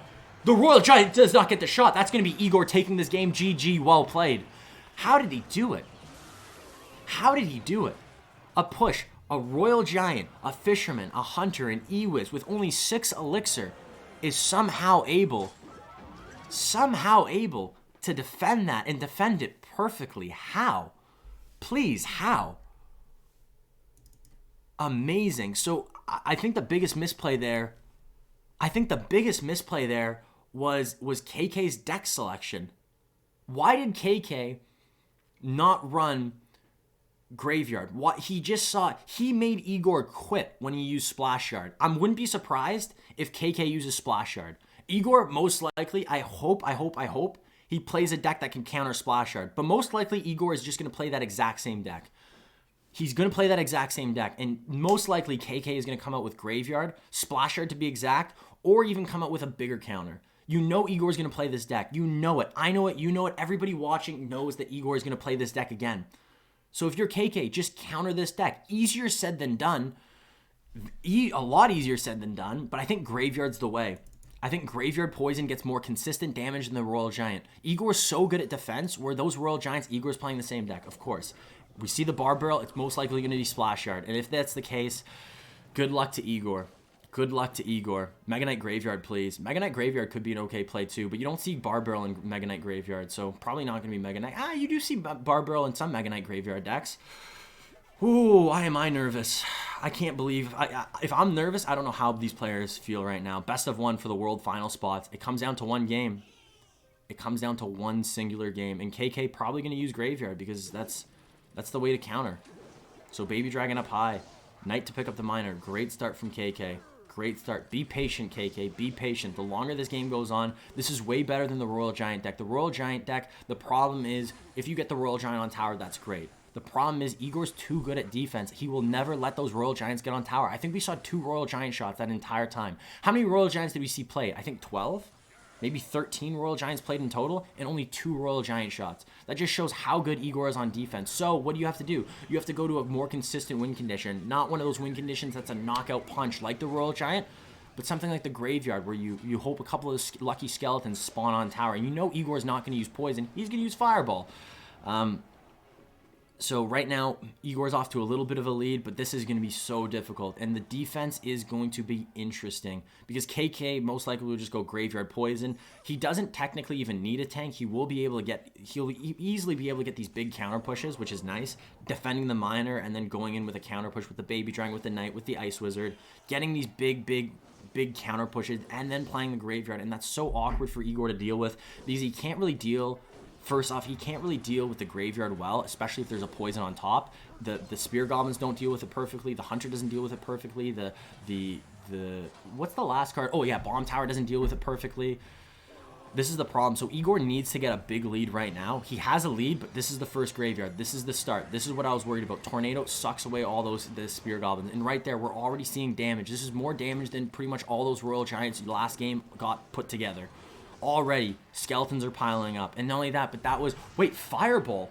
KK's using Fireball and not Poison. Why is KK using Fireball and not Poison? That means he has to Fireball the Spear Goblins. He has no way, a really efficient way of dealing with these Spear Goblins. And that could be a problem. Knight up high. Wait a second. I think Egor wins this. That's a big misplay. Fireball. Why would you ever use Fireball instead of Poison? Poison, you can get value on the Hunter, you can get value on the Spear Goblins, you can get value on the tower, and it's more damage to the tower overall than a Fireball. This is interesting to me. Egor is making this look easy right now, but this game's still really close. Fireball comes in, doesn't hit the Hunter, doesn't hit the Spear Goblins, only hits the tower. So huge Elixir advantage right now for Egor, but let's see if he uses this Elixir and deals a lot of damage. Miner comes in, Fireball comes in, gets the Ice Wizard. That's what you gotta do, KK. You gotta hit the supporting troop and the tower. But I guess that's because the Hunter wasn't played close enough to the tower. Hunter doesn't get the shot. Does it? Doesn't get the shot. That would have been GG well played. But already right now, this looks really good for Egor. And we might see an Egor versus Mugi round 2. I don't want to... Let me read my paper real quick. Don't count out KK or Egor ever. Okay. Thank you, piece of paper. So this game's anybody's game. I don't think anybody has it in the bag. Ooh, KK going left side, though. maybe a little bit of desperation. Great fireball, taking out the skeletons, taking out the barb, and also helping taking out the knight. You can take the rest of that. That's fine. Ice Spirit comes in. You know what? 1 elixir. That's fine. Miner, you know that's coming in. Probably a fireball as well. Ice Wizard really far away. Nothing to pick up this Miner. A late night, but the Miner's already got 3 hits, 4 hits, 5 hits. Does it get the 6? No. 47 seconds left. So let's see if Egor can defend like we've seen him do so many times, like a god. Let's see if he can do it, because right now I think he can. I think he can. Tornado comes in, trying to pick up the Miner. Does not pick up the Miner. Fireball comes in, more damage. Now all you need right now is 1 more Fireball. All you need is a log, and here it is. Egor beats KK again in the best of 5. They met once before. They met in the quarterfinals of the winner's bracket. Who was victorious? Egor. And once again, KK in the loser's bracket battles his way up, fights his enemy, the player that put him in the loser's bracket in the first place. Egor again goes to the best of 5 and loses again in the 5th and final game. Egor wins it, and Egor will be joining Griko, also known as Miku, and Mugi in the World Finals of the Bren Chong Cup.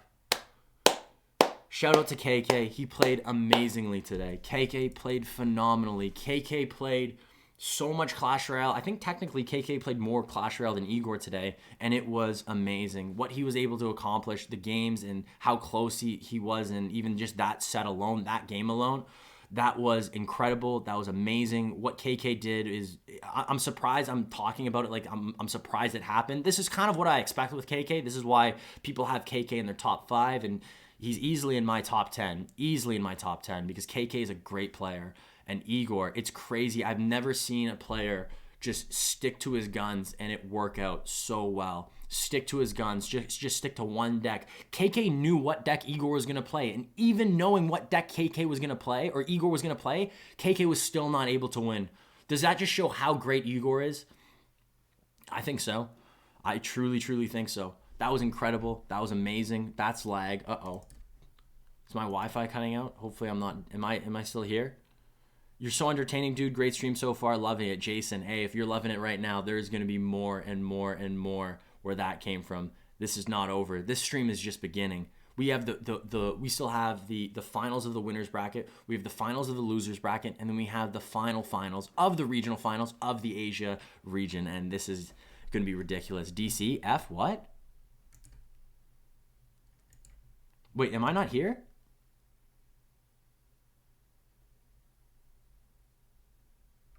Wait, am I not here?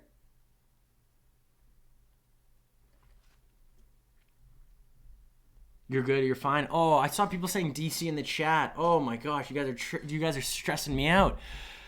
Whew, you guys are stressing me out. I thought I DC'd. I don't know what's going on with the clean feed. I lost it. Okay, no, we're back. We're back. Okay, we're good. And now we will have Mugi versus Griko in the next match. And then after that, the loser will be playing against Egor. How much sleep did you get? I got like 5 hours of sleep. I slept less than I streamed yesterday, and I guess probably going to stream today, which is probably not healthy. But you know what?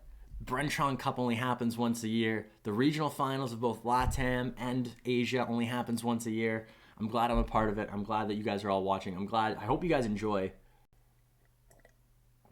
because I know I am. Maybe too much. Maybe too much. You're going to play Clash Royale later today. Agent Bond, I don't know. I'm exhausted. We'll see. We'll see if I play more Clash Royale. If I play ladder tonight, I still have to play ladder tonight. I tilted from 7-5 to 7-2, so got to grind, Jason, damn. That's really 7-2 still got to be what? That's what's top what are we expecting top 1000 is going to be by the end of the night? Does anybody have a prediction? Because going into, I guess 2 weeks ago, I predicted it was going to be 7,200. Is it going to be higher or lower than that? I'm curious to see. Sleep when you're dead. Yo, you know what? Exactly. DC the boss. I'll have a ton of time to sleep when I'm dead. I can't be watching Clash Royale when I'm dead.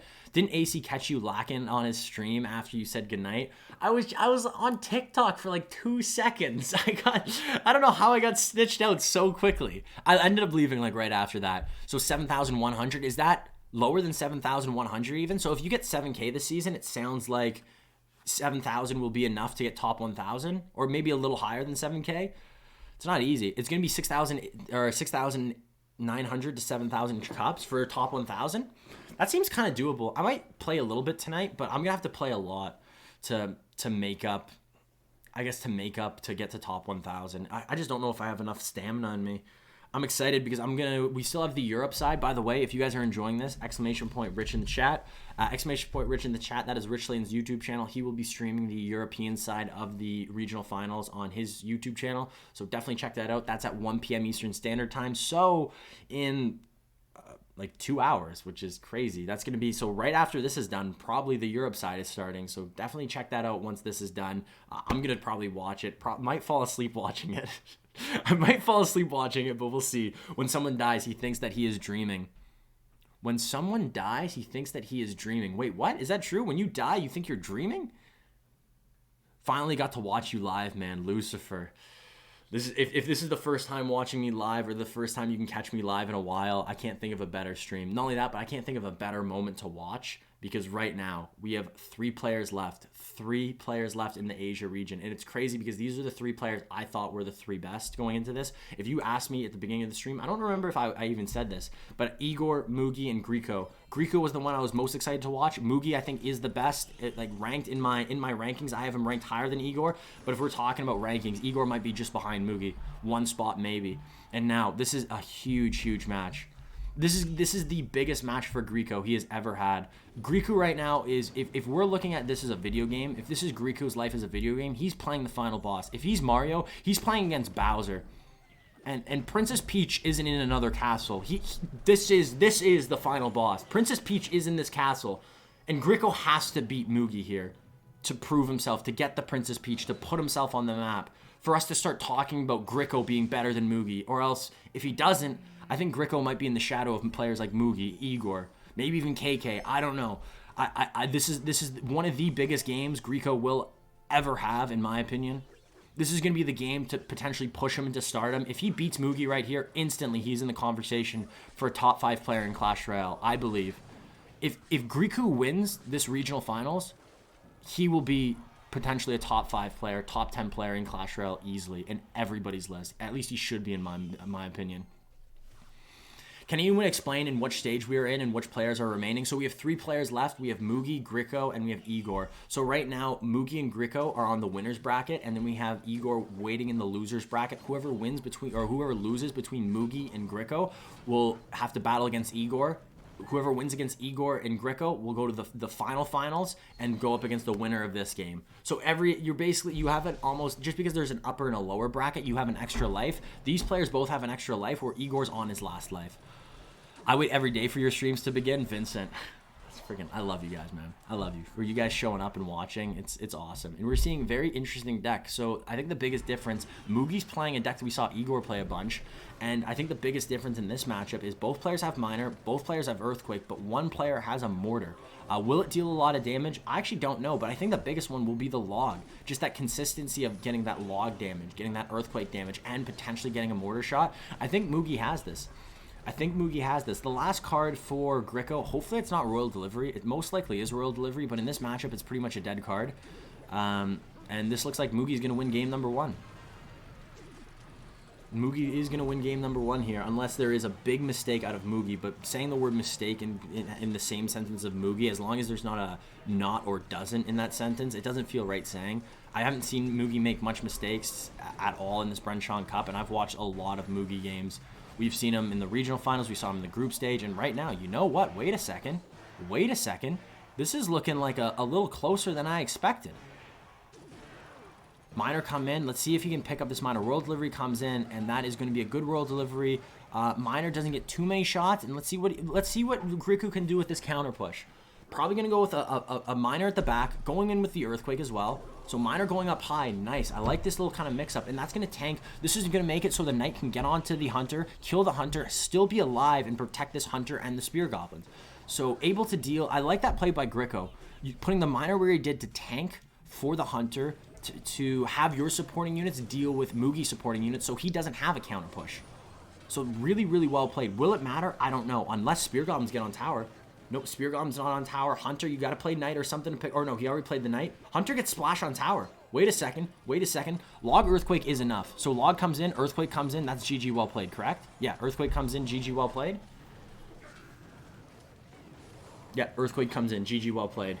A little bit of BM coming in. I know these players have played a lot on ladder, so I wonder if these players are friends or foes. I don't know. It's hard to tell with BM if it's friendly banter or if it's serious banter. It's hard to tell sometimes. So GG well played. Mugi, I'm not surprised, comes out game number 1. They both played very, very, very similar decks. One had Bomb Tower, one had Mortar. We didn't see much Mortar or Bomb Tower. A lot of it just came down to the Hunter play, the Miner play, the Earthquake play. I think the little bit of the advantage was the Log, being able to deal with the Spear Goblins, support your Miner, and deal damage to the tower. How do you think the Raptors are going to do this year? Agent Bond, I hope they win. I hope they win it all, but right now, not looking great. Raptors are so bad this season. Skybox, yeah. Not the best. Did Lapo play in this tournament? Yes, Lapo is in the European side. He is in the European side. He will be playing today at 1 p.m. Eastern Standard Time. Him and his fellow, his buddy, his partner in crime, Legolas, all part of the Egor entourage. They're all playing. Oh yeah, his name's Lapkins now. Why did he change his name? I like Lapicati better. I'm gonna still call him Lapo. I'm not calling him Lapkins. I'm boycotting. Cash, how's the stream? Black. I can't even speak English anymore. But it's good. So far, I was expecting this stream. I didn't think that this stream could compare to the Latin America side. In the Latin America regional finals, we had probably the coolest narrative with Sammy Basoto and this redemption story that we saw kind of unfold within our eyes within those 2 hours of watching at the end. It was awesome. It was legendary. And right now, I think we are seeing as cool of a comeback story. But there's also a comeback story with Egor. There was a little side quest with KK and Egor, where KK met Egor in the semifinals of the losers bracket. But the reason why KK was in the losers bracket was because of Egor. They met up again, went to game 5, and the results were the exact same. So Egor said, "How many times do I have to teach you this lesson, old man?" And was able to knock him out finally. So KK's done. So that was a cool. And also seeing Griko, what he's doing in this competitive scene, seeing him become a rising star has been so impressive. And Mugi's going Mega Knight Wall Breakers, going with the Cannon Cart instead of the Bandit, instead of the Mini P.E.K.K.A, which we've seen a couple of players play. We've seen Prince come out a couple of times in North America, but it's pretty much only North America that I've seen the Prince come out. Usually Asia likes the Bandit, the Cannon Cart, and the Mini P.E.K.K.A more. Most likely the Mini P.E.K.K.A the most. It looks like Griko is playing the exact same deck, but maybe going with Log instead of Royal Delivery, just noticing that Royal Delivery was kind of a dead card. But in this matchup, I think he would rather Royal Delivery. If he doesn't have Royal Delivery, this is going to be very annoying. Yeah, he probably still has Royal Delivery. No, he has Ice Spirit instead. Uh-oh. Activates King Tower? No, he goes for the Knight. That's going to be fine, but a little bit of an over-defense there. A big elixir deficit right now for Griko, but he does have, I guess, 7 elixir on the field, having the Hunter, having the Knight, but Cannon Cart's going to be an easy cleanup, Log for the left for the Wall Breakers, and that should be a nice little counter push if this Cannon Cart can stay alive, and it doesn't look like it is. Knight's going to knock it off its wheels? No! Cannon Cart's alive! Support it with the Miner, of course. Miner up high, Ice Spirit is going to be enough, and just like that, easy defense. Easy defense. Griko is in the lead, but this isn't going to be easy. I watched Egor this matchup, not this exact matchup, but I watched Egor. Oh, Lapkins is his mini name. Oh, I thought he had a total rebranding. So he has it's Lapicati. Tell us how to pronounce it's Lapocati, of course. It's Lapocati. That's how I used to pronounce Lapicati. Lapocati. So I didn't realize it was just his mini. So it's the same as Pandora and Subdora. But watching this matchup, ooh, Mega Knight on tower. You can't stop that from getting on tower. That's GG well played. Miner on tower as well. That's a lot of damage. And this is going to get worse and worse. Cannon Cart locks on. That's GG. Griko cannot do what Egor did. Griko is falling apart. What's happening with Griko? This is not the same Griko we saw against Lciop. This is not the same Griko we saw 3-0 Lciop. What is going on? Maybe it's the stardom, maybe it's the name brand of Mugi that's getting to him. Maybe it's the $40,000 on the line that's getting to him. Maybe it's just the overall pressure of this competition that's getting to him. But right now, if you're Griko, you got to cool your nerves. You gotta come back and just come into game number 3 and not think that you're 2 down. You can't think about being 2 down against Mugi. You have to think, I have to win 1 game against Mugi. Metas for 4 regions are so different, and it's so apparent after casting Latin America, after casting Asia. It feels like I'm watching 2 different metas. Two different metas, two different balance changes. It's ridiculous. Griko is not Egor. I think that's super apparent there. We saw Egor play against Pandora. I guess Pandora and Mugi aren't the same player either, but we saw Egor be able to win that matchup in that exact same matchup. We saw Egor be able to defend like an absolute boss. Even when he was behind, able to clutch up and still win that. So Griko, we talked about Griko. He's a lot of people think he's an absolute star, just because of he's a solid player. He's been around for a while, ladder as well. He's been really, really good. But in the competitive scene, he hasn't been in CRL. Haven't seen him much in these big name tournaments. So far, he's done amazing in the group stage. I was super impressed. And so far in the regional finals, I've been super impressed. He's been taking out some of the best players in Clash Royale, beating Benzer Ridel 3-0, beating Lciop 3-0, beating Geralt 3-2. So he's taken out some big names, some really big names. But I guess let's go back to the experience. Does he not have the experience? Does he have the nerves? One thing we noticed when Mugi... Give me 1 sec. My throat's getting sore. So when we saw Mugi last season in CRL East, Mugi, he was on the number 1 team with Ponos, and they ended up meeting Nova in the finals. They ended up losing. And with the webcams, you could see that Mugi was nervous. You saw that he had nerves. You saw that maybe the pressure was getting to him. And then in the World Finals as well, when you saw Mugi playing, you saw on the cam, you saw that he was definitely, there was nerves and definitely there was pressure to him. The way I looked at that is you can take that two ways. You can take that as, sure, you didn't win the CRL East, you were favorites. You didn't win the World Finals, which you were definitely favorites in a lot of people's eyes. But I think the best way to take that is a learning experience, get better from it, overcome it, take that experience, especially at that high level of competition, because there's no way to replicate that. If Griko has never been in this high level competition, if he's only been in ladder, if he's only been in these other like smaller competitive scenes, if there's never been $40,000 on the line, there's never been the best player in the world looking at you on the other side. You've never came up against pressure like this, a situation like this, and there's no way to replicate it. There's no way you can practice this. You can practice everything else, but you can't practice clutchness, that big stage, that having that confidence, that be able to just go into the biggest of stages with everybody watching you, with money on the line, with everything on the line, and just competing like we know Griko could. I just don't know if he's going to be able to do it. I don't know if he's going to do it in the Bren Chong Cup. I think that this is where the pressure might get to him. But you know what? Prove me wrong, Griko. Griko, prove me wrong. Miku, Griko. I'm going to call him Griko for the rest of my life. I'm always going to call him Griko just because that's how I was first introduced to him, Griko. Who's this Griko guy in the group stage? And then by the end of the group stage, I was like, oh, this is Griko. He's pretty good. So last card is going to be Mega Knight for Griko using the deck we just saw Mugi play, and it looks like Mugi's playing the exact same deck, close to it, but not exact. Doesn't have the Hunter, has the Bats instead, and doesn't have the Ice Spirit, has the... what's the difference? He had Ice Spirit. Ice Spirit Hunter. Was there no Spear Goblins and Bats in Griko's deck last game? I can't remember. But this is a situation where we've seen this a couple of times. We saw this with Samuel Basoto and Stang Sand, where you see them switch decks. Griko's now using the deck that Mugi just beat him with, and now it looks like Mugi, they basically swapped. They swapped positions, and now Mugi might be like, yeah, I'll show you how to play this deck. I'll show you how to win this matchup. I'm the pro. Gets 2 wall breaker shots on the right side. That's going to be GG. That's going to be well played. Mugi sweeps Griko, and this is bad. This is bad. If you're Griko, this is the worst thing that could have happened. Not only did you get swept by Mugi, you're going to the loser's bracket, and you're going to be battling against a hot, and when I'm talking hot, I mean hot Egor, one of the best players in the game, definitely the best defensive player in the game.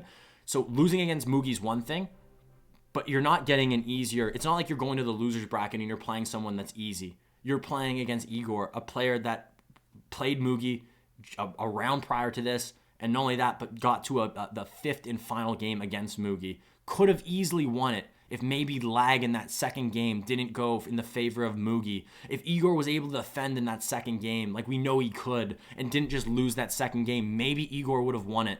And maybe Mugi would be in the lower stage, the loser's bracket, and Egor would still be in the winner's bracket. But for right now, Griko, that is not what I expected. And that's the pressure. I truly think that's the pressure.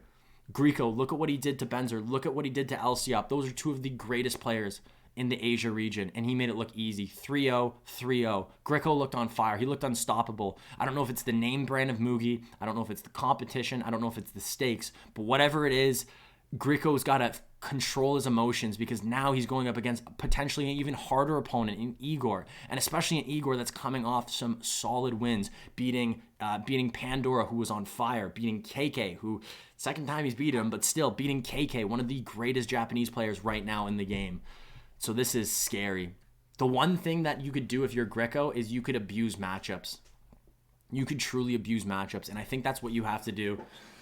You know what everybody knows what Egor's gonna play. He's gonna play Earthquake and Miner first game, and then after he wins that game, he's gonna ban Earthquake.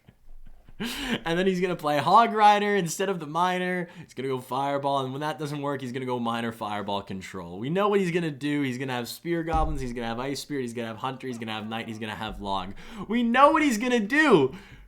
And I'm hoping Griko knows what he's going to do. He's going Minor Wall Breakers. Egor's going Goblin Cage. Egor's playing a new deck. He's playing Lava Miner. I don't believe it.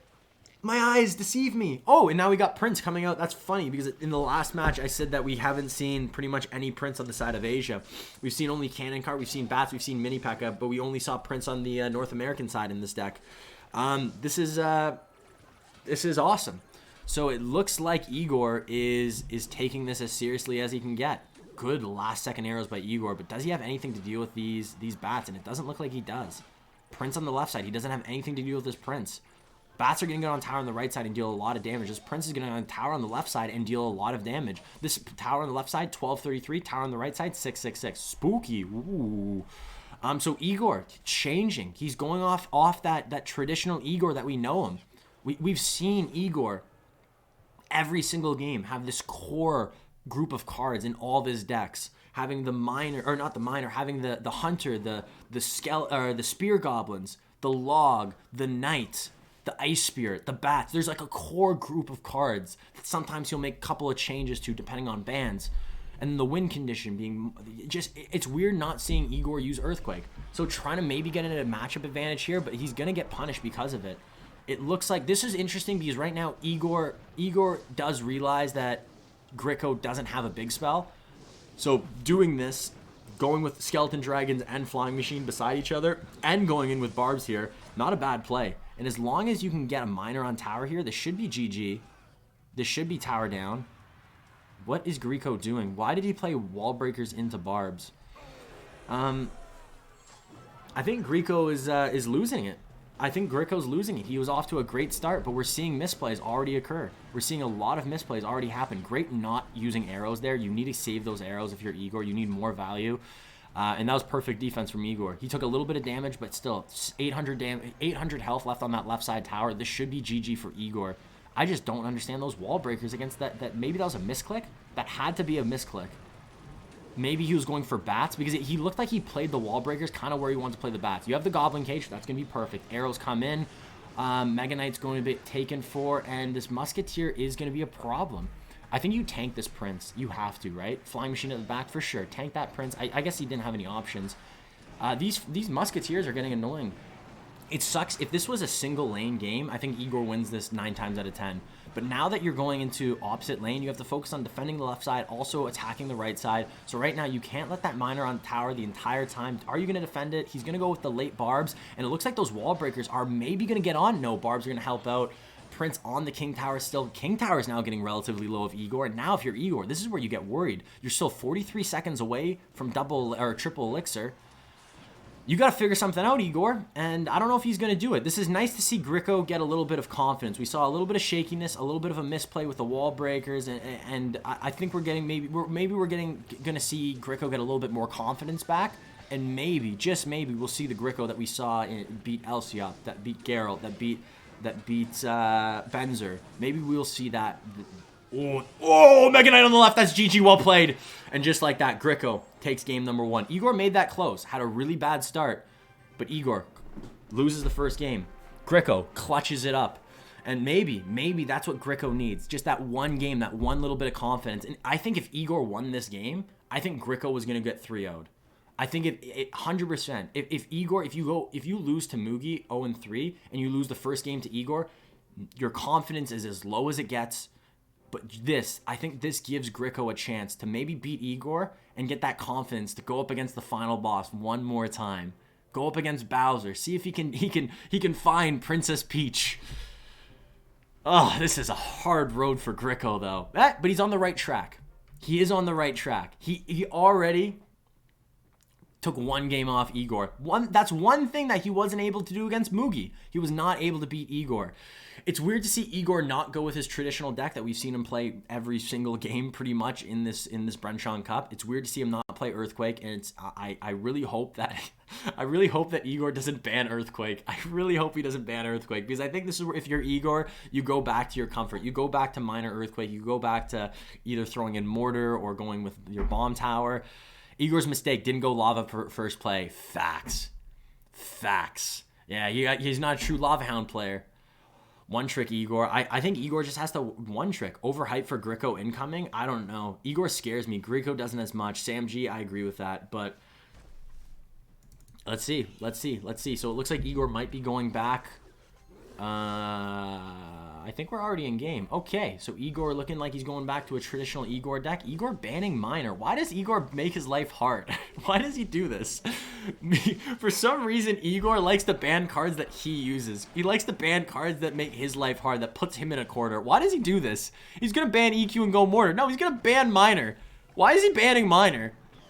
Why is he banning you? You're the Minor player, Egor. You're the one that plays Minor. Griko doesn't even play that much Minor. Why are you doing this to yourself? I don't know if it's a confidence thing. I don't know if he's lost his mind. But Egor, is it just a mental thing? Is this just a thing where he just shows that he can hurt himself? The only person that can make Egor bleed is himself? The only person that can beat Egor is himself? What is going on? That's like Pompeo banning Balloon. I don't get it. This doesn't make sense to me. If anybody knows Egor personally, message him and ask what is going on. Is this a cry for help? Does he need something? Is someone holding the real Egor captive? Because something doesn't add up here. This is weird. Him banning Earthquake and now banning Minor. Both cards that Egor uses religiously and has been dominating this entire Bren Chong Cup with. I'm so confused. I am so confused, but at least you know what, he has Earthquake. And most likely, this is the problem though, because if Griko loses this, I could see Griko banning Earthquake. And now if you're Egor, you don't have Earthquake or Minor. This is ridiculous. We've seen this matchup though. We saw this matchup. This matchup went for Balloon. Balloon player won. I can't remember who played this matchup. It was early on though. It was very early on. It was Lion, right? Lion and Jack. Jack was playing the deck Griko's playing right now, Giant Skeleton, Balloon, Minor, and Egor was in the situation of Line. And Line was playing this exact deck, and this was awesome. I think Igor's doing it well, though. He's already going with the Earthquake cycle. He realizes this. The problem is on offense, you just have so many answers if you're Griko. Also, I think he added in Fireball instead of something. The last card should be, so it doesn't look like there's going to be a Bomb Tower for Griko. So a little bit of a change, adding in Fireball instead of Bomb Tower. Last card should be Minor, unless, no, Minor's banned. So he's not going Minor, he's going with Fireball instead of Minor. Why does that, this deck is 10 times worse. Hold up. What are the odds Griko's last card is Minor? What are the odds if Griko's last card's Minor, he made a mistake? And what are the odds he can't play that Minor ever? Because if he does, Fireball instead of Bomb Tower. The problem is, if Griko's last card is Minor, that's a dead card. He can't play it, and he's going to lose this match 100%. There's no way for him to get... Usually you would play the Minor, get that on King Tower, get a lot of damage while the giant skeleton's tanking, while even the Balloon could be tanking. You get that Minor on Tower. You damage, get a lot of those chip shots in, and that's usually how we see players win with this deck, at least in this matchup. It's Bomb Tower lol. Is it? He has Bomb Tower? Oh, okay. I thought maybe he made a mistake and he was going with... So, Bomb Tower. He doesn't really need to use Bomb Tower now. So, weird that he decided to play this deck, but without Miner. It seems a lot weaker without Miner. And not only that, but you won't have a Miner to get onto these Firecrackers. He's going to always have to use Tornado, which that was a lot of Tornado values to give Egor. That was not my favorite. Baby Dragon gets on Tower, goes with the Log, goes with the Defensive Mortar as well. There's still Baby Dragon just thwacking away. Fireball comes in. Does he have Tornado to activate King Tower? I can't remember. Yes, he does. Tornado, perfect activation. And right now, Egor's in the lead, and with an activated King Tower, that's definitely going to help in this in Triple Elixir. Earthquake comes down, so how many more Earthquakes does he need? He needs 3 more, correct? Log comes in. That makes it... I still believe that's 3 more. 3 more in a Log, if my math's right? So the Firecracker on defense. Fireball comes in for the Firecracker, not for the Mortar. So another Earthquake comes in. Going really aggressive is Egor, and he still needs 2 more. He still needs 2 more Earthquakes. So Knight up high. He already used Tornado. So back to Tornado. Wow, this deck cycles so quickly. Tornado on offense and on defense. Baby Dragons are still alive.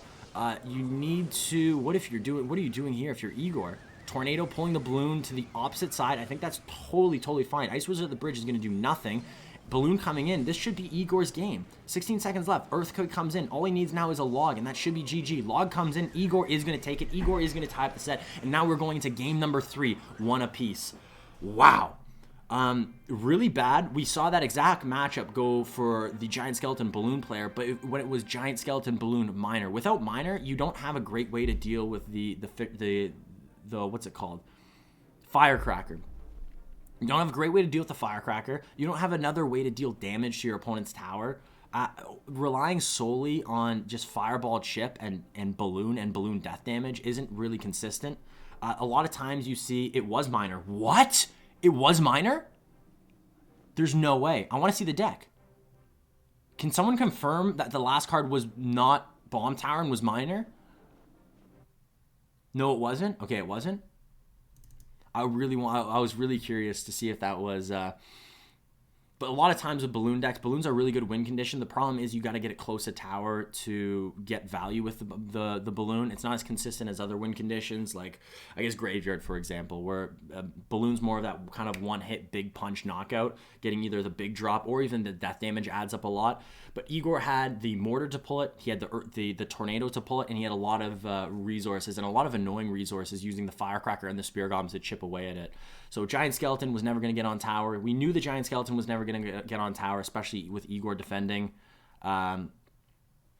We knew that balloon was probably never going to get too much damage, and with that, Egor can just do what Egor does. And right there, Griko played exactly into what Egor does and does well. Egor is a master at defense. We've seen it time and time again. Games that look absolutely over, where Egor's down by 2,000 HP in the first 2 minutes, and then first minute, and then just puts it into another gear, defends like an absolute god, and then just Earthquake, and wins. If I'm Griko, I'm banning Earthquake, and that's really bad for you. That puts Egor in a really bad spot, because every single game he might be going... I don't know what deck he plays. Without Earthquake and without Miner, we have never seen Egor in that situation before. We have never seen both of those cards banned and Egor have to pick a deck. So does Egor finally pull out meta decks? Does he go to a deck like Royal Giant Cycle? Does he go to Royal Giant Cycle deck? Does he go to Royal Hogs, Royal Recruits? Does he go to Lava Miner again that we already saw him play in the first game? Does he go to just Graveyard? Maybe just going to Fire and Ice Graveyard, going with Knight, going with Graveyard, going with Fireball, going with Snowball, Cannon Cart, Archers. I could see him play that deck phenomenally. So Earthquake is banned. I'm not surprised. Really good ban by Griko. That's what you should do. So is this a trap? Is Egor have a plan? Because I'm confused right now. Egor is known for being a Miner player. Igor is known for being an Earthquake player. But your opponent can only ban one of the cards. Why does Egor do a favor to Griko and say, you know what? Here, I'm going to beat you with one arm behind my back. Let's go, Griko. Why does he ban Miner after his first loss? I don't know. I really don't know. I wish I knew. And then Griko bans Earthquake. Both players aren't playing anything, so that means 2 things. Most likely it's going to be a graveyard deck. What about Electro Giant? That's a deck that we haven't seen yet today. I don't think we ever saw Egor play it, but that could be a crazy... No, I don't think we're going to see it. So there's... Technically 3 decks. Electro Giant could come out. I don't think it's going to come out. Most likely it's going to be Lava Miner or Graveyard coming out for Egor and Griko. I think both of these players are going to go probably to Graveyard. We saw Egor come out in the first match with Lava Miner, so I wouldn't be surprised. It's Mortar Graveyard. I didn't even think about that. Mortar Graveyard. Weird that he's not playing it right now. That's a deck that I really like in single elixir, actually. Especially in mirror matchups. If you're going Splash Yard against Mortar Graveyard, I really like that damage advantage that you can get with the Mortar alone in single elixir. So if Egor is playing that deck, I hope... But we've also seen Griko play that deck too. Golem first play by Egor. Imagine. Not Lava Miner. Oh, that's right, because Miner's banned. You're right. I totally forgot about that. Sorry, I totally forgot that Miner's banned. So yeah, it's probably going to be Graveyard. It has to be Graveyard. I hope Egor doesn't go with Hog. We've seen him go Hog. We've seen him go Hog Fireball. The problem is with Hog, similar to the Balloon, is it's just not consistent damage. Mexican standoff, baby. Who's going to make the first move? Everybody just hands in the sky. Reach for the sky. And there it is. It's going to be Hunter. So it is probably going to be Graveyard Mortar coming out for Egor. It could be Hog Rider. I hope he doesn't play Hog Fireball. So Fireball coming in. Does Griko play the same deck? Does Griko play the exact same deck? And it does look like Griko's playing the same deck. Egor, it looks like he's going the Hog Rider route. Maybe just go... It looks like he's going the Hog Rider route. This is going to be so hard to get through. If the last card for Griko, we all know it's going to be Bomb Tower, but it's so hard. Poison, okay. So maybe Egor was expecting Graveyard, adding the Poison instead of Fireball, which is, I think, a good prediction. But now we're seeing a little bit of a prediction on top of a prediction. Balloon at the back. Egor, this is going to get awkward because this is a situation where Poison, you wish you had Fireball instead of Poison. Fireball would help a lot in this matchup. Poison does not help. So Graveyard, he goes with Graveyard. That's a great win condition. That's way better than Hog, which I expected. Just like that. Just like that. The damage is coming in on the left side for Egor, and he should be able to clean up this right side, no problem. So just like that, Egor, I love it. I don't know why I didn't think of that. We've seen time and time again, this core deck of Egor, the Hunter, the Spear Goblins, the Log, the Knight, the Ice Spirit, and then just changing. Maybe a spell, maybe the win condition. We've seen him use Miner, we've seen him use Mortar, we've seen him use Hog Rider. I don't know why I didn't expect Graveyard. Graveyard works really well in this deck too. Sure, why not? You have a lot of traditional Graveyard cards in this deck. And that's probably why he has Poison. I thought he had Poison to counter Graveyard. No, he has Poison because he has Graveyard. So Tornado to suck the Hunter away. Spear Goblin should be more than enough. And on the left side, Giant Skeleton does not get close to tower. Another Graveyard coming in for Egor. Egor coming in, weird placement on the Graveyard. Don't know if that was on purpose or not.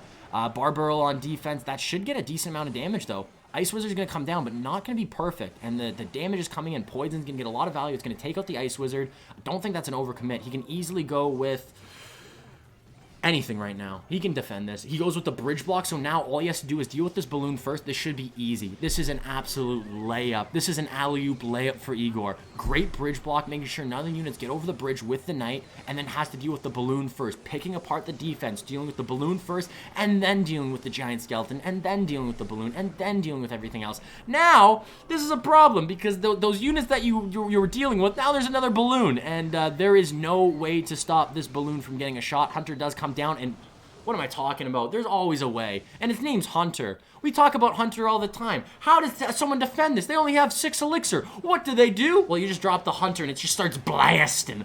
The Hunter just starts doing blasting things. Like, what's his name? I can't remember, not Frank De Niro. Who's that little guy from Always Sunny in Philadelphia? Just starts blasting. And that's GG. Well played. Egor, 2-1 against Griko. Losing the first game using Lava Miner. Bans Miner, which was a weird ban. Griko then banning Mortar. Wait, Griko banned Mortar? I swear that was Earthquake before. Am I losing my mind? Am I seeing things? Am I seeing things? I swear. Am I thinking of a different match? I swear that was Earthquake. Wait, didn't Griko ban Earthquake? Egor is... Okay, Danny DeVito. Yeah, Danny DeVito. He started blasting. That was very, very, very, very well played by Egor. He did such a good job on defense. I thought maybe those pushes would be giving him a little bit of trouble just because Poison wasn't going to be as efficient enough as the Fireball, which with the Fireball you can use it to even push the balloon back into the Bomb Tower, Death Bomb, and just easily clean up these defenses. I still can't believe it. Hunter's the John Wick of Clash Royale. Hunter... I've said it so many times casting the group stage and the regional finals of both Latin America and Asia, where every single time Every single time I look at a push and I'm like, wait a second, there's no way to defend. This is too big. Someone plays the Hunter and I'm like, oh, wait a sec, never mind. I forgot Hunter's broken, and Hunter just starts blasting. Hunter's insane. Hunter's broken. Hunter is amazing. It's, in my opinion, it's the best card in Clash Royale right now, and I don't think it's close. Earthquake could be in the conversation. There could be a lot of cards in the conversation, but I think overall the Hunter is the most consistent card in Clash Royale on at least the defensive side. On offense, it's still okay. For sure, it's okay. I think you can use the Hunter on offense, and maybe it gets a couple of shots on tower. It's maybe. But the power of the Hunter comes out on the defensive end. On defense, think about every single win condition in Clash Royale. Every single win condition. Let's name a few. Hog Rider, Balloon, Lava Hound, a Giant Skeleton, or not Giant Skeleton, Goblin Giant, Giant, Elixir Golem, Electro Giant, Balloon.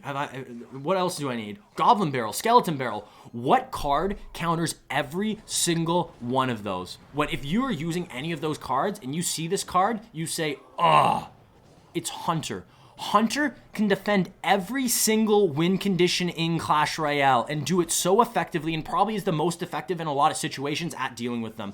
Hunter can deal with everything from the bait win conditions, being the Skeleton Barrel and the Goblin Barrel perfectly, but can also deal with a Hunter, or a Balloon, an Electro Giant, a Golem, every single card. Graveyard, it can deal with Graveyard, not perfectly. But can anything deal with Graveyard perfectly? We're talking about broken cards. Can we talk about Graveyard for a second?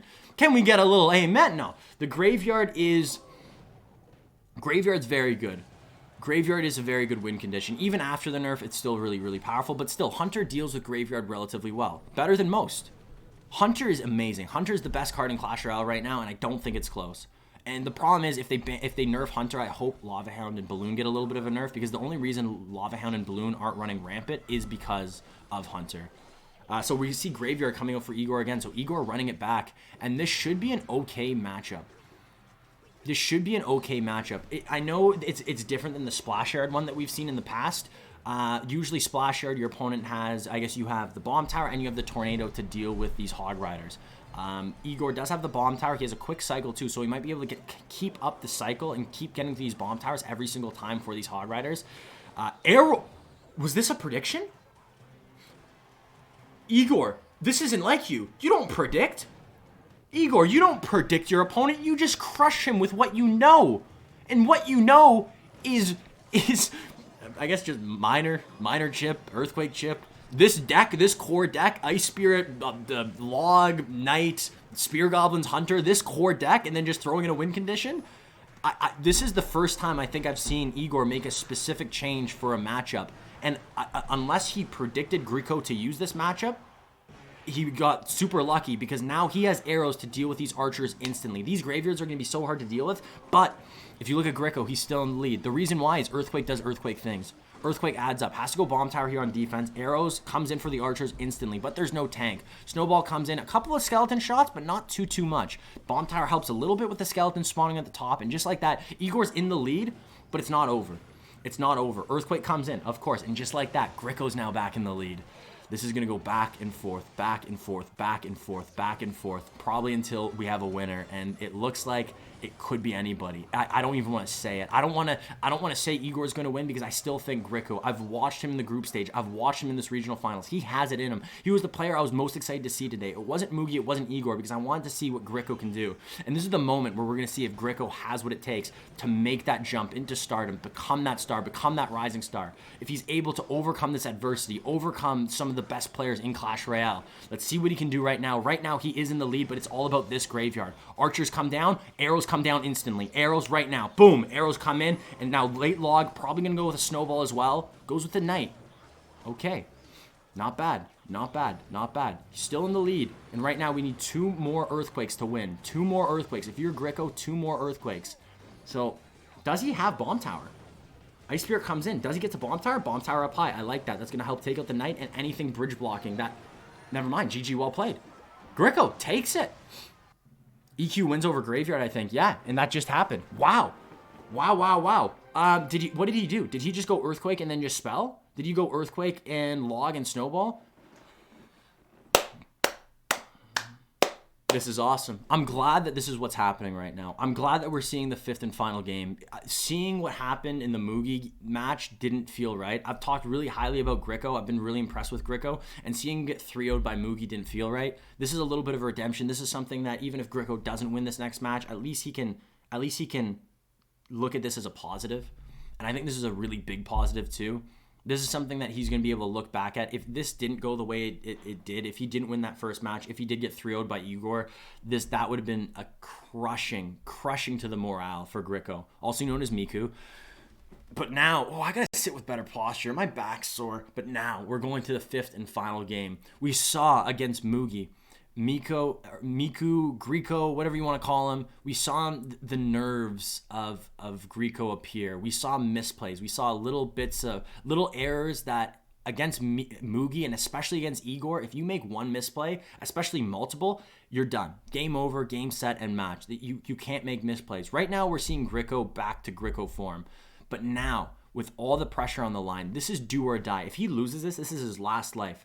$40,000. Well, I guess he's still in the chance for $40,000. He's already qualified for the World Finals, so maybe he's not as nervous right now. But still, I know for a fact, an absolute fact. Sandy B, thank you so much for the sub. Tier 1 coming in hot. Thank you so much. That means the absolute world.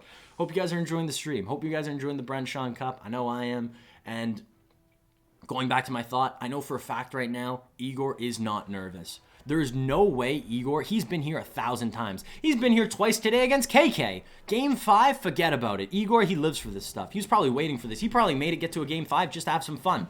So Earthquake, I love it. Egor going back to what he knows. He's going Earthquake. And is he going 2 points? Is he going Hog Cycle?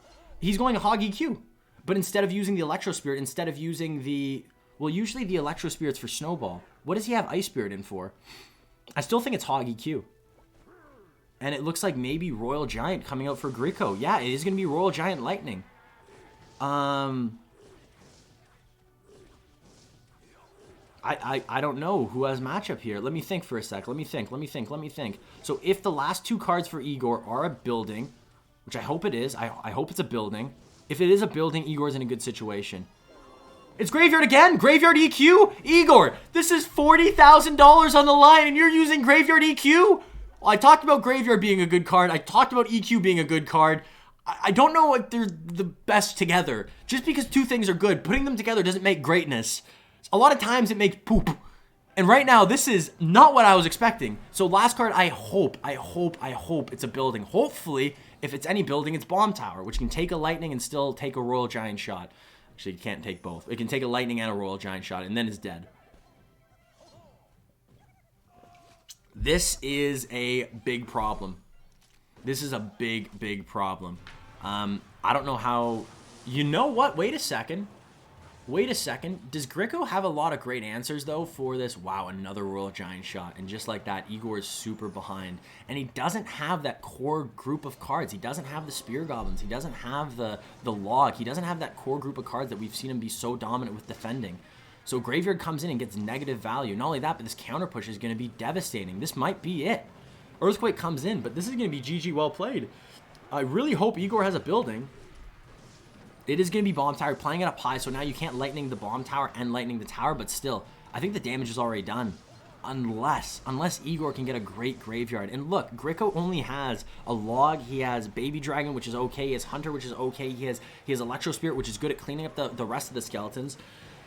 It's not perfect, but putting them all together, that should be more than enough. Earthquake comes in. Egor, I think this is it. I think this is it. I don't know why he did it. I don't know if he had a dream last night and he had this idea for a deck and he thought, you know what, in the last game of the Bren Chong Cup when I'm 2-2 against Griko, where it's do or die to potentially see Mugi in the finals, I'm gonna play Earthquake Graveyard. Why? I don't know. I truly think he might have just had a last second epiphany where he's just like, yeah, let's do it. I think that's just the type of persona that Egor has. Lightning comes in instantly for that Bomb Tower, and that's going to be GG. Fisherman's going to grab that Hunter. Royal Giant already gets 2 shots, and there's nothing you can do right now. Baby Dragon's tanking for the Fisherman. Oh, really good Snowball, but can Egor win this? Lightning's not enough, right? Lightning Log is enough, though. This is GG. Lightning Log's enough. Log comes in. Now he has to go for the lightning block. He has no way to lightning block it. Does Griko just go lightning here and win? Yeah, GG. Very anticlimactic. Very stupid deck selection by Egor. I still don't understand why Egor bans Miner. Why do you ban Miner, Egor? All we saw against... The reason why Igor's even here is because of Miner. And we saw of all players, Egor, the player that is the Miner player, the one that has been dominating with Miner, ban Miner. We also saw him ban Earthquake, a card that he's absolutely dominant with. Ban Earthquake. Egor is an enigma. Egor confuses me. Every time I watch Egor play, I learn something, but I also tilt my head a little bit and say, what is going on? Why is he doing this? I don't know if that's just that he loves chaos. I don't know if that's just who Egor is. Maybe that's why we love him so much, just because he's so unpredictable. But really weird bans, really weird deck selection. Even with the Miner Mortar or the Miner Lava Hound deck at the beginning, we haven't seen Egor play Miner Lava Hound once. So a lot of weird deck selections, a lot of weird play from Egor, but nonetheless, we still will see Egor in the final, the World Finals of the Bren Chong Cup. Egor, Mugi, and Miku, also known as Griko, will be in the World Finals. That will be next weekend of the Bren Chong Cup, and I'm very excited. FedEx shirt OP. It's not a FedEx shirt, it's a basketball jersey. FedEx shirt OP. Yeah, I just got, I gotta rep the FedEx. Shout out to FedEx. There's a secret arrow in the FedEx logo. I think everybody knows that by now. So let's see. This is interesting. Well, we've seen this match before. History has history likes to repeat itself, and right now we have a little bit of history repeating. I saw Egor there. What's going on? I don't get it. It's not Egor. This is... I don't know which one's Griko and which one's Mugi. There we go. There it is. I was looking at the names and I was like... I don't know which one Griko is. I don't know which one Mugi is. I hope they fix the overlay, and they do. So it looks like Griko is going with the Mega Knight Wall Breakers, but with the Prince. And we got Mugi going the Minor Wall Breakers with the Magic Archer Tornado. So no big spell. All right, let's see what happens.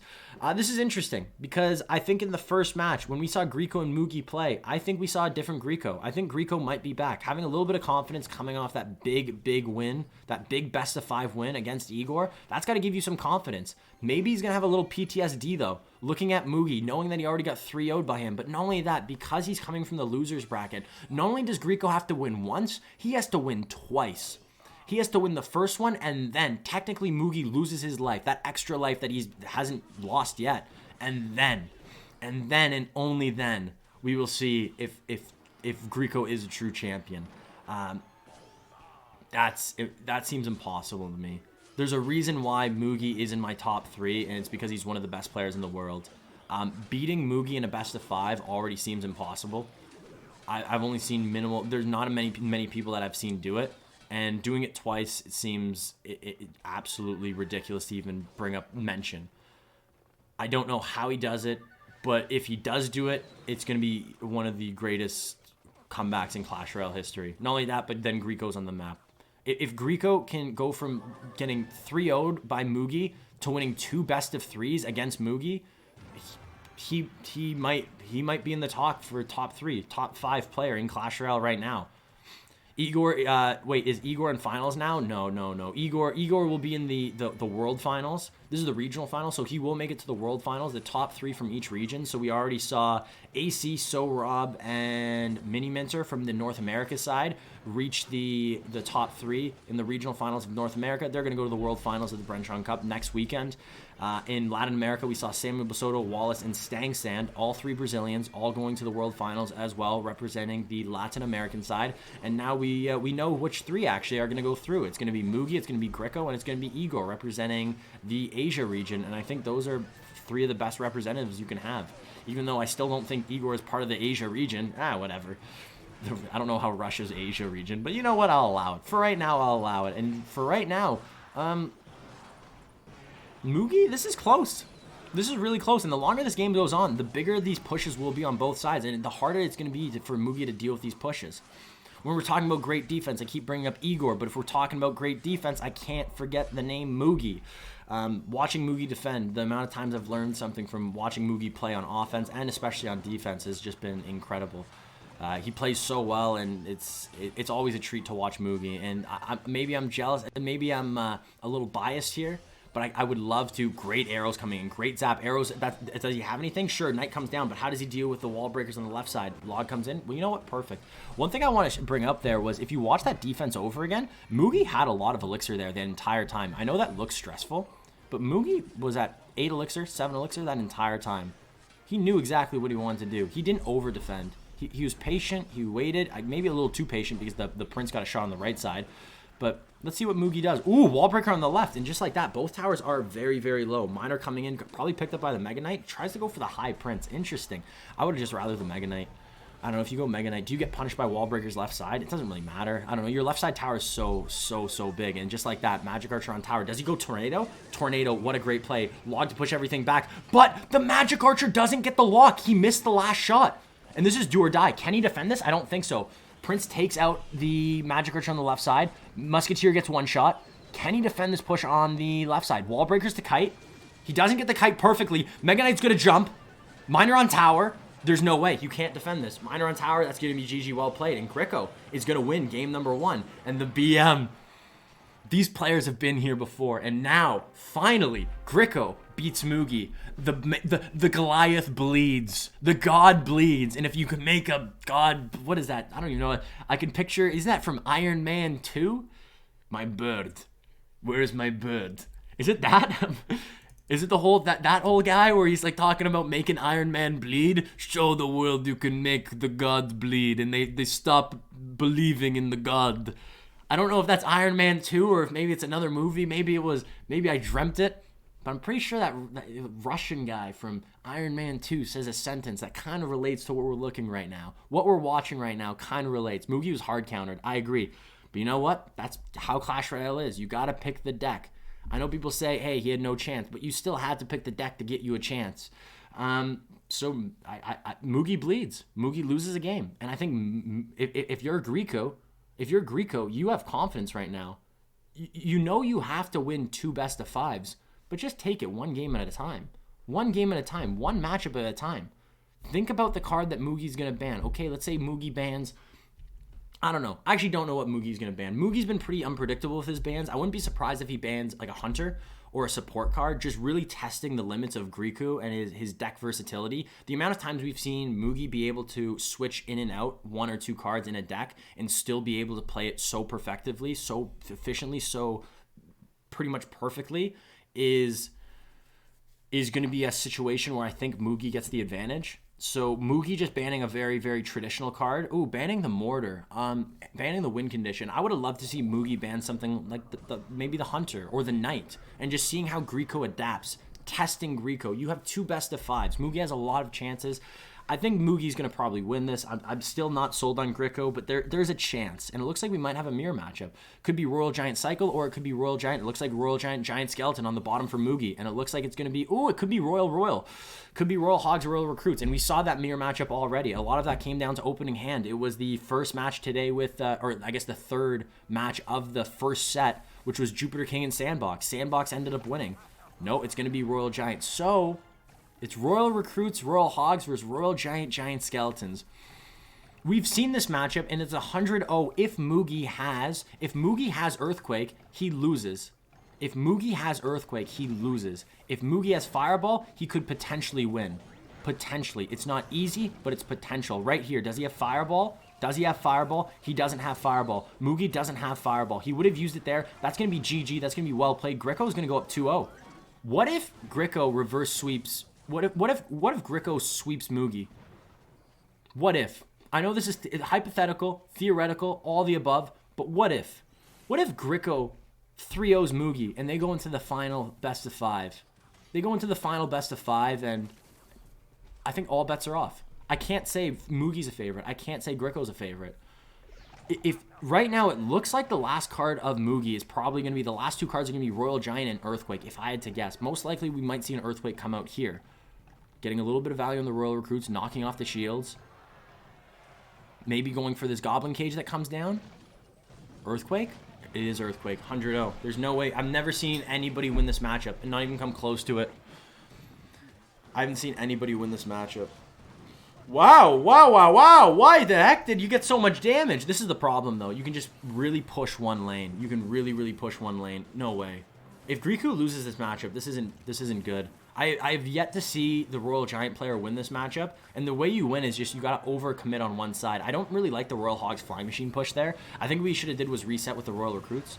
Reset with the Royal Recruits, get one good defense, get one good counter push, and not only that, but you can just defend the one side and then counter push with the Royal Recruits on the other. The way you win this is you have Royal Recruits in front of your Royal Hogs, which is in front of your Flying Machine. And your Flying Machine should be the card that is going to be dealing with all your opponent's support troops, and so your opponent doesn't have a counter push. That's all it needs. And then while that's happening, Royal Recruits are helping with the supporting troops. Royal Recruits get on tower. The Royal Hogs get on tower. And this should be an easy game. But right now, Mugi has a chance. All he needs is one good push.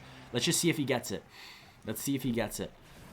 One defense, Royal Recruits up high. I like this, kind of putting the pressure back on Griko. A lot of barb barrel value. A lot of barb barrel value. And it looks like Mugi might be able to just get back to another giant skeleton. Or he's just going to go right for the Royal Giant. Interesting. Goblin Cage up high. That should be a clean defense.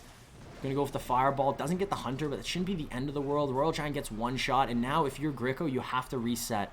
You have to reset. You have to reset. Flying Machine has to come in because you don't want that one shot. Reset, but you should go Royal Recruits. Not super. Oh, he's just going all in. 502. I don't think that's going to be enough. He should be able to defend this.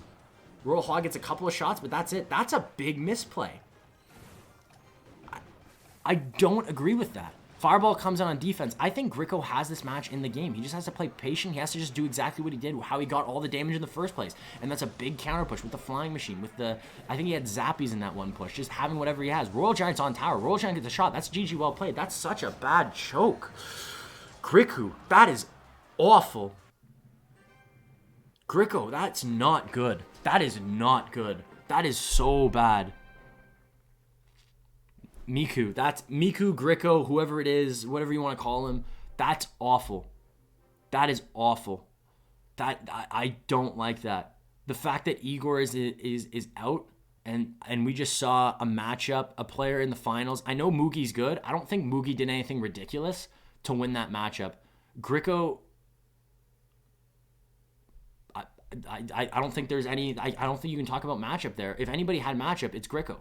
All Griko had to do was overwhelm. He could have easily just went Royal Recruits, not at the back. I don't think he should have went at the back. I think he should have probably went into this tower, set up Zappies, and push. You easily can push both lanes with that deck. You can easily defend with a Goblin Cage, Royal Recruits, and 2 Zappies, or even 1 Zappy on the left side. And on the right side, you still have 1 Zappy, you still have Royal Recruits, and then eventually when you finish defending, that's when you go in with Royal Hogs on the right side. That's when you go with Flying Machine on the right side. That's when you support it with a Fireball as well.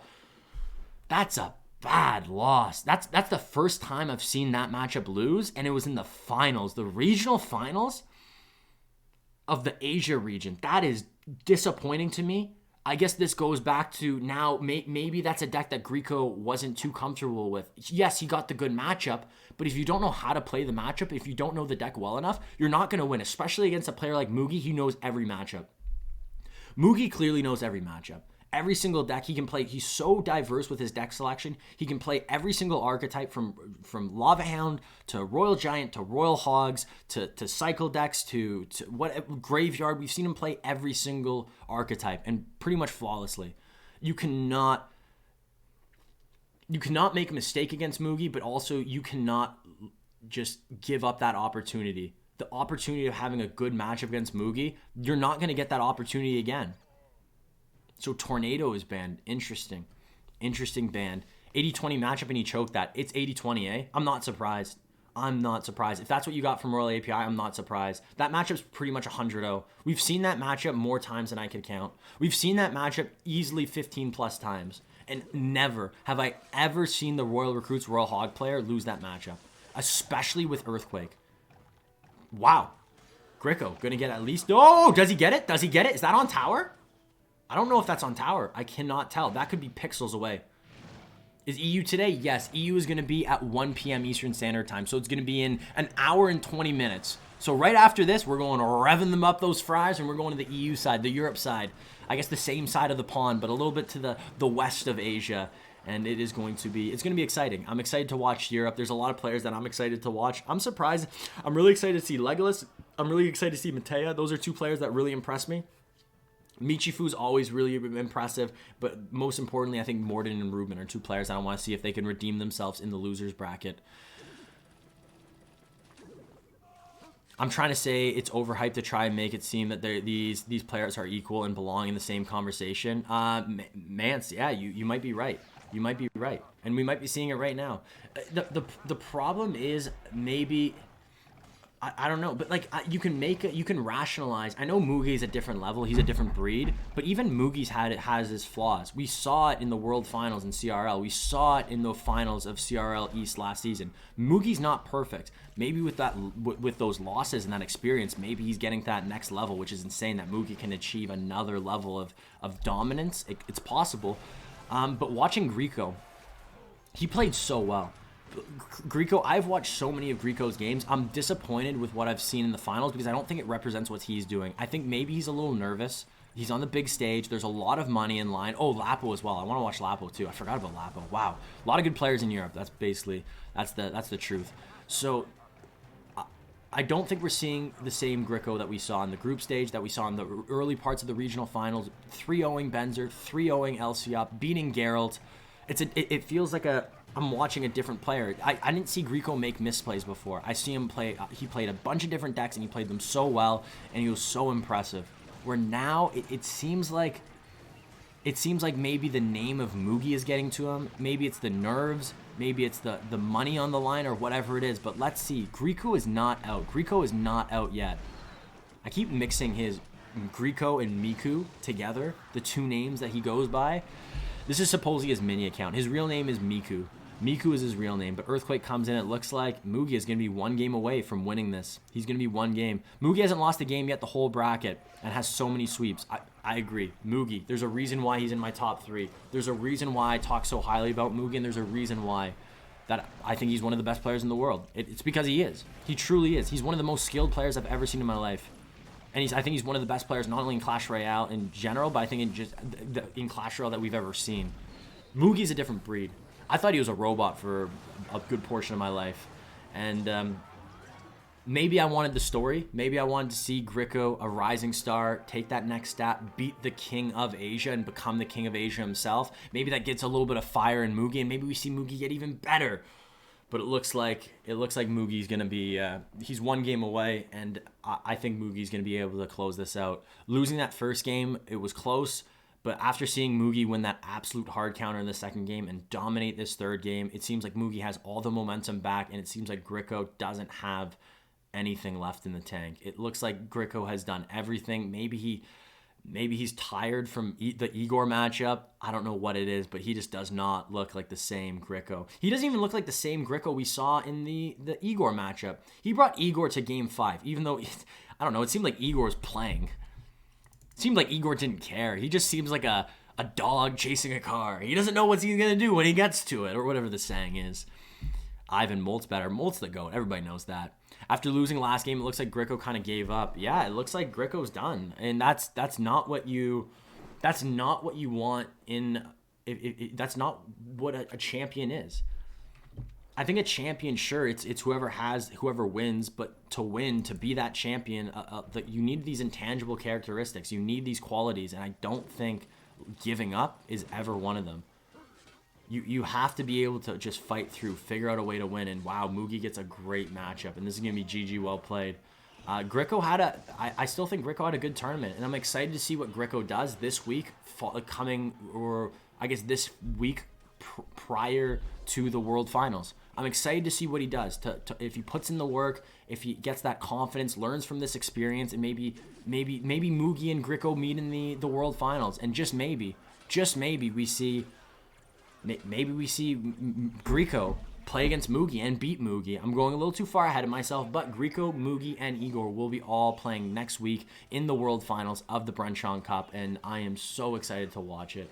I can't wait. They're going to be joining the likes of Wallace, Samuel Basoto, and Stangsan. 3 Brazilian players representing the LATAM side. Also going to be, I guess, joined by Sohrab, Mini Minter, and Awkrap, which is also 3 amazing players representing the North American side. And then today at 1 p.m., so in an hour and 15 minutes, we're going to find out the last 3 participants of the last 3 participants joining the already 9 participants in the finals, in the world finals, getting one step closer to that $40,000.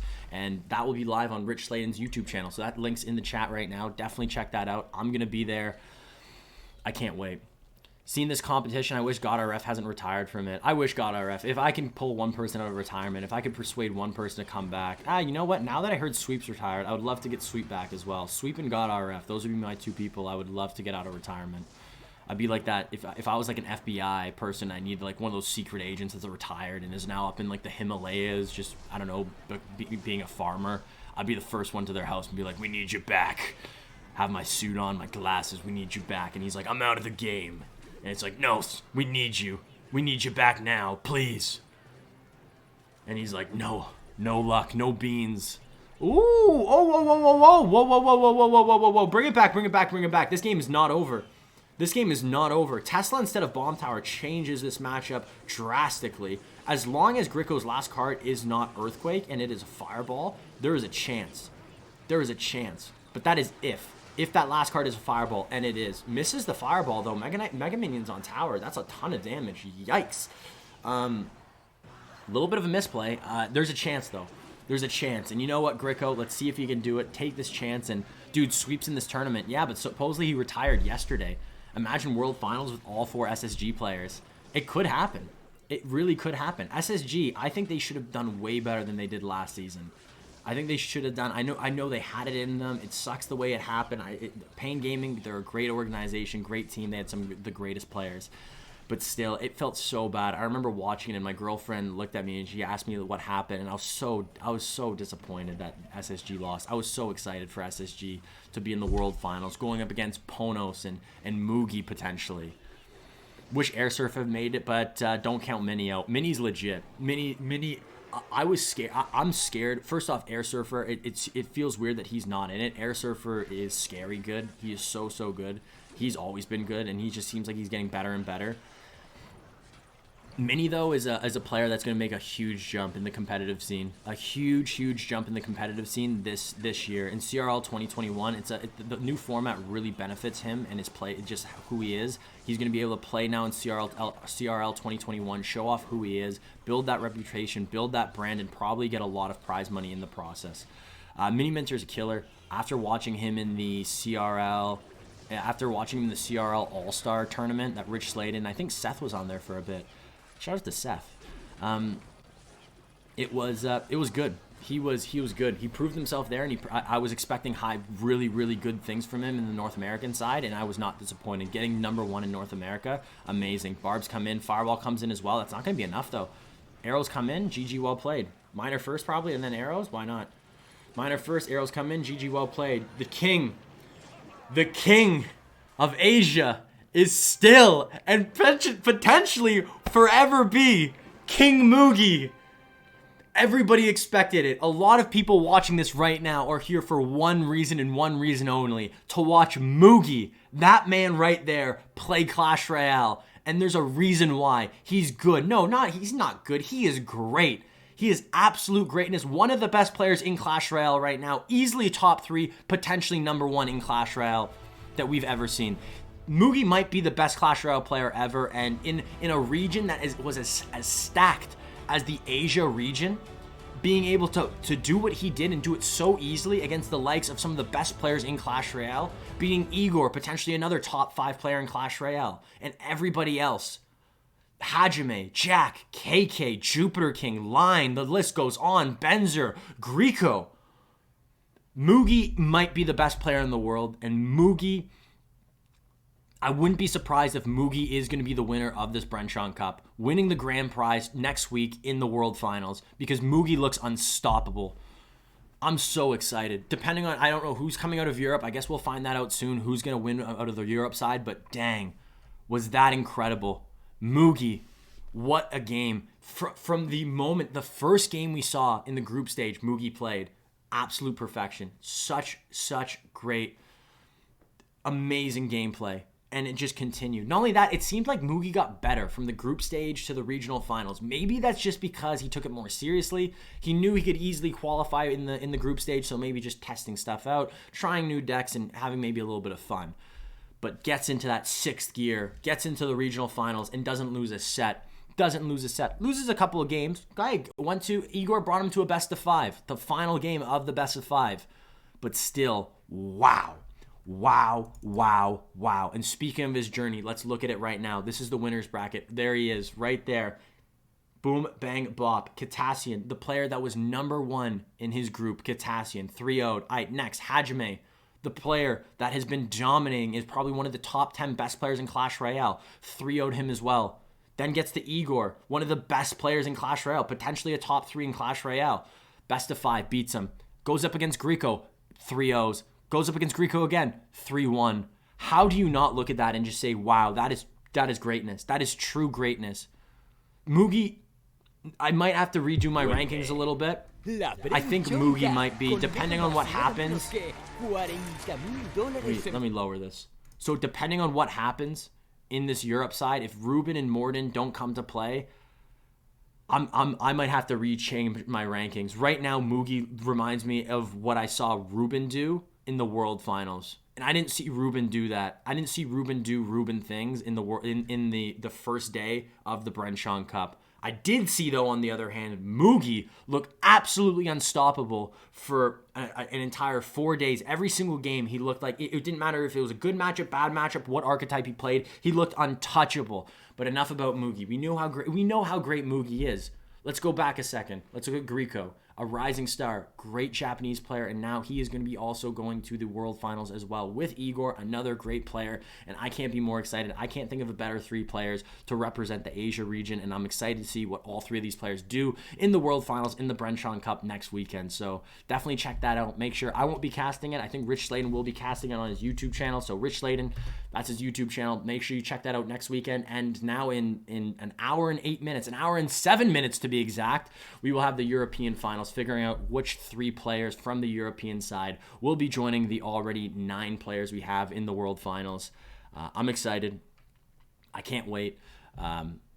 Yes, this is incredible. This is incredible.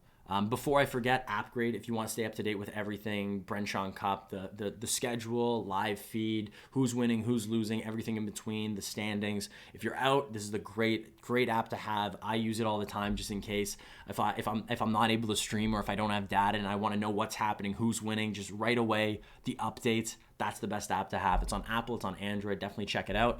And I guess for everybody watching, thank you guys so much for watching. I hope you guys enjoyed the Bren Chong Cup Asia Regional Finals. It was amazing to cast. It was quality Clash Royale. Probably some of the best Clash Royale I've ever seen. Definitely the best Clash Royale I've seen in 2021. If you haven't seen the LATAM side, make sure you check that out. That's going to be on the regional finals for LATAM. The VOD will be on Rich Sladen's channel later today. But yeah, thank you guys so much for watching. I hope you guys enjoyed. Good luck, I guess, in your final push for the season. Today is the last day of the season as well. A lot of things are happening in Clash Royale right now, but I wish you guys the best. I hope you guys enjoy I guess, your Sundays. Thank you guys for watching. Thank you guys for hanging out with me, and this has been an absolute blast. I feel so blessed to be able to be able to cast this in front of all you guys. It was more fun than you could imagine. This was easy. This was easy. Watching these players, this was awesome. Who's playing in Europe? There's 16 players still left, but similar to this group, people are going to drop like flies. So now I'm taking off my caster's hat. This is just me as a streamer right now. Oh, my neck hurts. I'm going to go get some food. I'm going to go chill a bit, lie down. And I'm gonna watch some of the Europe side. But before that, let's give a little host to the most to Saint Belican probably. Yeah, let's give Saint Belican that host. He is playing in the Europe. He's playing today, I believe. He's in Europe. He's playing today. So yeah, give him that love. Everybody that's watching, I can. The list could go on forever. I'm not gonna do it just because it'll take too long. But everybody, like Reyes, Liam, Diego, the Jut, Shadow Mystic, Sam G, Pretorius, I don't know, Vinducci, Real Jarnell, everybody watching. Thank you guys so much for showing up. You guys made this stream so much easier. Pretorius, much love, man. Much love. But thank you guys so much for watching. Thank you guys for being here. It made it so much less nerve-wracking for me streaming with all you guys being here. So that was legit. I think that went well. I think that was a solid stream, guys. I think that was a solid stream. I am exhausted.